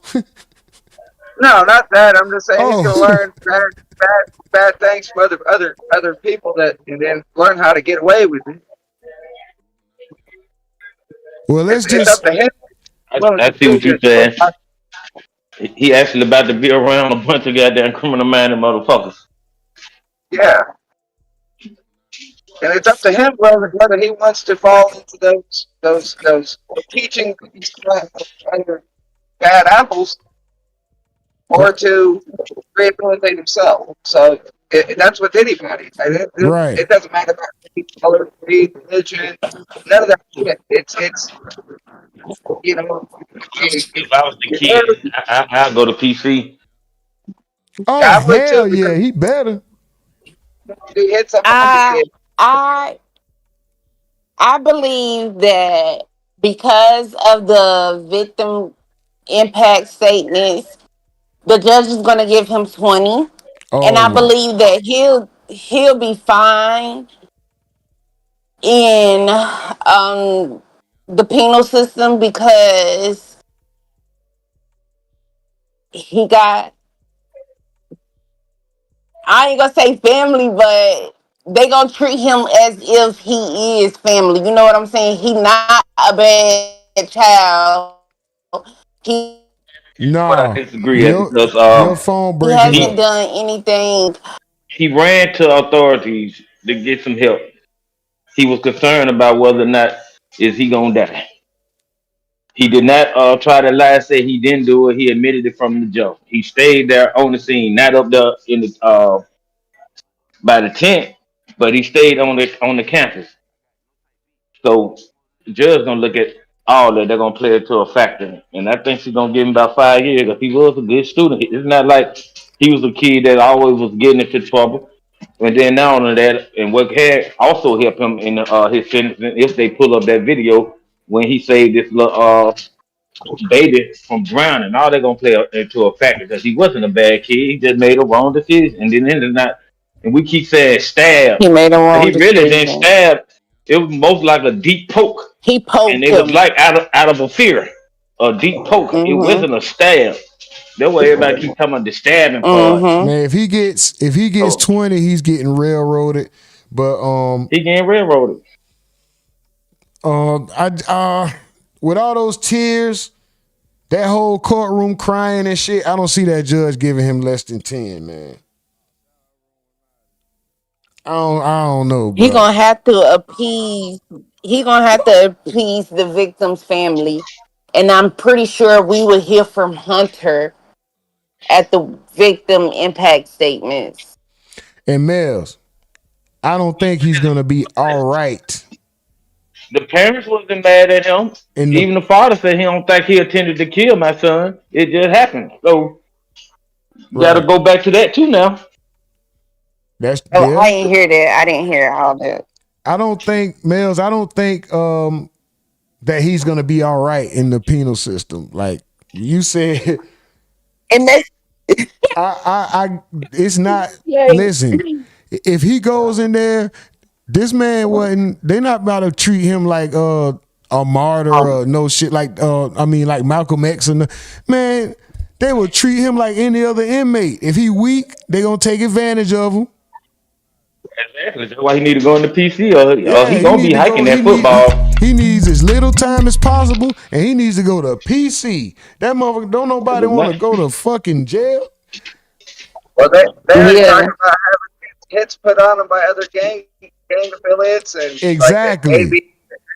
like the Arab Brotherhoods and I and was all just these other. about to write. You got the skins. You got the man. Come on, bro. They're gonna be trying to do him dirty. And then not only that, black gangs. If he don't get down with black gangs, they're gonna want to extort him and take advantage of him and all that too. It's not just sweet because, oh man, we'll protect you, bro. No, it ain't like that. This is prison. It's a bunch of heathens conniving. Hold on, $4.99 super chat from Gregory Bean. Let's mother effing go. He says Mel says he'll be fine. He's going to prison. They're gonna have him hiking that football, putting that homemade bitter oil on him. Gregory Bean said Mel says he'll be fine. He's going to prison in Texas, Mels. What are you talking about? He pause. He gonna be fine to Bubba. Bubba gonna think he real fine. Pause. Exactly. Already got the bitter oil way. He gonna be fine, all right. Bubba gonna find him real fine and attractive. He could be learning how to make. Well, you like the stab. If they could give You him ever been house stuck? arrest for 5 years, that'd be great. Say what? But at the end of the day, we got If two he could young be, men who lives are ruined by stupidity. Facts. Bad decisions yeah, on all ends. Bad decisions all on ends. all ends, bro. Everybody fucked up. All of them went too far. Whatever they did, you went too far putting your hands on. You went too far stabbing. Everybody just went too damn far, bro. All of it was fucking stupid. Well, not just that. Hold on, Anom, your phone, your signal messed up, Anom.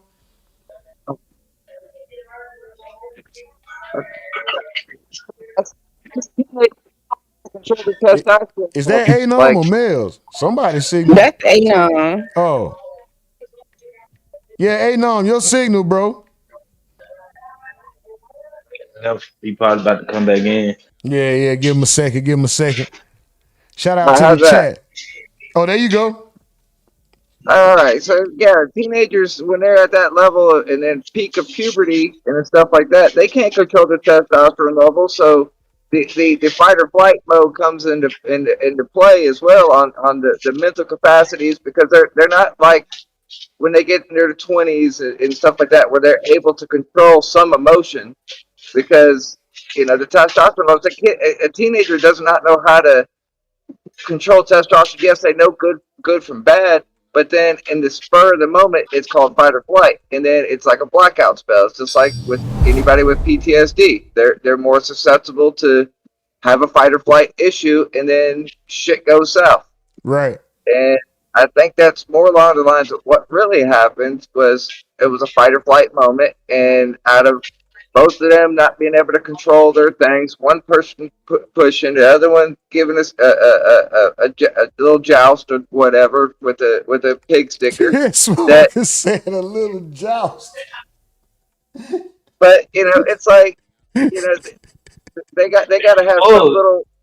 They got to realize also, like, but it's not just this isn't supposed to cause a race division or race divide or anything like that. This is between two kids that couldn't handle their own goddamn beef and then be adult about it, because they're not they come from different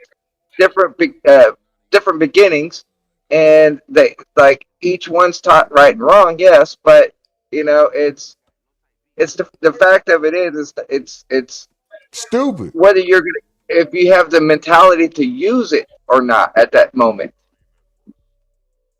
And they both did some dumb shit. Yeah. So and now here we are with the outcome. One gone. Yeah. One no longer here at all, and one about to disappear for however many years they decide. Like, what the fuck? Nobody won. Yeah, nobody wins. Everybody, both families get the shit into the snip. Man. I mean, how they describe how the wound was, it kind of looking like what the caller ran into it versus him poking him. It was more like a puncture, but that puncture cost his life. Yeah, that's what it was. More like it said. It was more like a puncture instead of him. Because that's why the remark that they said Karmelo made was, he not gonna die.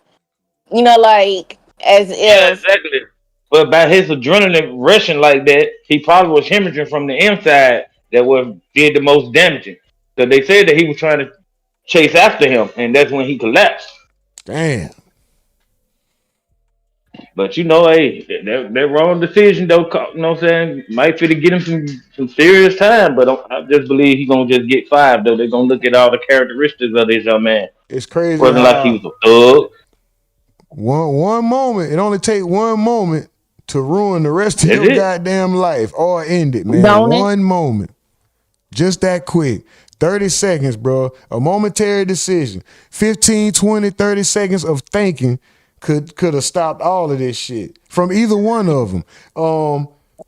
As a leader, hold on. I'm gonna say this because it was the first thing on my mind. Like Pylon said, Karmelo could have left. But as a leader, as somebody who's taking lead, Austin could have stood up and been like, hey, y'all should, he from another team. If he from another team, he gotta sit up under our tent to get some refuge from just let him stay here. You know what I mean? He could have took the lead another way. It didn't have to be in the great, like everybody could have did something different, bro. Everybody could have did something different. Brother Hunter could have been like, "No, man, y'all stall him out. He good. He just over here kicking it with some of our classmates." Or they could have just picked at him and be like, "Man, his team ain't even got no tent. He got to sit his weak ass under here. Let's sit there. Let's laugh. Let's watch him run from the rain. Look at him. He got to stay on. It's so many ways. It's different ways everybody could have handled it, bro. It just turned out dumb as shit. Here we are. It's a tragedy, bro. That same day it was raining cats and dogs. They should have let him be at least temporarily stay underneath that damn tent. It's not you don't own it. The independent school district owns it, and the taxes we paid for here in Texas should allow him not to be bullied out of a tent when it's raining fucking cats and dogs that day as well. That's my I agree. Mental outlook on it too. I agree with that as well. That was the point when me and Pylon was deciding. Discussing it. That was the point I was trying to bring up as well. And I saw people in the chat as well saying it. I think Shouted Two Shoe. I seen a few people saying it like, yeah, he legally he had a right to be under the tent. Like I get the culture. I get this is our team side and our benches and our tent and I get that. But do you really have authority to physically move him? Is he really wrong? Like, is it not a free world? Can he not go there? There's no real restrictions on it other than your thought. I got a question this too. If there was a female that was from that same school that Anthony went to, and she set up on there, would have made her move with him up on there? Mm-hmm. Because they thought they would be able to get a piece of ass. Man, there's no telling, man. I actually do think that they were trying to bully him. No matter whether he was a black kid or not, he could have been a white kid from the same school that Anthony went to, and they would have did him the same way. Right? They would have did him the same way. You're not on this team. Get the fuck from under. You're not on this team, right? So, but the mere fact that people want to put race in, they were just being racist. But no, I don't think so. They would have did another kid like that. If he was a white kid, they would have did him the same way. If they ain't call him nothing to implicate race, I'm not saying they was being racist. They didn't. That's why I never brought that up because I didn't hear nothing to implicate it was a racial act. It just sound like some. Let the ones that stand out there in front of that courthouse tell you, they are racist. They just pulling up videos of them got shotgun. What young white teenager don't have shotguns? That's part of they. Just like it's stuff that we grow up knowing and do right. The fuck? That's what they do. They parents teach them at a young age how to shoot. Our parents tell us don't be playing with no guns. Their parents teach them. They know how to break down guns. They know how to break guns down. Just wanted to let y'all know that Pylon said he's still listening and he agreed with something. Man, shout out to Pylon, man. Shout out to him. Shout out to Pylon. For real, man. You need to become a subscriber, man, and tap in with us all the time, man. Yeah, I respect his views, man. I respect it. And he just broke it down. Yeah. He broke it down without any hate. Even if it is like he didn't. I don't know, bro. I respect just human decency, bro. He said he subscribed. Shout out to him. Shout out to him. We're not biased over here. We don't always agree, but we respect each other. Hell no. And males can tell you that we hardly ever agree with males, but we love her to death. But she family. Hey, and she stand in the paint every time too. But I know y'all probably. I'm talking about standing in that paint strong like goddamn Charles Oakley. I'm telling you. Why I gotta put respect on it? Like, hey man, I respect her, bro. I respect her, bro. She ain't backing down from none of that shit. No Ain't matter gonna who bag talking down shit. It's at like, all. so she's like, I ain't paying the chat no attention. I'm like, oh, I was about to talk shit too, so never mind. Fuck it. Hold on, man. Yeah, Y'all though. give me 1 second. I'm gonna mute up Discord. I gotta show some love to the chat real quick. Hold on, chat. Hold on, y'all. Same situation, man. Don't worry about that chat. If you disrespectful in chat, I'll be chapping that ass. That's right. That boy Anom ain't playing, man. Shout out to the team. Shout out, hold on, let me get to the top 10 Y'all real knocking some quick. heads off.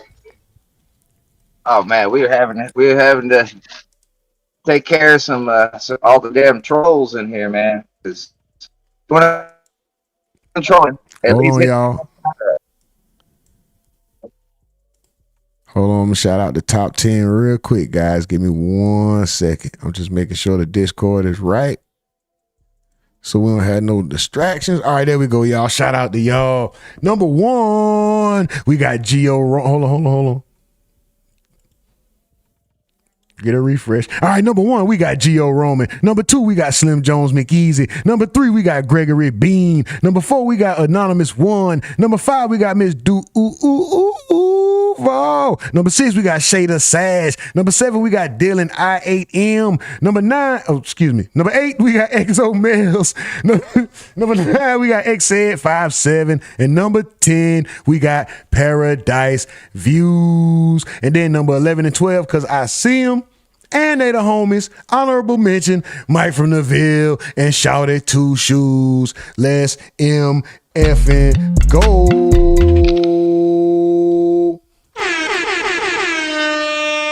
Then we got Gregory Bean with another $4.99 super chat. Let's go. Super duper salute to you. Much love, much appreciation, much gratitude. And now Gregory Bean is the number 1 fan. The top 10 just changed. Geo Roman is now number 2, and so on, etc., etc., etc. It say fans, but I meant to say fam and supporters. My bad. I was reading. Shout out to y'all, man. Let's go. Shay the Sage, I see you, Shay. Who else we got up in the chat? We got NC Tyrant Spy. Okay, he got erased. It must have been some wild shit. Tyra Little, what's up? What's up, Tyra Little? Nurse Lady T. Shada Sage, I see you. Dre Mozone. Same way the man was found not guilty for the 14-year-old South Carolina. Oh yeah, we watched that one. Top Pick Auto says, I'm white and I don't see any issue about race. I believe the dude who was convicted shouldn't have been. They got this dead ass wrong. Nurse Lady T says, Texas is known for maxing out. Dre Mazone says it's a race thing because that town and city is racist. Geo Roman says, oh, NCT, come to the Discord. They must have some bullshit to say, but they didn't want to say it. All right, Tyra Little says, I agree with you saying that about a lot of black boys. Dylan says, that's true. Texas doesn't play. Nurse Lady T says, so they'll probably max out. But I don't think, she said, but I think they do 65%. Young and the Great One says, he doesn't deserve 20. I agree. But in Texas, that's what it is. They finna give him 15 years probation is leniency. Slim Jones says he was 17 at the time of the incident. Nurse Lady says, so they'll probably max out, but I don't think, okay, for sure. Where we at? Mari Mar says Pizza Gate. Oh, by the time he gets out, the trucks will be driving themselves. Damn. I see you, Gio. He says, oh, where was any adult? I don't know, bro. I don't know. That's what I was asking the whole time. Pizza Steven Rooney says, Maury, or he could be a truck driver. What? Oh, malignant 100K plus. Damn, don't hide behind your hate. Stop being pussy. Somebody being pussy. Mike from the Ville says Paul. Oh, no, XO Mel says Paul was diverted just. I'm missing what that is. Mike from the Ville says, shaking my head, that verdict was wrong. He got found guilty of murder.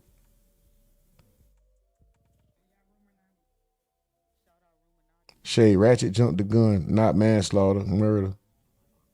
Oh, it's murder? Hold on. No, right here they said manslaughter. Hold on. Let's do this. Hold on, guys. Let's do this. Let's go right here and see. Let's go to the latest.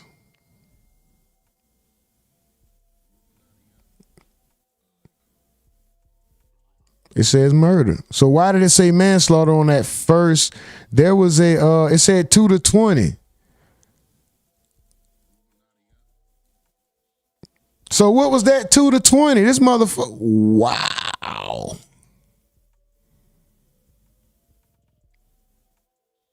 Wow.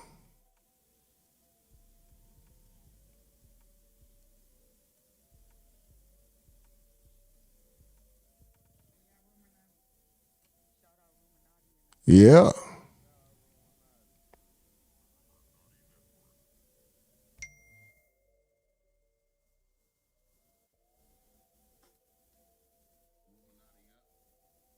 Yeah.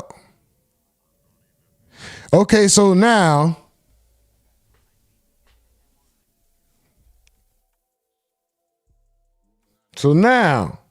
what does that change?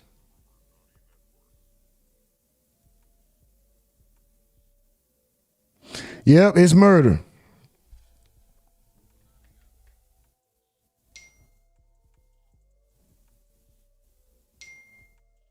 Yep, it's murder. I'm looking at the news.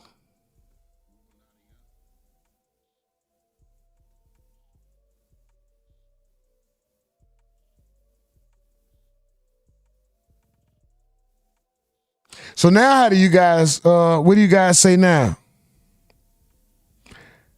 What do you guys got to say about it now?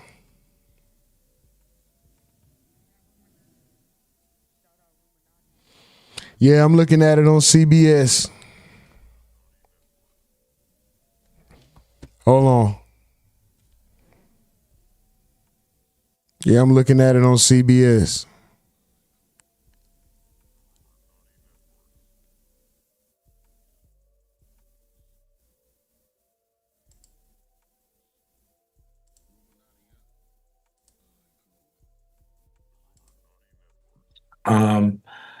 So both sides will be talking about the promise of the individual.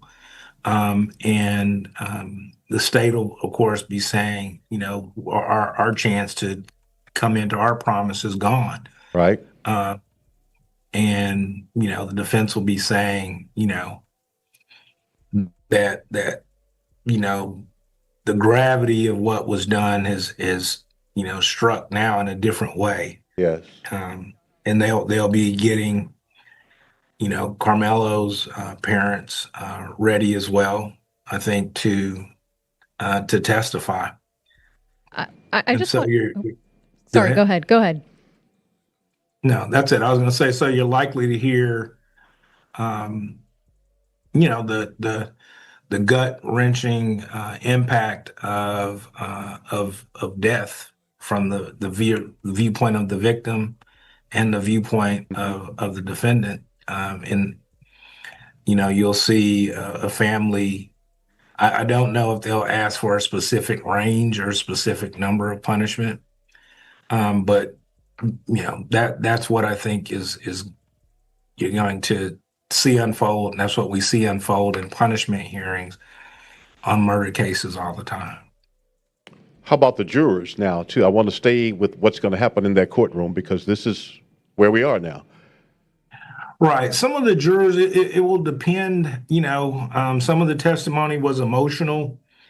You know, in very, very emotional cases, the jurors themselves still aren't going to be free to talk with anybody or anything like that. So I think they would need to remain relatively composed, and they have to still address what the punishment is.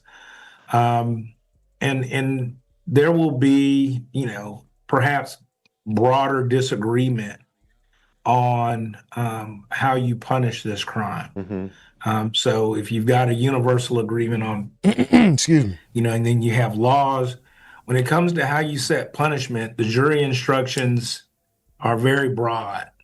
It just basically says you can consider the person's background and nature, but you know what makes a person say a life sentence versus what makes a person say a lower number, and how firmly they feel about any of these things.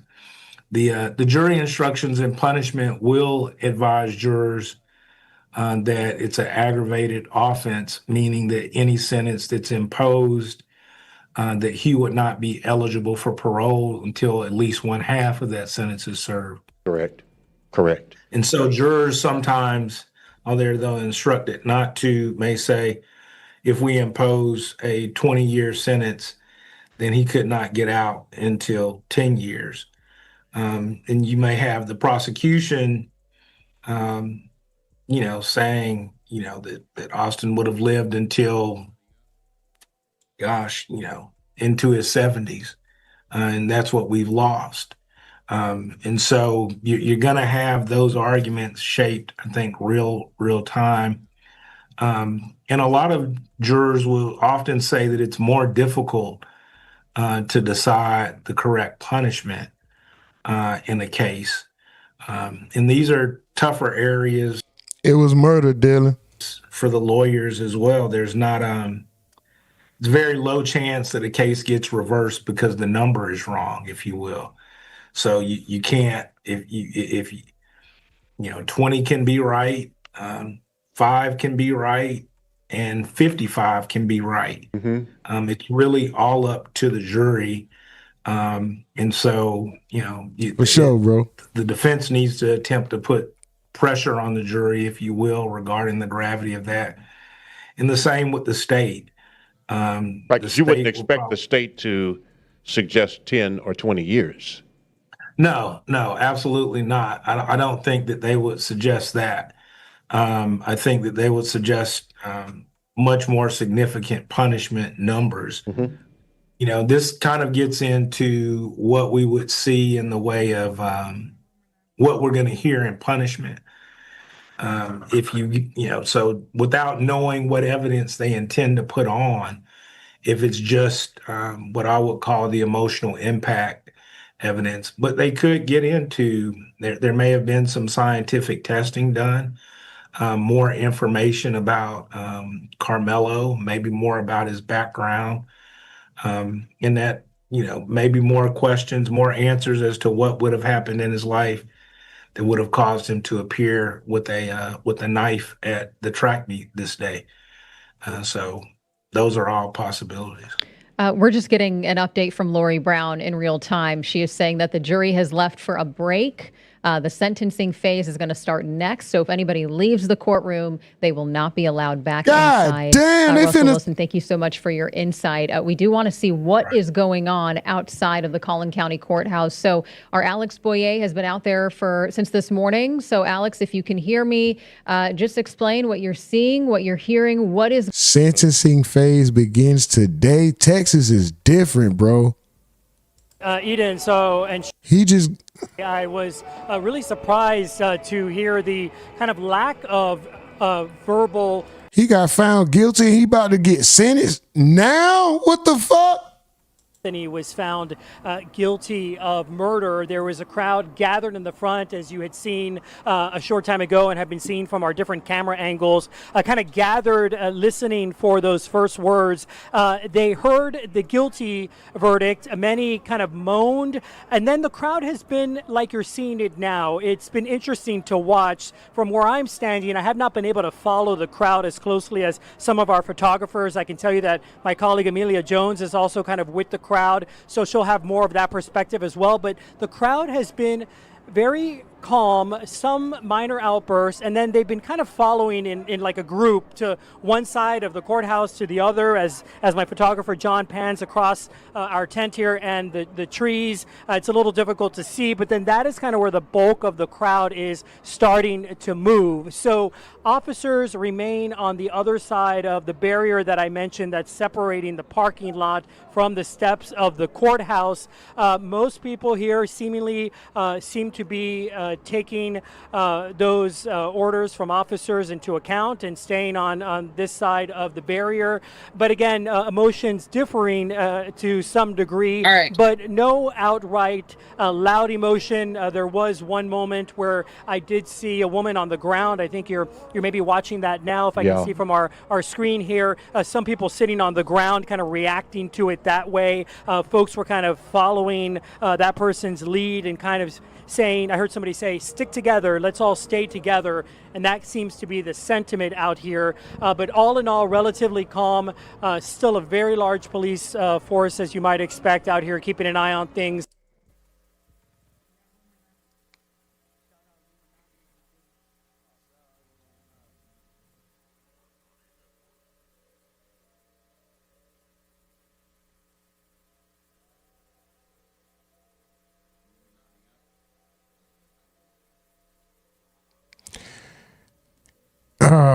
Yeah, if they had, man, he's definitely getting more than 20 years.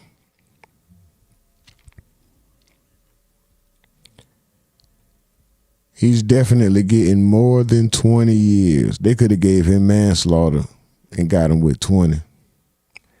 They want to fry him.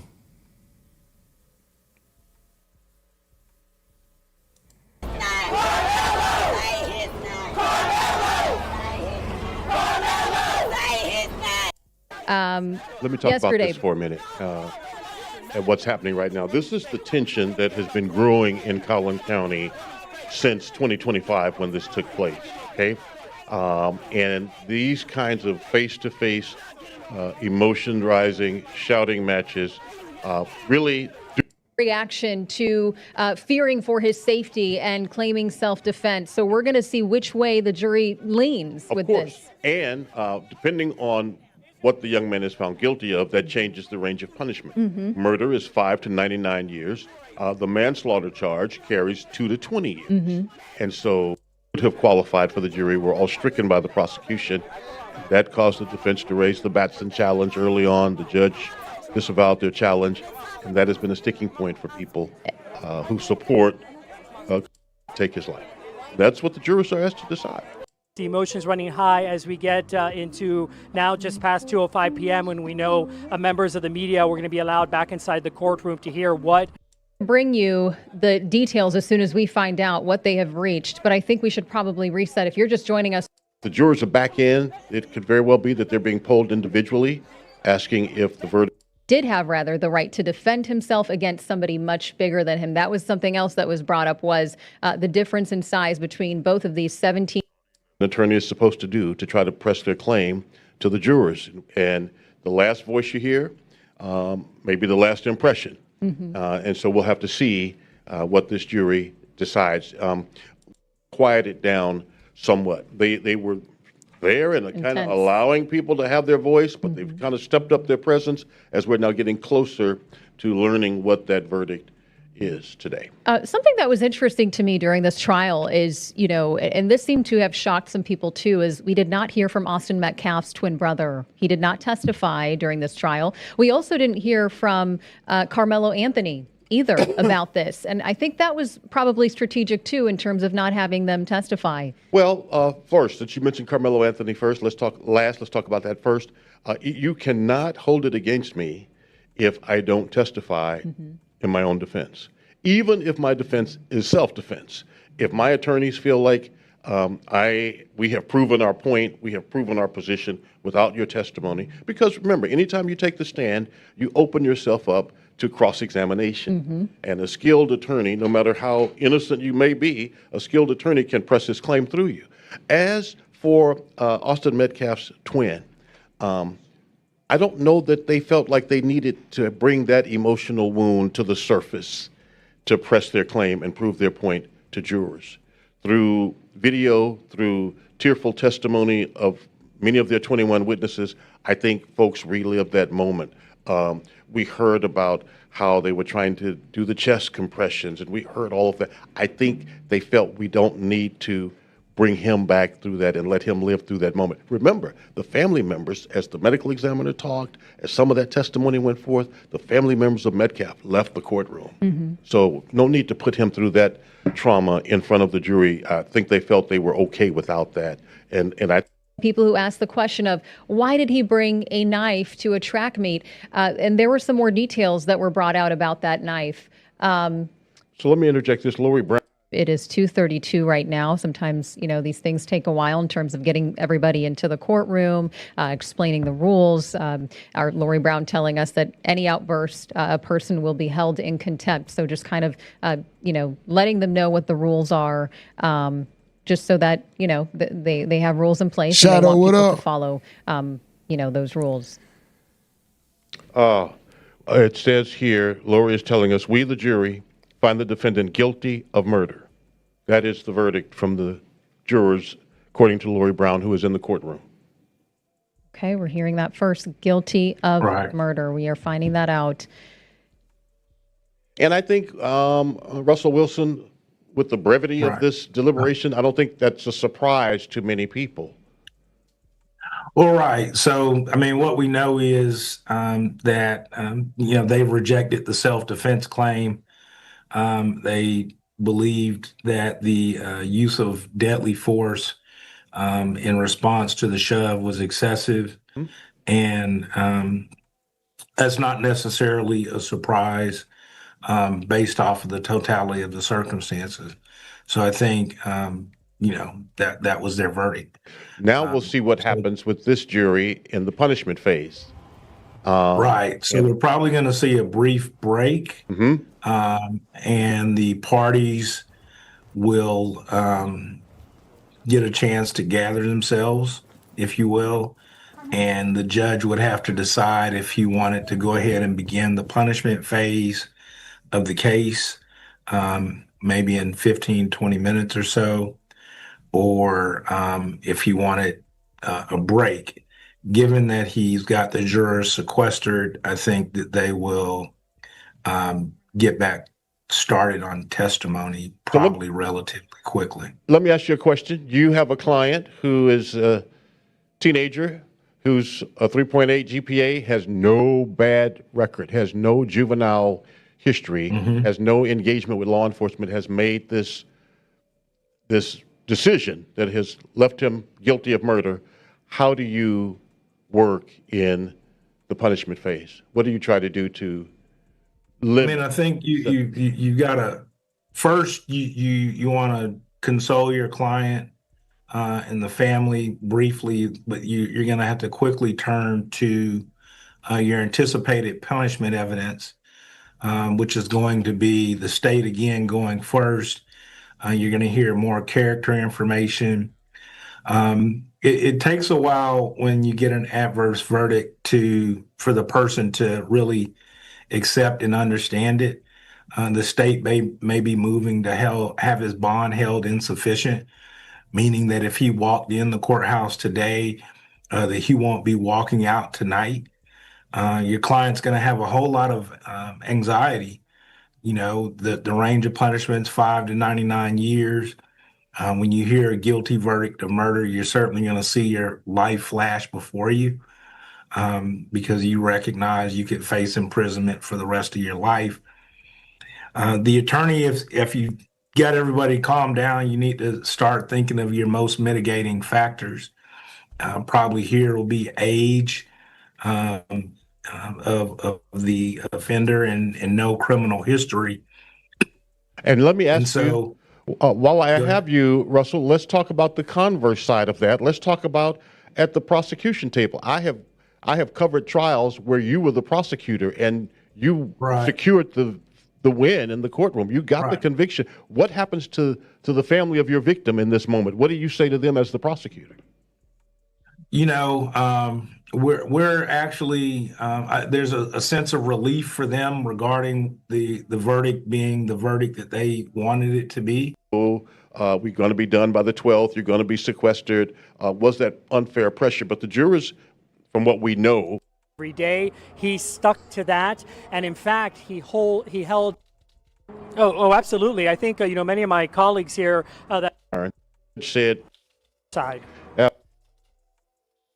course, it was in and of itself experience every day, and this of course was a very emotionally charged, high profile case that drew a lot of opinion and feelings on either side, or as you mentioned, many folks just feeling bad, calling this a tragedy, which of course it was in and of itself. And then again, a lot of them coming today to the courthouse, wanting to be here in person for what you could argue of course is a moment in history, a sad history of course, in terms of the gravity of the situation. Justice being served by this jury, no matter what, how you feel about it on either side. Absolutely. And that jury now, according to Lori Brown, is back in the courtroom. The punishment phase is underway. They have waived opening statements and are going straight to witnesses. One of the things that the judge said last week, if you remember, Alex, is that we're going to be done by Friday, June 12th. That was his goal. And at this rate, well, certainly now the verdict's returned. At this rate, they'll be done with punishment before the weekend. Oh, absolutely. I think, many of my colleagues here that we've been speaking with from other outlets who have been covering this from day one, we certainly knew that the judge wanted a tight timeline. He said from day one that he was going to go from 9 a.m. to 6 p.m. every day. He stuck to that. And in fact, he held testimony all day on Saturday. I was here for that as well. He went from 9 a.m. to 6 p.m. And that was when the prosecution rested. Midday or about 3 p.m. on Saturday is when the prosecution rested. We were surprised because we knew that there was 35 witnesses that were expected to testify. They ended up resting after the medical examiner having only called 21, but obviously they felt like they made their case. And based on what the verdict was. Outside of this, that, both of these students did well academically, that he did well. So where's these pictures of the judge and the prosecution and the family members and all of this and the defense or something? Where's the pictures of all these people together? Let me see this.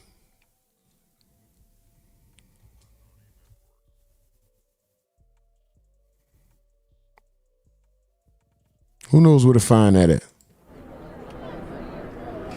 Absolutely, Eden and Sean. I'm just here on the sidewalk, just right outside the Collin County Courthouse. You can see the line of law enforcement behind me. They have not approached the crowd at all. They are staying right beyond the perimeter here, but obviously making their presence known. Now, I haven't personally seen any clashes between groups of supporters here. We've mainly seen people kind of gather in collective groups and then kind of share their thoughts or, any chants with each other. We know that this case has just taken on a life of its own, for a lack of a better phrase, on social media. So there are a lot of people that are live streaming right now on the various social media platforms. We also hear people on a loudspeaker. There's a speaker that was playing gospel music. As you heard Alex share earlier, there were some prayer circles and gospel words and songs that were shared before the verdict was reached. I did get a chance to speak to one man who told me that he does not know either party. He was not in the courtroom for any of the testimony. He came out today to just see what justice would look like here and what the jury would decide, and he told me there is no winning on either side. He said obviously the Metcalf family have lost their son. Nothing can bring Austin Metcalf back, and then on the other side, Karmelo Anthony will now be taken away from his family, and the jury is deciding right now what that sentence will look like. And so I will say, when the verdict was first announced and the word and the decision was kind of spreading through the crowd, there was a lot of unhappiness, especially in the crowd and group of people where I was. We know that Karmelo Anthony supporters have worn purple, and there was a lot of purple out here. And a lot of people, they did not hide their unhappiness with that verdict, but they have remained here. And again, kind of gathering with each other, sharing some of their thoughts with the media. We also see some supporters. Someone behind the camera right here has a Justice for Austin sign. And I know my photographer, Andy, was able to speak with him. And so we are getting reaction from both sides out here. But so far, things have remained pretty calm. Again, there's been no physical confrontations, no clashes, at least that I've seen from my perspective, but you do see the law enforcement presence. And also, before that verdict was read, I could see law enforcement right up against the doors of the Collin County Courthouse, seemingly just in case anyone was going to run up those courthouse steps and potentially try to rush in. So they were really prepared here for this, but no law enforcement has come in contact with the crowd. They are really keeping their distance, keeping their eyes peeled. But so far things have remained peaceful, but the crowds have not died down at all. With that, I'll send it back to you guys. That's what I'm seeing out here live. Thank you. And again, excellent work covering this trial where our politicians are now weighing in. And, you know, typically you don't see politicians weighing in on local murder trials. You don't bring politics into this mix, but that's what we're seeing happen. State Representative Jared Patterson posting a statement on the murder conviction of Austin Metcalf's killer. There it is, as you can see it. It reads in part that the murder of Austin Metcalf was a senseless and heartbreaking tragedy that forever changed the lives of his family, friends, and community. All of that is true. And you'll always love him, no matter what, correct?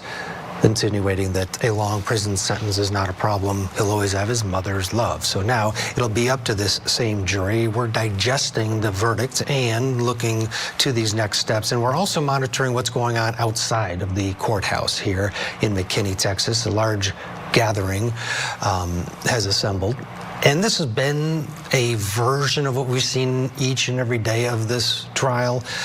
However, there are more people. Our Cody Thomas said today, as the case wound down, the closing arguments were presented and the jury received the case, the crowd started to grow, and that's where we're at now. The initial reaction, of course, with many in attendance was disappointment, but there were others there who were undoubtedly pleased. Both sides have been represented outside of the courthouse. Judge Kimberly Bando is with us, along with Sonny Slaughter. We've been all watching this play out through the eyes of our Cody Thomas, because again, there's no camera in this courtroom. And it is hard to understand the defense strategy here in the penalty phase. Both of you shaking your heads. Sonny, you first. Real opportunity to bring Karmelo to life. You know, he didn't testify. That makes a difference. He's a young man, and it just seems with what we know about him, which was presented, 3.7 grade point, going, you know, he was on his way to college. He was a two-sport athlete, no criminal record, didn't have, he's not, he should be, those things should be accentuated during the penalty phase and reminded to the jury, hey, listen, this, before you go back there. Didn't happen, Sonny. No, it didn't happen. And the mother, she is being a mom, but she really should have been prepped to really talk to the Metcalf family and the jury about not just who her son was, but who he could be. And that in a moment of irrational thinking, he did the unthinkable. But that's not who my son is. And none of them were there. None of us were there. And we don't know what actually happened. We only know what people perceive to have happened, but that's not my child. My child has deep regret. My family has deep regret. He is a scholar. He has the opportunity to turn his life around. She needed to be talking about her son in the future to get them to see who he could be outside of this, and she was not prepped and ready for that. What she said was not enough to change anything. She also should have been speaking to the fact that what is going to happen outside, that everybody need to calm down. So that could also be relayed. There's so much in a mitigation part of a case, family members, siblings. I know, because I've been there. They could have done this differently. I'm sorry. Yeah, to They your just could've point, done this is a live picture outside of the Collin County Courthouse where there's been versions of this throughout where you have both sides coming face to face. You know, it's unfortunate. The verdict's in. There's really no need, Kimberly, for this. You know, I mean, frankly, what's the white guy arguing now here? Like he's trying to. It's a powder keg, and if this jury comes back with a very, very long sentence, it's going to be even worse. Yeah, I absolutely agree. And we were on that break. This would have been actually a perfect time for us to hear from Karmelo. They should have put Karmelo up on the stand and let us see who he is. Let the jury read his demeanor, see him in his genuine form about how because at this point he's been convicted. So this was the opportunity for the jury and the defense to take advantage of and let Karmelo Anthony speak for himself at this point. I really think they should have at least put Karmelo up, if not just because his mother alone, we already know what his mother's going to say, that she loves him, he's a good kid. At this point, we should hear from Karmelo to see how he feels, if he's remorseful. That's going to make a difference when this jury decides how many years to sentence him to. Let us hear from him. I'm just so incredibly disappointed with the defense strategy of only putting up his mother and not hearing from anyone else, no other. That's more than 3. Get him out of here. Who I was just think this? was a disservice to Karmelo. I fought with you, Gio, giving him a chance, but no, that's too put him on many. in the guilt phase. That's one decision. That's a different decision because of the I ain't know everything yet. Everything he was saying had to be erased. He might as well go. Here in the penalty phase, it is a much easier route. You know, you're going. Do your thing, bro. Someone Do your had to thing. bring this kid to life more so than just through opening statements through your attorney. And you know, a few witnesses that talked about his education during the case in chief. But this is it. This is sentencing time. These individuals are easily swayed. You know, they're people in the public, and they all could be touched. But you got to go and touch them, Sonny. You got to go try and remind them of the things that this kid does have going for him. A horrible decision on a horrible day. But even the initial officer that interacted with Karmelo said he did right away. He said, "I'm the guy. It's not alleged. I stabbed him. He admits it. Then he says it was self-defense. So he throws up his. But then the third thing he says is, how is he doing? Is he going to be okay? And it was one stab. It wasn't multiple. A refresher course would have been nice, Sonny. Yes. And I also don't think that when he stabbed him with that knife, you know, most of the time, he's 17 years old at the time. He didn't probably think that knife and where he stabbed him was going to do anything but hurt him, get him to stop, but not die. And because most of the time, young people don't even have that type of presence of mind unless they have a gun or something. But this is horrible. There are going to be a lot of people cheering for a very long sentence, but we don't know what the appeal could potentially look like. But I just really think that the defense team, as somebody who works for defense, I just don't think they gave their all. I don't think they did the type of job that was necessary for this type of case. And remember, I'm not saying Karmelo was innocent, because he was not. But I am saying that I just think this came back quick. I think it's going to be a high sentence. And I just don't think that the defense did everything that it could possibly do to mitigate a different verdict. Yeah, we're hearing that Cody Thomas is making his way out of the courtroom, and will be able to come down and brief us from his vantage point of what happened during the reading of the verdict. And then that very short sentencing phase, one witness, no arguments, and now the same jury who found Karmelo Anthony guilty will be tasked with deciding what to do. What is the right punishment? There is a huge gaping void here between 5 years on the low end and 99 years on the top end. So this jury, who took less than 3 hours to decide that Karmelo Anthony was guilty of the top charge of murder, now has to decide where to land that, between the 5 and the 99. Let's get a break. When we come back, we'll be checking in with our Cody Thomas. All of the reaction. He said in his notes that he could feel the tension in the courtroom. He's going to join us when we return. Stay with us.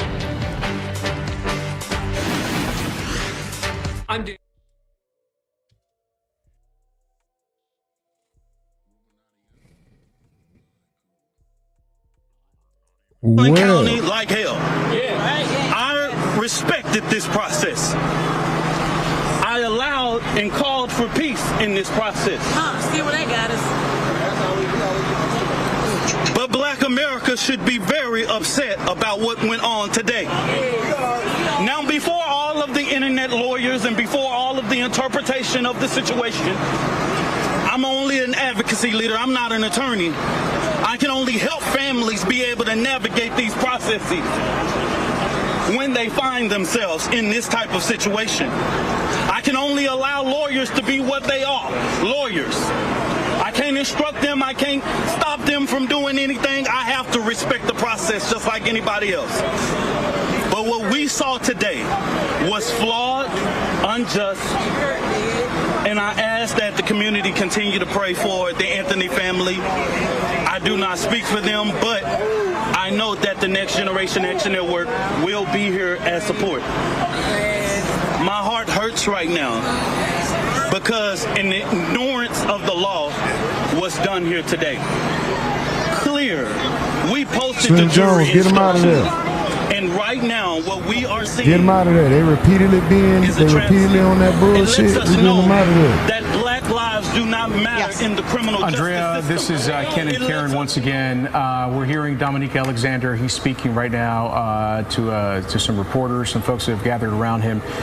He's calling this a travesty, saying I wish I could see what he Black said. lives are not safe in Collin County, saying that he had respected the process and that they're going to, in his words, fight Collin County like hell, is what he said. And he did point out that he was the one yesterday calling for peace, telling everybody, you know, take a step, a deep breath, let's exhale and watch this as it plays out. This done 2 jobs, that he was elected captain of the team by his teammates. We heard about his character. This certainly at this point, Unrelated to the case, as you mentioned, other members of the legal community weighing in who have been watching it, they're not affected by any kind of gag order. So when you hear from an attorney, if you are hearing from an attorney, it is likely one that is unconnected to this case because of that. We haven't heard from the families. Andrea, we haven't heard from. Let me interrupt you. Presented a very strong case for a very harsh punishment. And it would also mean that the defense believes they've presented their best mitigating or reasons to seek lower punishment, that they believe they've presented that as well.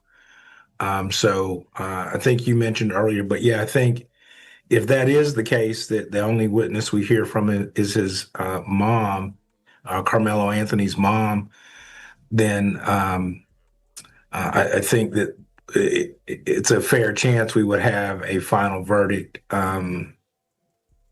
soon. Yes, yeah, very soon. I'm mindful, as I mentioned earlier, of the sequestration issue, and I think you guys were mentioning that whether or not the case was tried at a fast pace or not.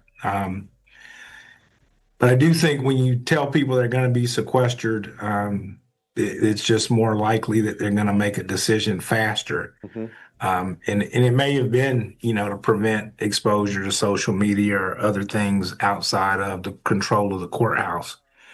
But I think that same principle will hold true in a punishment phase as well. Welcome back to Core TV Live. We're continuing to follow into breaking news out of the state of Texas, in McKinney, Texas, where a jury found Karmelo Anthony guilty of the top charge of murder for the death of Austin Metcalf, the stabbing death at a track meet last year. The same jury now will decide the defendant's fates. 5 years on the low end, 99 on the high end. This all took place, of course, outside of our view because cameras were not allowed in this case. But Cody Thomas was in in the courtroom. He now joins us from outside the courthouse. Cody, take us through it, starting with the verdict itself. Set the scene, if you would. Yeah, Ted, that's the big headline today, right? The verdict, guilty of that top charge of murder. And as you just stated, 5 to 99 years behind bars. We were sitting in there. We were waiting for that verdict to come in. We reconvened once they let us know it was happening. We sat in there, waited for those parties to come back in, and then that verdict was read. And of course, we know the jury had the option of manslaughter if they chose that, but they did not. Clearly, they did not see this as self-defense. They thought this was murder. They thought he went in there, in the altercation, there was intention behind what he did, because they really outlined the definition of murder before the jury went back to deliberate, that it was the deliberate, the intentional cause of harm or death by another person. So that's the way the jury saw it. And of course, Ted, that motherfucker say double tap the screen for racist. Obviously for two different reasons. The Metcalf side feels that there's been, vindication for their son's death. There's been justice served. But on the Karmelo side, of course, now Karmelo's going to jail for a very long time. We'll be seeing his family through plexiglass for a very long time. It's just sad all the way around. I'm observing both sides, of course. Again, tears from the Metcalf family, tears from that side. Karmelo just looking very shocked.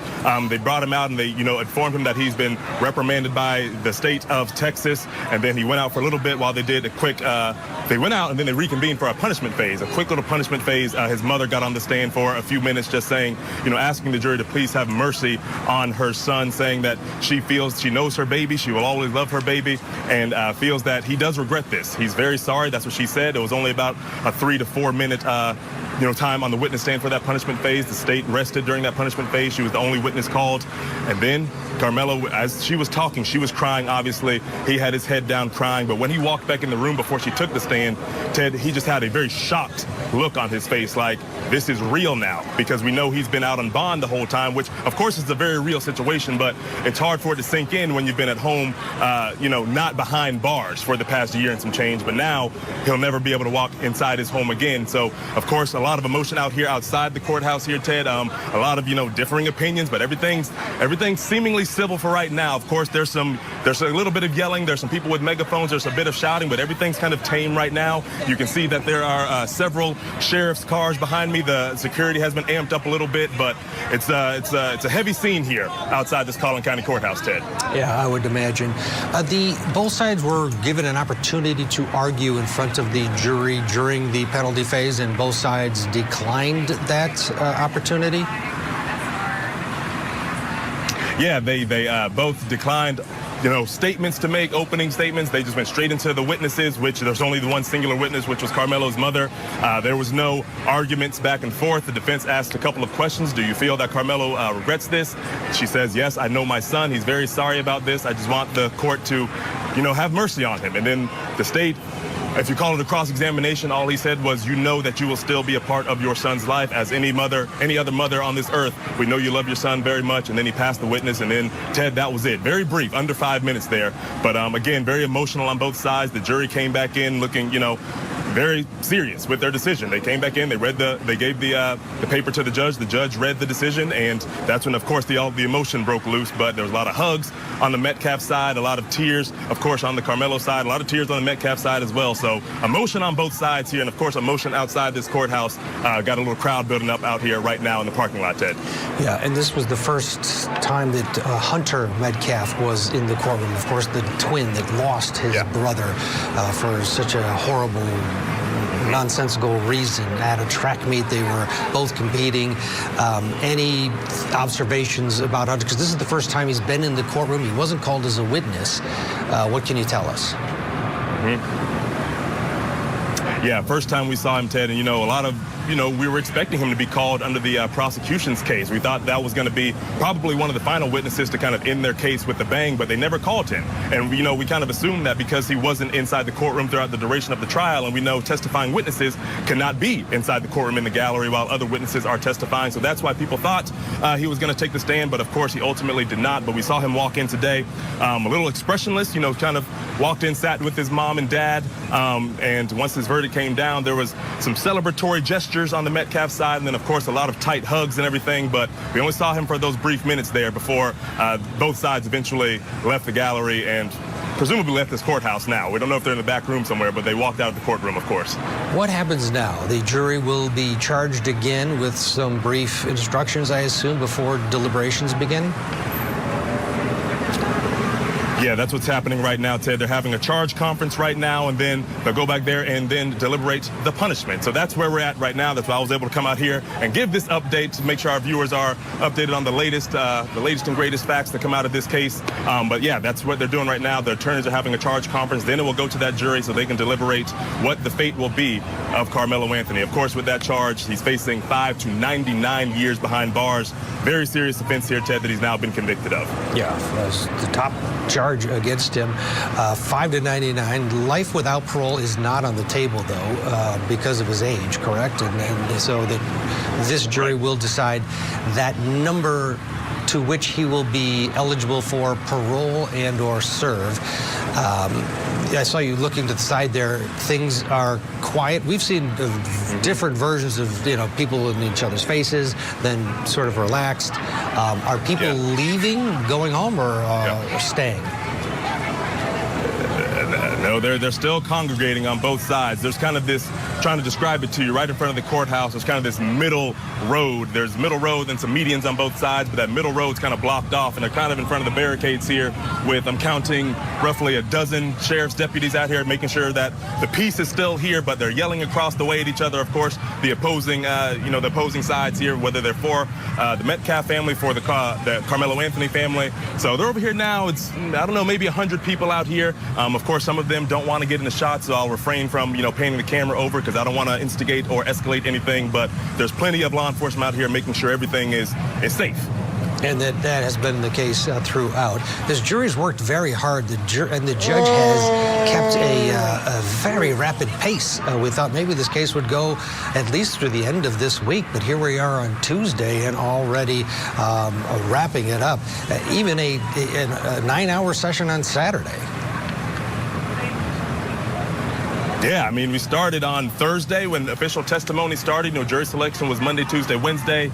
Got underway on Thursday, Friday, and Saturday. 9 days each, minimal breaks, only 40-minute lunch breaks and a couple of 10-minute afternoon breaks. So the pedal was to the metal here during this case, Ted. We were all kind of shocked when the state rested after only 21 witnesses on Saturday, and then the defense called 3 witnesses Saturday. They called 3 witnesses Monday morning, and then they rested kind of abruptly yesterday. So they only called 6 witnesses. And of course, like you just said, we expected this to run through the end of the week, but here we are on Tuesday and a verdict, in the early afternoon. So it was a really rapid pace here, and they're already getting into the punishment phase. Well, they've gone through the punishment phase. Now they're going to get to the sentencing phase. So they're really trying to put a bow on this thing, and I guess for this community to move on and continue to heal on both sides of the spectrum here.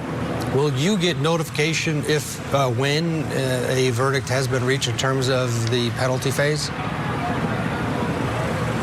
Absolutely. I'll be there inside giving you the latest, Ted. I'll get a notification. We're on a thread here. All the media will know when to go back inside, when to be in there promptly, when they're done with that charge conference, and when they hand that off for the jury to begin deliberating. So, of course, when I get information, you guys will get information. All right, which has been the case throughout. Wow. And Cody Thomas has been our eyes and ears in this case with no camera. Cody, thank you as well, doing a fantastic job for us, bringing the courtroom to life, including the guilty verdict and then the very short sentencing phase in this case. Sonny Slaughter is along with Judge Kimberly Mando, both still with us.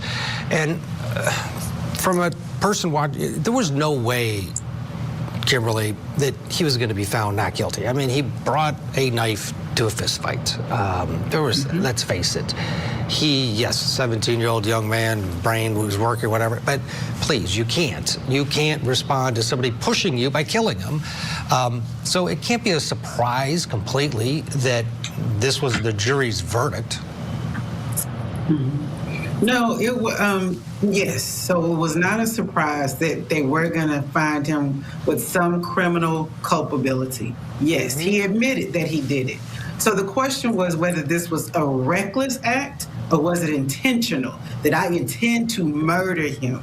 And I don't think that that was the evidence or what his intent was. It was reckless, it was irresponsible, yes. And that's why I think that manslaughter charge was appropriate for this scenario. I do not believe that he woke up that morning and decided that he wanted to murder someone with a 3.5-inch pocket knife.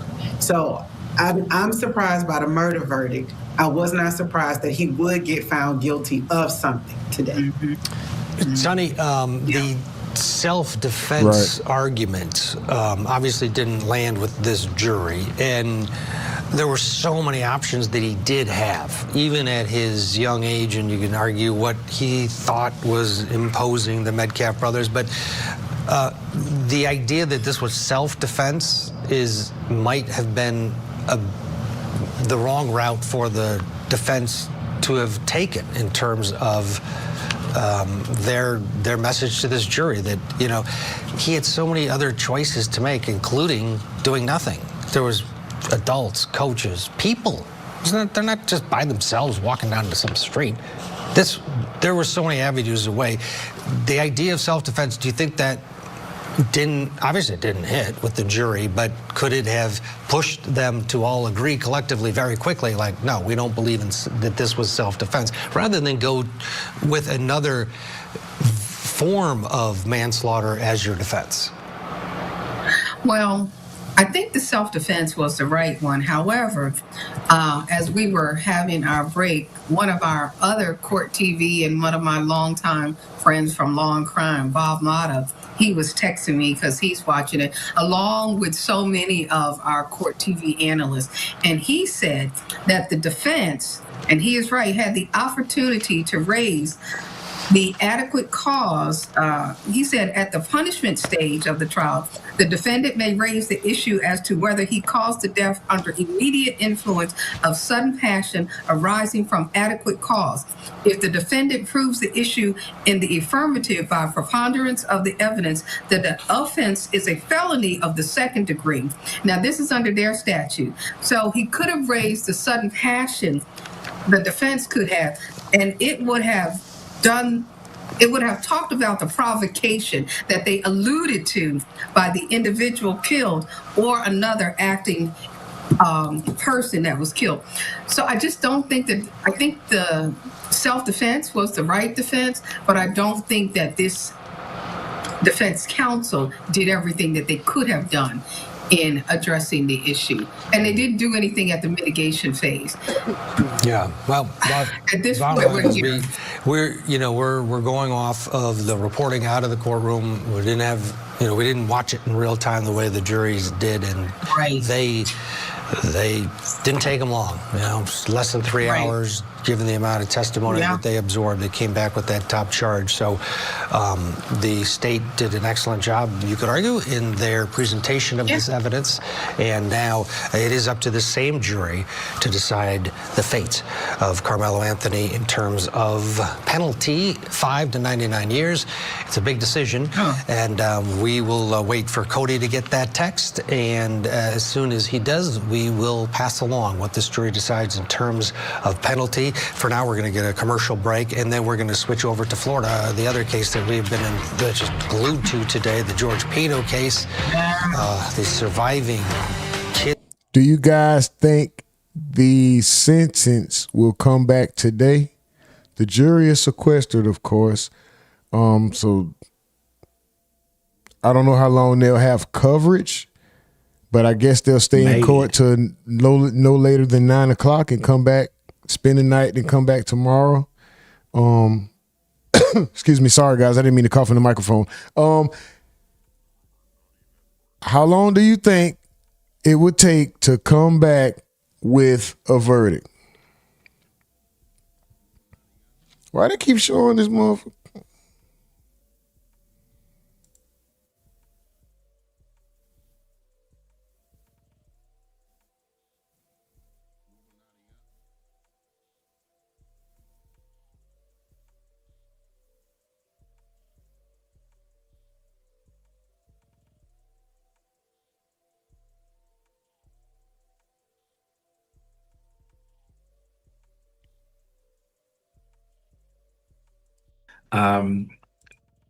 Does that?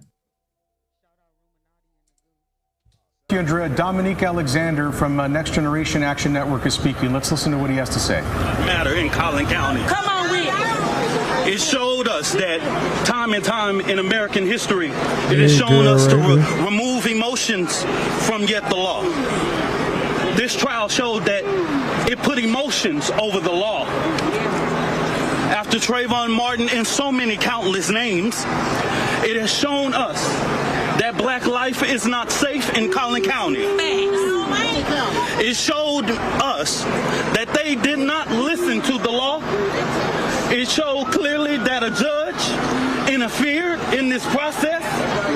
It showed very clearly that a black boy was allowed, not one black soul on a jury.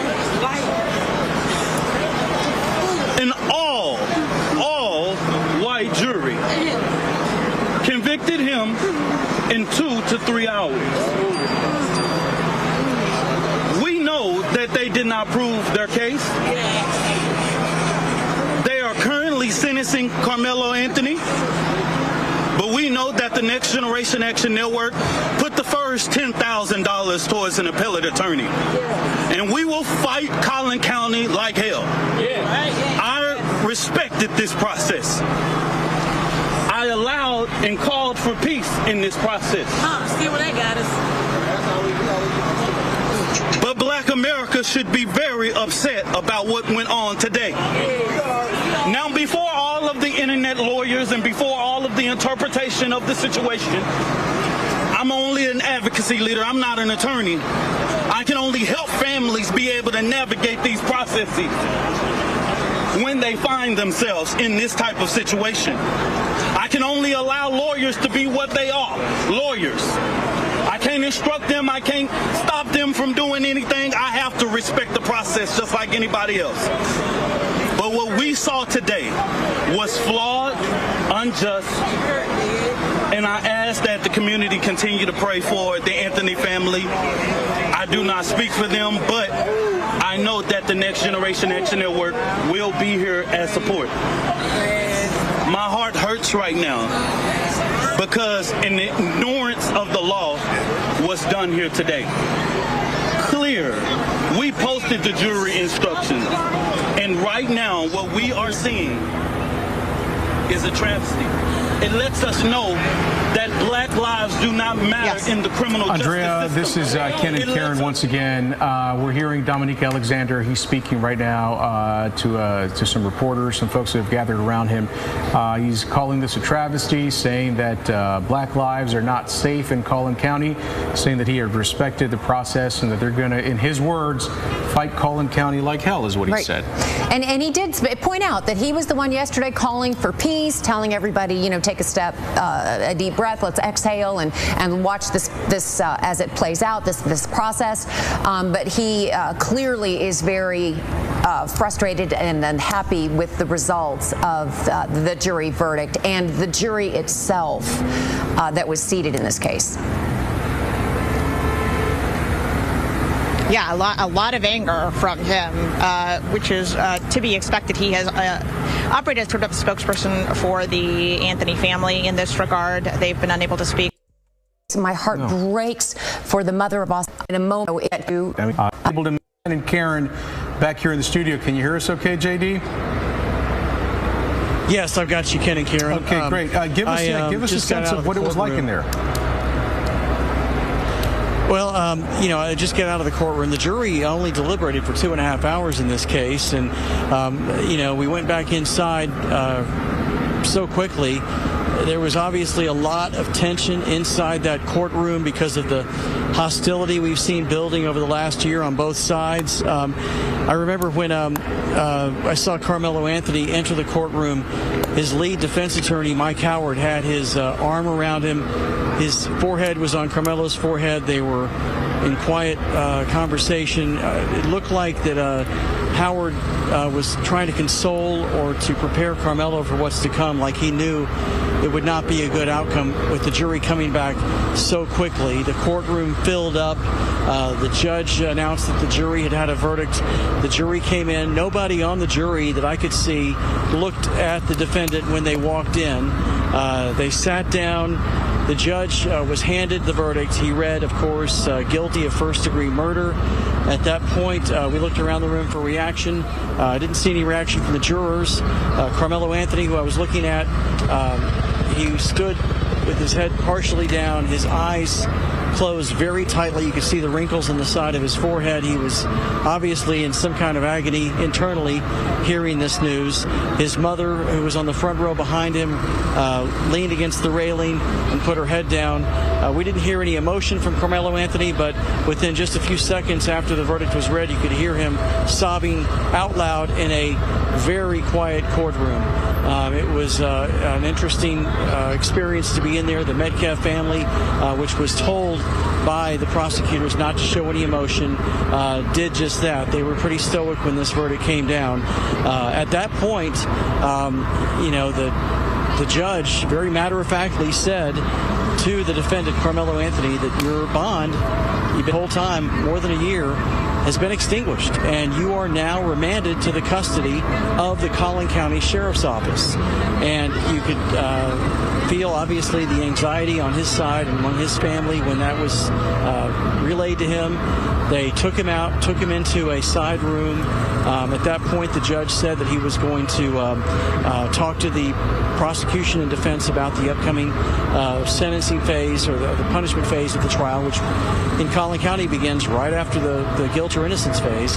And they brought Karmelo Anthony back in after a few minutes, and then we started this punishment phase, which we normally expect them to last about a day and a half, 2 days at most. Yeah. This moved lightning fast. It's supposed to include opening statements, witnesses, closing arguments. A judge charged the jury. It's like a separate trial. But in this case, the prosecution waived its opening statement. The defense waived its opening statement. Prosecution rested immediately. The defense called one witness, Kayla Hayes. That's Karmelo Anthony's mother. She took the stand. She was asked by the defense, first of all, if she loved her son. She tearfully broke down and said, "He's my oldest. Of course I love my son. I will always love my son.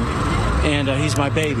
And then the defense said, "Pass the witness." And the prosecution then said, "Ma'am, just have one question for you." And that question was, you could still be with your son, right, in incarceration, making the inference that she still has a son to at least talk to and visit, if not, more, because the Metcalfs have no one. Austin Metcalf isn't coming back. And so she said, "Yes, I do," and reaffirmed that. The prosecution rested after, or passed the witness. She was excused. And then the prosecution said, "We rest," and the defense rested. And the judge said he was going to go back and work on the charge to the jury.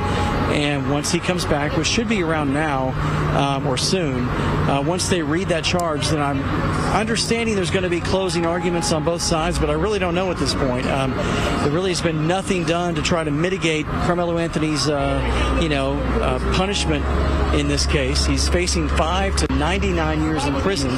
He has no criminal record. I haven't heard anything about a sudden passion defense that can be raised after a murder conviction that could help minimize the amount of time that a person stays incarcerated. I don't know if at this point if that's going to be part of the sentencing. We'll find out here in a minute from the judge and the prosecutor and defense attorneys. But we fully expect this case to go to the jury here in just a few short matter of minutes or hours, and the jury will deliberate as long as they want to into the afternoon and evening. If they don't reach a decision on sentencing, they will be sequestered, and then they will come back tomorrow morning and then come back with a sentence again of either 5 to 99 years in prison. In the case of Karmelo Anthony, which has generated so much hostility, tension, conflict, not just here in North Texas, but all across the country, as we've seen. JD, you made an observation and you presented a point that I think so many of us who have been following this case have also observed ourselves, and that is the lightning pause to transition. And we also have some sound from a Metcalf supporter that hopefully we can go ahead and cue up for you. I don't want to see the young man go away for his whole life. I think he's young enough that he can hopefully grow, learn something, come out and be a productive part of society. I don't even think he went there to do what happened, but that's what happened. And we don't need to be setting a precedent where if you come up and shove me, I can just pull a knife and stab you in the heart. Proportional force, right? If I come up and shove you, you shove me back, we get in a fight, but not pull a knife and stab somebody in the heart. For Christ's sake, man. All right, and we understand that Frisco ISD, the communications department, has issued a statement saying our community has carried the weight of this tragedy for more than a year, and our thoughts remain with the impacted families, friends, and class. Dude didn't sound like he had no hate, no malice. That was his point. Classmates, we respect the judicial process and will continue to support our students with compassion and care. We know this trial has brought strong emotions and deep grief, and we ask that our community continue to support each other with respect, sensitivity, and understanding. That's from Frisco ISD. Yes. The school district. Now, both of those students, I'm sure as the jury walks in, they're going to be seated. The judge is going to say something along the lines of, how do you find on count one, murder in the first degree, and then you're not going to hear J.D. Miles, who's sitting in the courtroom, is going to hear what that verdict is. They're likely going to ask about the count of murder. They're likely going to ask inside the courtroom, but that's not the case right now. Right.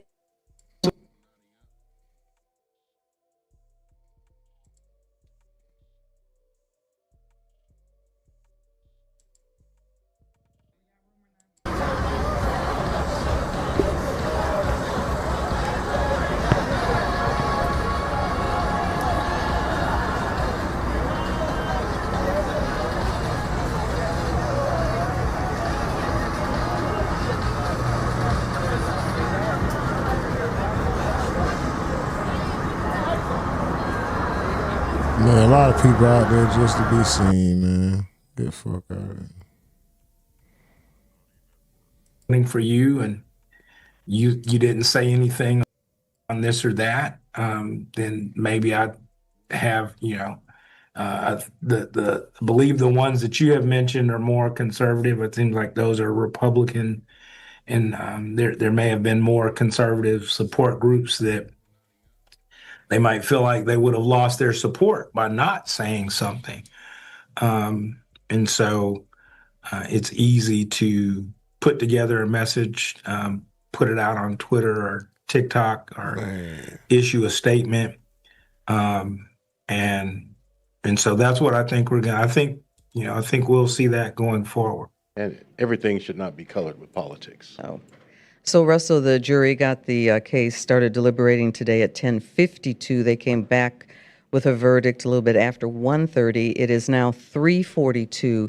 And do you still see that all of this will end today, that it will wrap up today?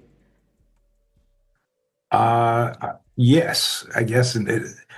If you let me, once we know what time they start reading the charge and how much time he gives for closing arguments, but more likely than not, again, the jurors have some idea in their mind, and when they go into deliberations, there's going to be a debate regarding the number, and somebody may say, well, I could never agree to that, so I do think it may go relatively quickly. And in order for it not to do that, somebody has to feel very strongly about a particular position that they will not change no matter what. And I don't know, as I understand this group of jurors, And again, taking from that initial verdict, that type of division would be among this group of 12 citizens. So those are the things that are indicating to me that this could still be quick. That doesn't necessarily mean that there's not some weight assigned to the things we've talked about that are plus and minus. It's just that number may be assigned, considered. You could tell somebody, hey, if it's a 17-year-old kid and I think 20 years is good, somebody else could say, no, 40 is fine with me. Do those people then say, well, let's meet in the middle at XY's at 30? It certainly could happen. Because remember, they don't have a true basis. There's no guide rail to tell you why 28 is better than 32, or you don't have a way to distinguish the differences in the numbers. And you certainly don't have a way to tell somebody that their number is wrong, at least, and you may have some people that go in and say, no, I don't care, a life for a life. I want to see him get a life sentence. And, if you have enough people that view it like that, then that certainly is what could happen. But, we know that they're, were able to reach agreement relatively quickly on, no as to manslaughter in the range between murder, and no as to self-defense. But they had guide rails for that. And that's what allowed Bill Werski, to be able to hit those 4 points relatively quickly. Right. Because what he's saying is lining up, kind of with the jury instructions. And so it's not much of a debate, if you will. But on this issue, there's more latitude. But so yeah, I think if they start by 4, what they're reading the instructions, I think that they would choose to continue to deliberate as opposed to having to go home, be under guard, not being able to call your family overnight, being in a hotel room, perhaps with no TV, and provided, neutral reading materials, if you will, and having to wake up, get on a bus because you're sequestered, come back to the Collin County Court for the sole purpose of continuing the deliberation. I think a lot of people in that boat will choose to try to finish. Looking at a very large police presence outside of the Collin County Courthouse, certainly a very charged atmosphere, lots of reactions to the verdict today. But in terms of the crowd and the people who were there, the spectators, lots of conversation, lots of discussion, sometimes heated, but very peaceful. Yeah, and we've seen people for and against who are holding up the signs, who are doing the protest, supporting it or speaking out against it. But Sean, no violence. No, and that's what it should. Yeah, that's what our First Amendment. That should happen. That should happen. We should let our passions be known and express ourselves without assaulting one another. Let me ask you real quick, Russell. I'm not sure on this, but in deciding punishment, jury required to be unanimous, or can it's not unanimous for punishment? No, it has to be unanimous as well. Okay. So you've got to have an agreement of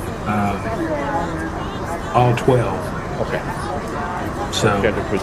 Okay. Wasn't sure on that.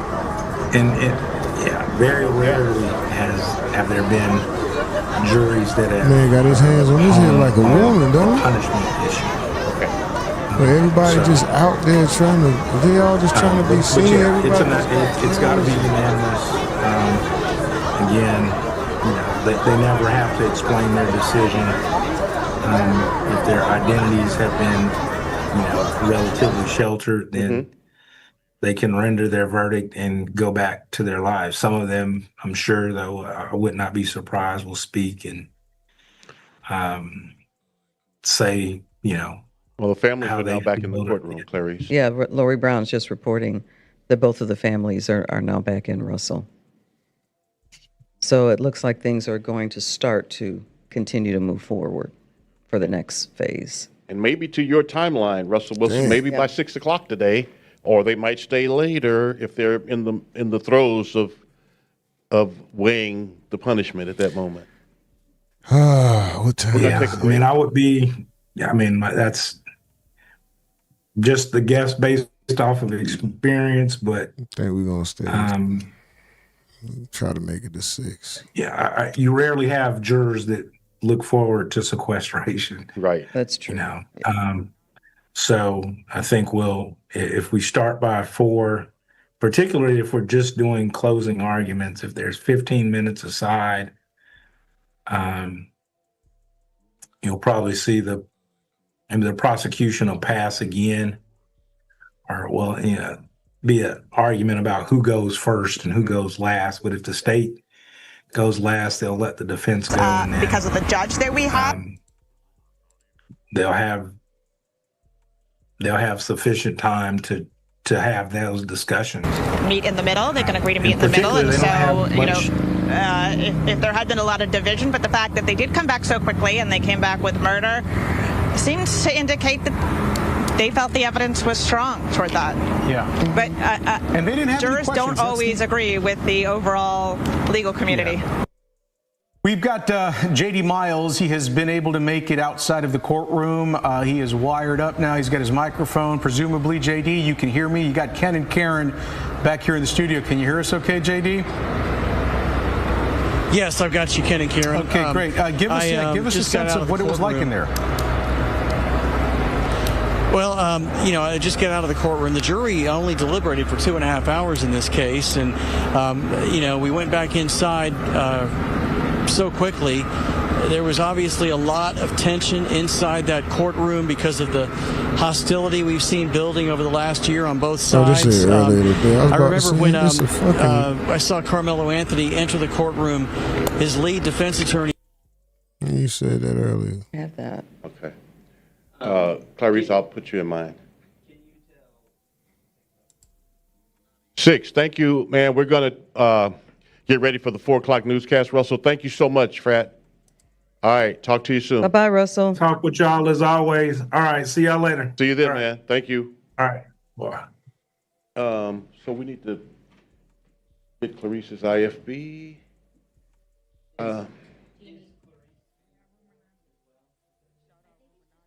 Oh, okay. Okay. All right. Okay.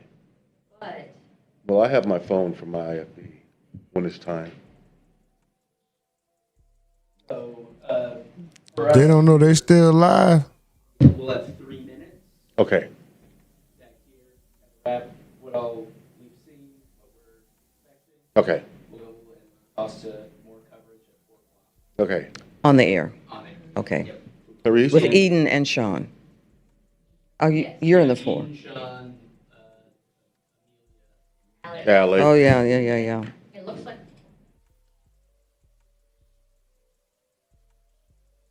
Bro, every chat, dog, some racist ass shit in all the chats, people typing. Man.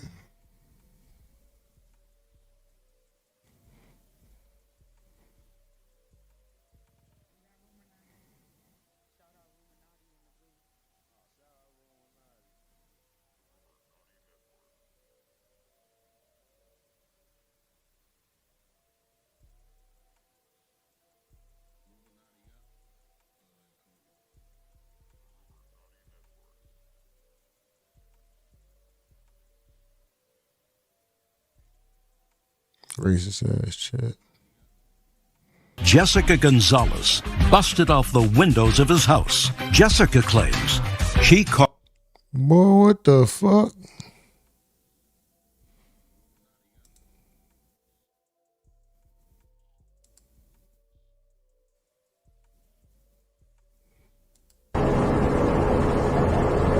Man.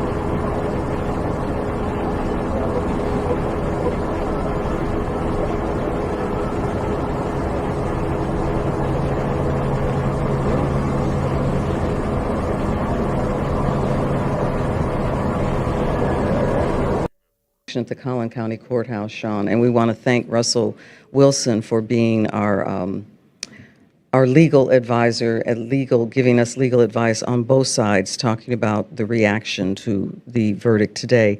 Both families, according to Lori Brown, are now in the courtroom, ready to start the next phase, the punishment phase. Right, and the charge to the jury is what's being prepared now. We will have closing statements from both sides. And one of the things that could come out now even is the idea of sudden passion, meaning this was not some premeditated planned thing. This was in the moment. It was in the heat of the moment action. Again, hoping to mitigate to some degree in the minds of the jurors as they decide how long Karmelo Anthony must serve time as justice for the murder of Austin Metcalf. And we've seen Judge Roach want to keep the progress moving, to keep this going, holding court on Saturday, which is very rare, and also telling the jury to bring clothes, to come to be prepared, to possibly be sequestered tonight. However, Russell Wilson was telling us he thinks that with the way things may continue, this could end this evening in terms of what the punishment will be. Yes, we're going to know, hopefully, fairly soon. We're going to know they are back on the record in the courtroom. Both sides have done their close. The jury's being brought in, so they're done with the charge now, I'm guessing? Or that's coming for the jurors? They're going to get the charge? Presenting the charge, okay. So it won't be long. Russell Wilson's timeline is pretty accurate. It won't be long before the jurors will get it and begin deliberating the punishment phase. We could have a decision by close of business today. That's what he was saying, maybe 6 or 6:30, because right now it's coming up on 4 o'clock. Very large crowd outside, very large, even larger law enforcement. No signs of violence. Very spirited, though. Lots of charge comments going back and forth between both sides, but nothing violent, nothing violent. And there you can see people expressing their opinions, their reactions, and this is the way it should be. So again, Karmelo Anthony is guilty of murder, and his defense team obviously hoping for something less. That did not happen. And we're going to continue, Clarice, covering the rest of the events of this day with this trial and beyond this day, because again, it's going to be one of those cases that works its way into law school. You watch. Absolutely, and we're seeing it unfold right before our very eyes. We want to thank you for joining us, and we're going to have live coverage on Fox 4. Stay with us.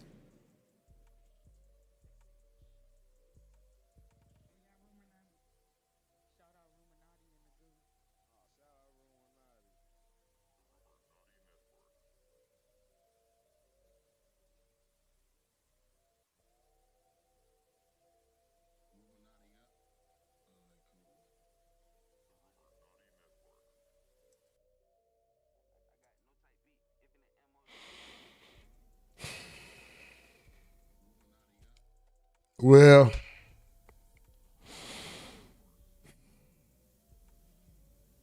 this shit crazy, man. Listen.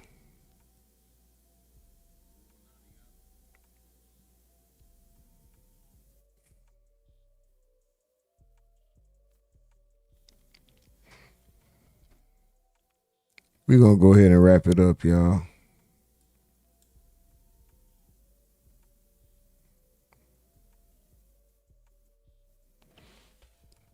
We're going to go ahead and wrap it up, y'all. Didn't expect to be here this long, right? Sheesh. I didn't know that they was going to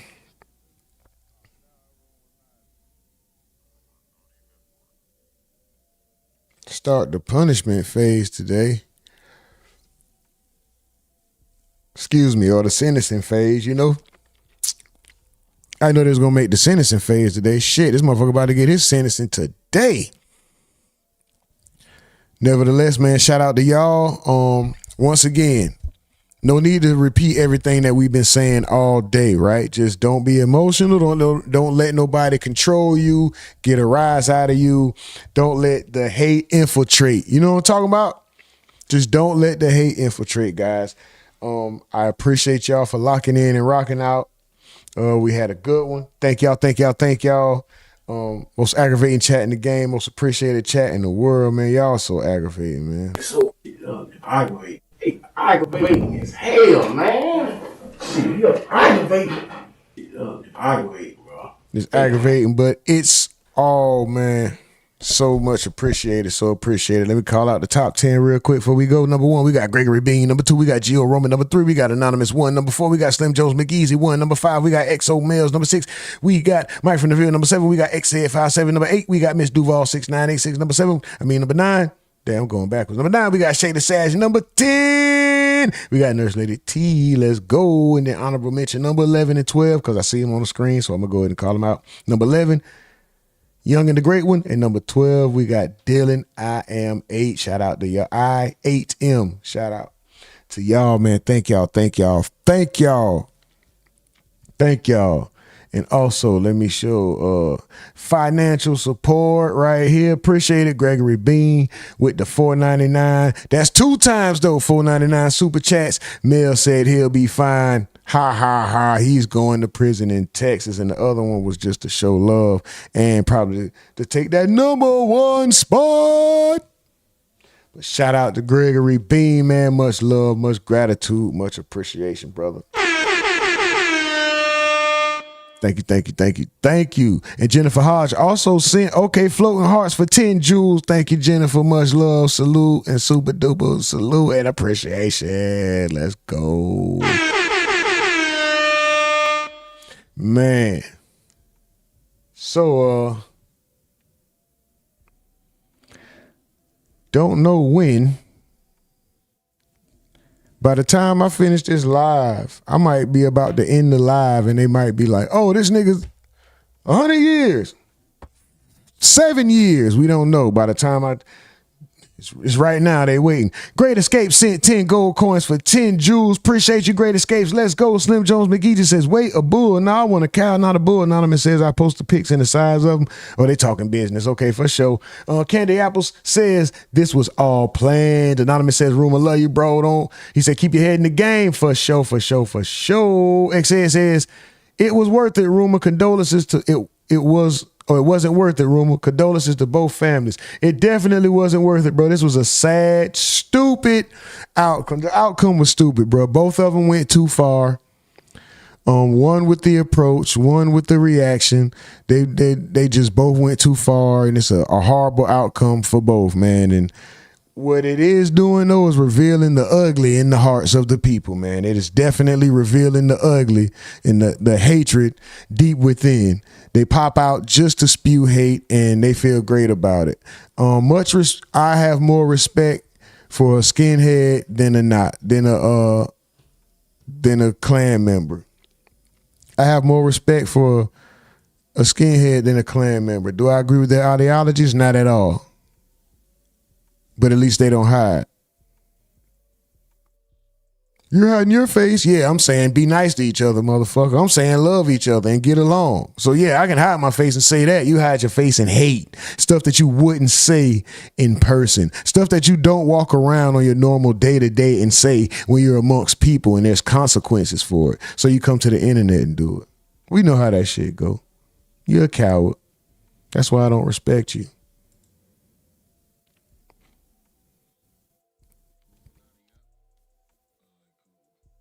Young and the Great One says, I hate how they just standing there like they expecting everybody to just get ignorant. Yeah, man. Tell them get up, man. Just at the end of the day, everybody just call it one, man. Go home.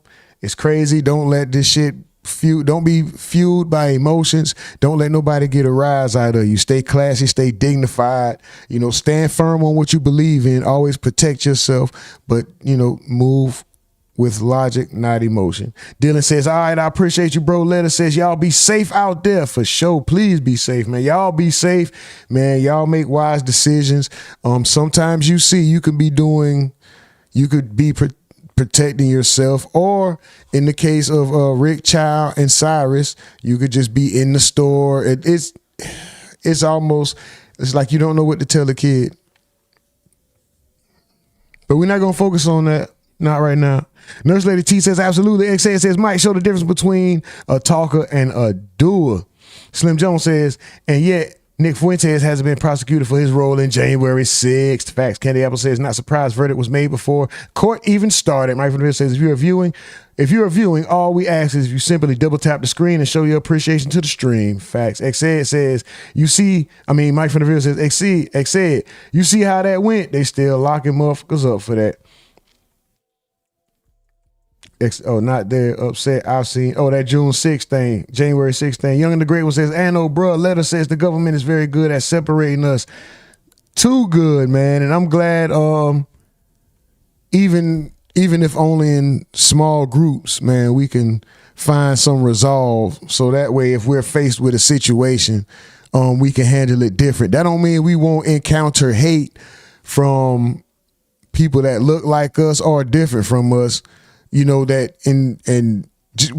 have opened our hearts and minds to different things. That don't mean that it's people that we open, that we won't encounter it. Just keep in mind, whether you black, white, Asian, whatever, just keep in mind that it's not everybody. It's not every one of them, whatever them is to you. Whatever the opposite race or the other race that you think, is so bad or is doing wrong or is mischievous and a detriment, whatever you think it is, it's not all of them.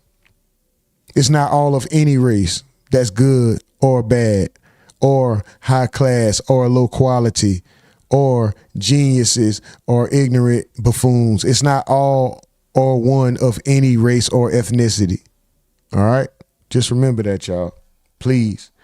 But we're going to get up out of here. We're going to go ahead and call it one. I appreciate y'all.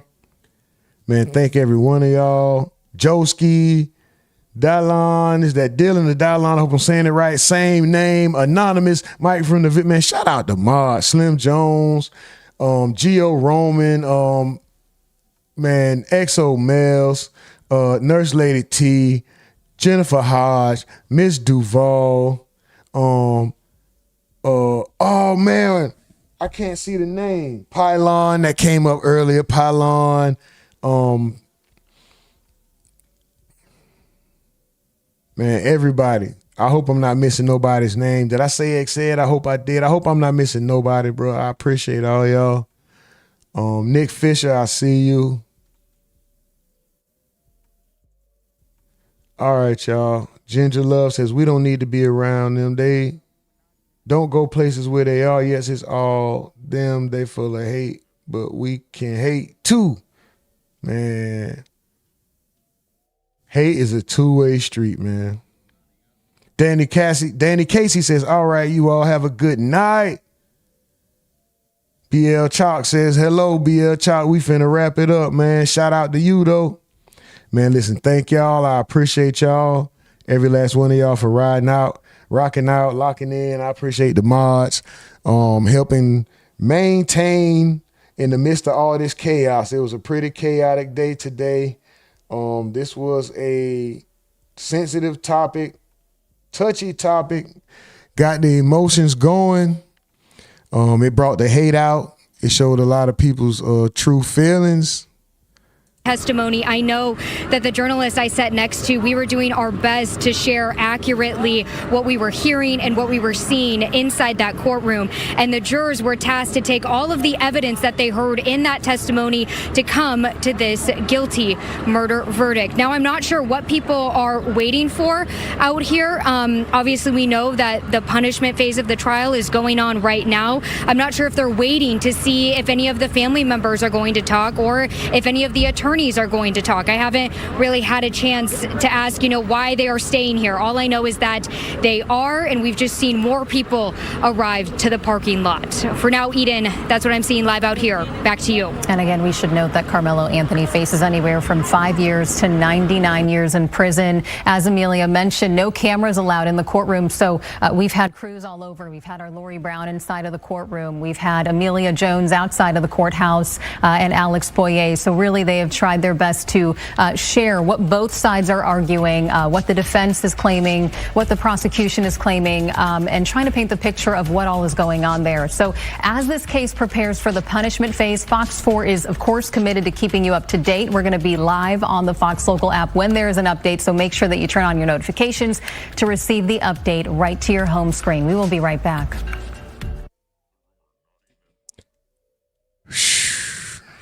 All right.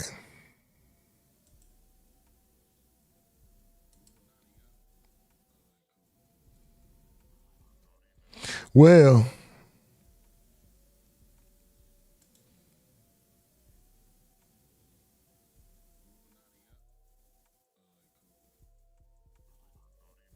Miss Duval, we about to get up out of here. If anybody wants to